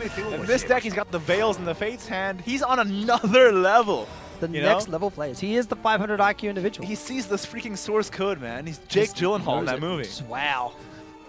That movie. It's in that movie. I mean, he's in more than one movie. The movie's also called Source Code. I don't want to say Source Code twice. You could have said Source Code twice. Too late now. It's Jake Gyllenhaal in Source Code. Thank you. Now I know. Now chat is aware. You've enlightened all of us with your amazing, flourishing knowledge. That's my new name. Okay, old mate on the field.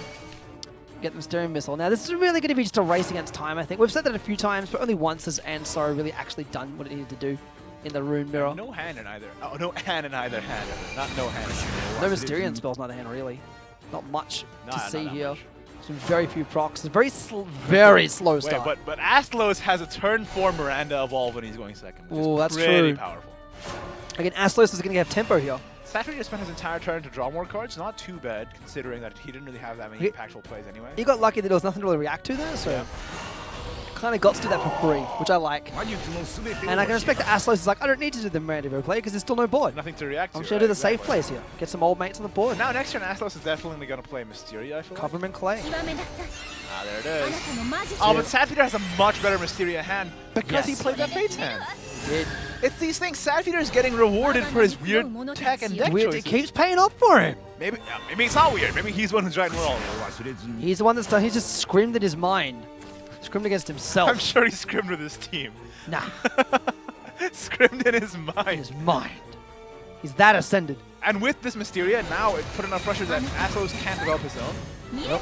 Had to use the Grand Spire there to get that that safe. I think he just evolved him around. Yeah. Go for the pre-evo and just wait it out. Like it's on there, you gotta deal with that now. Well, he has the staff. All he's gotta do is Staff of Whirlwinds, and this whole board goes bye-bye. Woo! That Mysterio, of course. Is that the sound effect for Staff of Whirlwind? It is now. Missile coming out. This works too. Well, yeah, also works just fine. Out comes the other Miss Miranda Live Mage. Hella cheap costing. Gonna Grand Spire something. Interesting. Not sure I agree with the spells there, but I'm sure it'll be fine. It works out in the end, but yeah, I do agree. It's definitely it's a bit awkward, right? Yeah. Using the Grand Spire like that. But at least it was used for some modicum of value. Right. It wasn't just gonna like damage something. It took a blower out.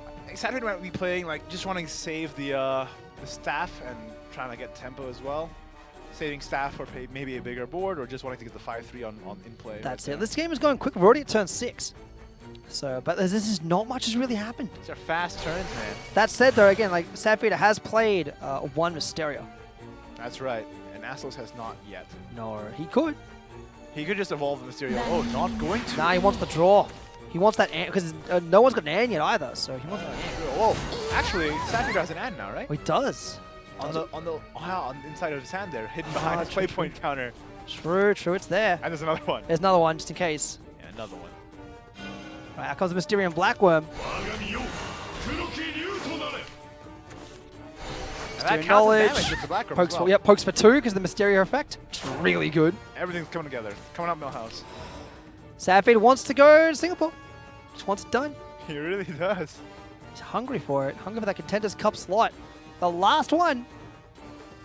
Others have already been given out via league points or via the Shadowverse World Circuit. That's right. Imagine a Mysterian Blackworm in turn. There it is.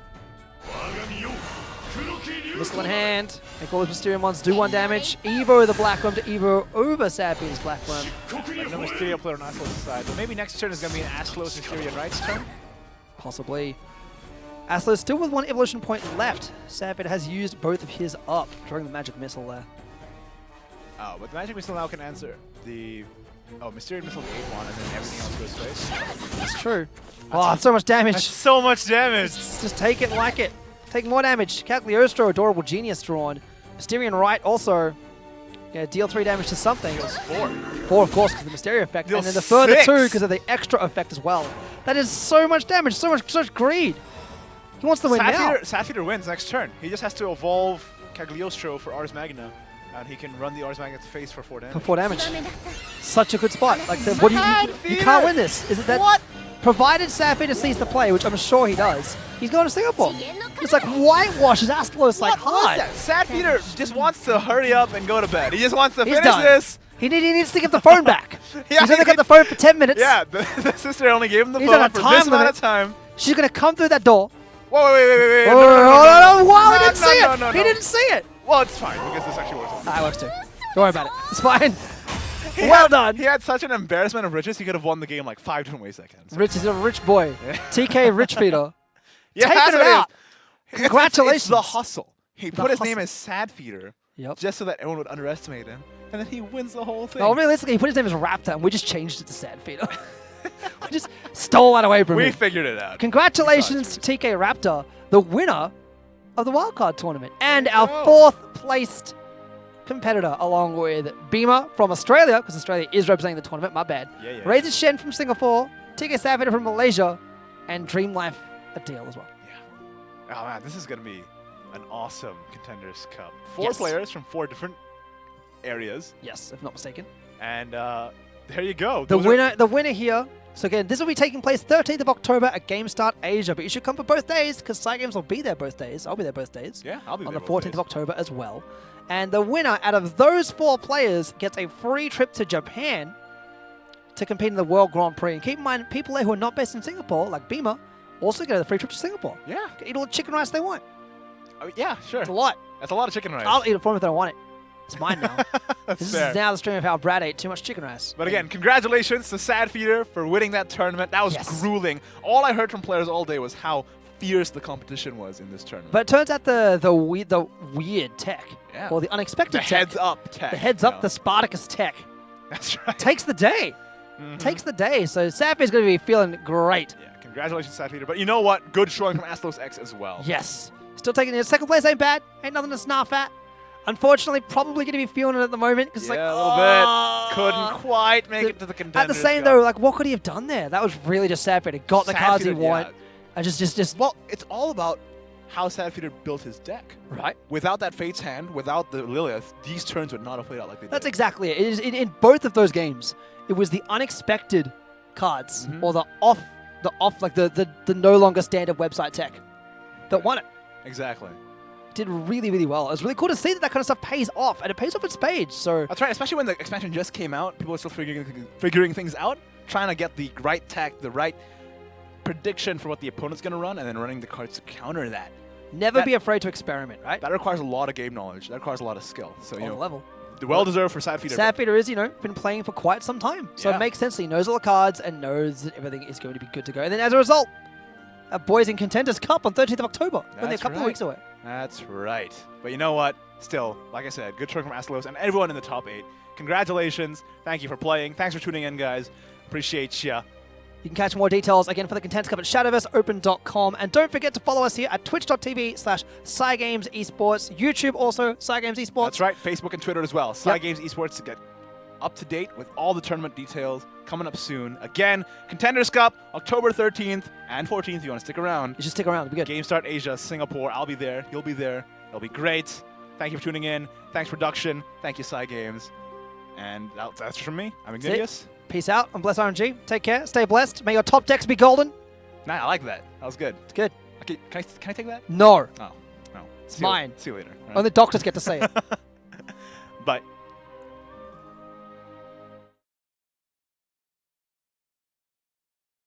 Sick of not being a millionaire? Playing Shadowverse could get you an all-expenses-paid trip to Japan to compete for a massive $1 million first-place prize in the Shadowverse World Grand Prix. That's right, $1 million.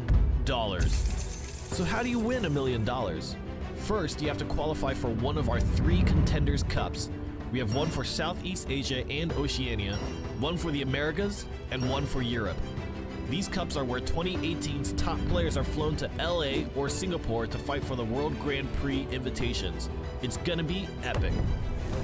And how do you qualify for our Contenders Cups? First off, mark up your calendars because this year we are introducing the Shadowverse World Circuit. This consists of 3 offline tournaments that anyone can take part in. DreamHack Tours, the SEAO Open, and DreamHack Montreal. Anybody from anywhere can compete for the 10K prize pool per tournament. And as an added bonus for local players, winning your home region's tournament will get you flown to the Contenders Cup to fight for a slot in the World Grand Prix. You can also secure a Contenders Cup slot by winning one of our Pan America or European Spring or Summer online tournaments. Some slots for the Contenders Cups will go to players with the most 2018 league points. We've got 4 slots for competitors in Pan America, 4 slots for Europe, and 2 for SEAO. Didn't make the cut? No sweat. There's one more chance to qualify via our last chance wildcard tournaments that will take place in each region in September. Win one of those, and boom, you're in. You'll be gate-crashing the Contenders Cup with all the other contenders, where an almighty clash of wills shall decide the final players who get to take part in the World Grand Prix. So this year, we are giving even more people even more chances than ever to win cash, just for playing Shadowverse. Our 2018 Global Esports calendar now covers 120 countries. And if winning money and basking in esports glory all sounds a bit like too much effort, just sit back and relax. We'll be streaming Shadowverse Esports all year round on the official channel so you can watch the best players in the world slug it out week to week. It's never been a better time for competitive Shadowverse. What are you waiting for? Go check out shadowverseopen.com.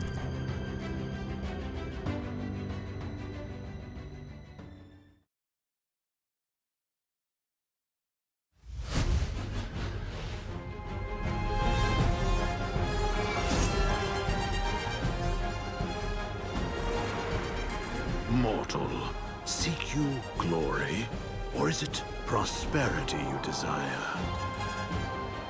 Very well. Endure your trials and prove your worth. We are the Omen, and through us, your realm will reach a new apex. Defile this world until all creation has been unwritten. Pass beneath the earth and confront untold destruction. Survive our quest and know true power. Tremble not, only the feeble will perish. One thing alone will ensure your triumph. Resolve. Now we begin the trials. For you face, O mortal, the Omen of the Ten.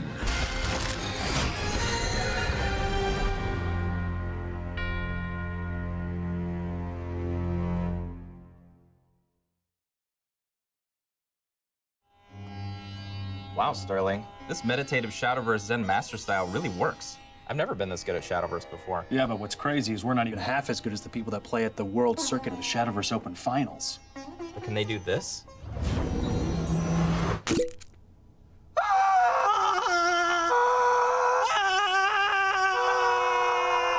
Watch top Shadowverse players fight for cash and a spot in the Contenders Cup. One step away from the World Grand Prix $1 million prize.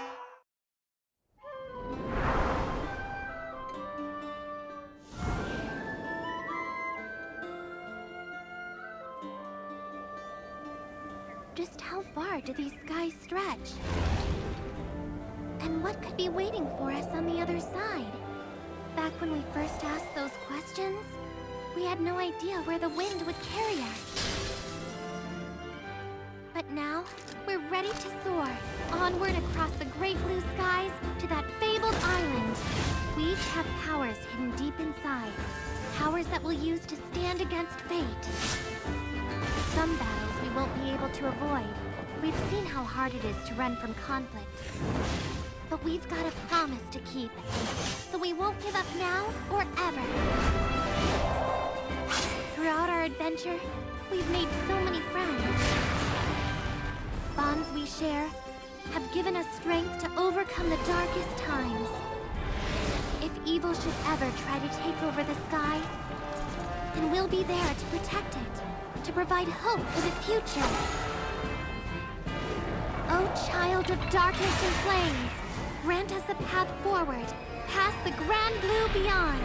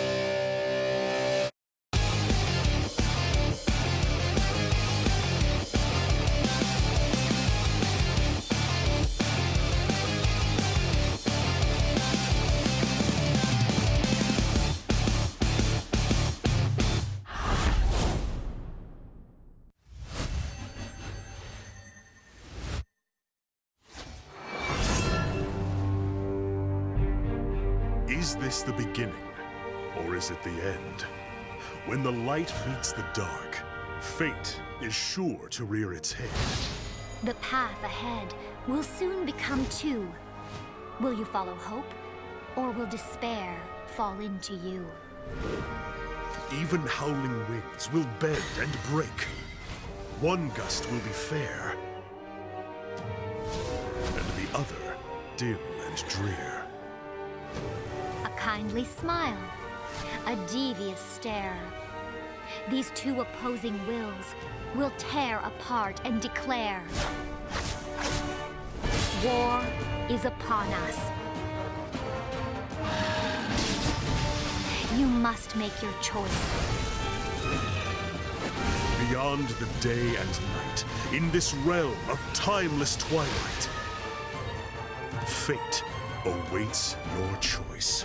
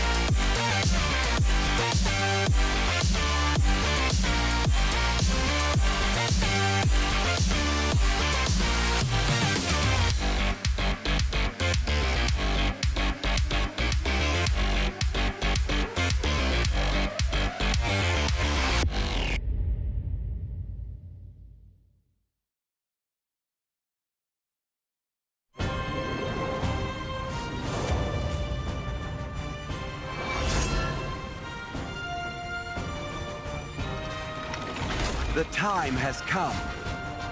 Witness the world's refabrication. Winds of change sweep across eons, beckoning heroes forth, while wings of valor sunder the heavens, leaving naught but flame. Shining under this fiery torrent, a beacon of blessed justice brings hope to the land. However, lest we forget, beneath the facade of creation lies destruction. To suppress the knowledge of antiquity, higher beings will set in motion the cogs of war. And thus, divine retaliation begets world-ending conflict. At the far side of this inevitable flux, born of chaos and order, lies the genesis of a new era. So, won't you join me and behold revelation?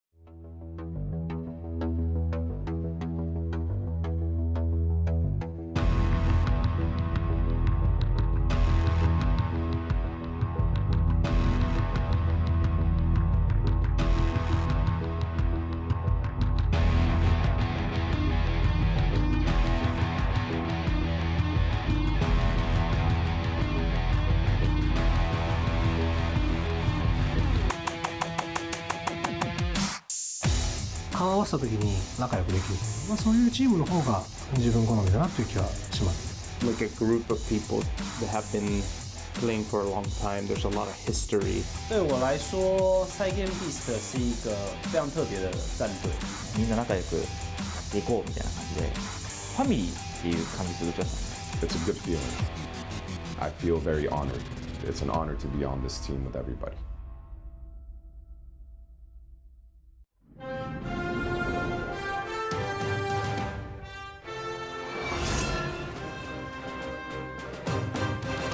Boundless are the heavens, reaching beyond our skies. Rays of light, gleaming trails, and tales of luster. To reach the arena, where the humble are forged into heroes. You must brave perils, both as volatile and infinite as the very stars themselves. In one moment, a promise of miracles, but in the next, calamity. Never lose hope, for at the journey's end, she awaits. So take up arms against the cosmic horrors. Hold back the fearsome night sky, and claim victory from the darkness. Grasp the light of the heavens, forge your myth among the stars, and enter the fabric of legend.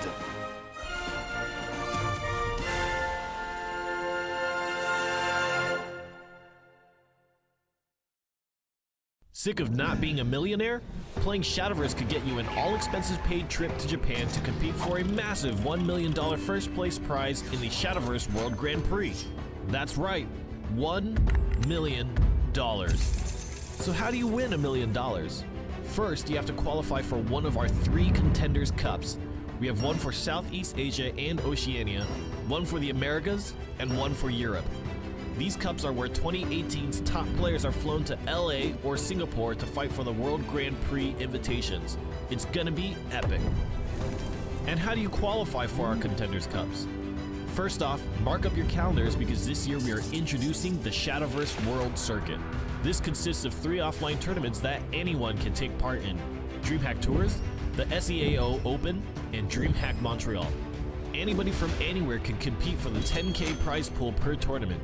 And as an added bonus for local players, winning your home region's tournament will get you flown to the Contenders Cup to fight for a slot in the World Grand Prix. You can also secure a Contenders Cup slot by winning one of our Pan America or European Spring or Summer online tournaments. Some slots for the Contenders Cups will go to players with the most 2018 league points. We've got 4 slots for competitors in Pan America, 4 slots for Europe, and 2 for SEAO. Didn't make the cut? No sweat, there's one more chance to qualify via our last chance wildcard tournaments that will take place in each region in September. Win one of those, and boom, you're in. You'll be gate crashing the Contenders Cup with all the other contenders, where an almighty clash of wills shall decide the final players who get to take part in the World Grand Prix. So this year, we are giving even more people even more chances than ever to win cash, just for playing Shadowverse. Our 2018 Global Esports calendar now covers 120 countries. And if winning money and basking in esports glory all sounds a bit like too much effort, just sit back and relax. We'll be streaming Shadowverse Esports all year round on the official channel so you can watch the best players in the world slug it out week to week. It's never been a better time for competitive Shadowverse. What are you waiting for? Go check out ShadowverseOpen.com.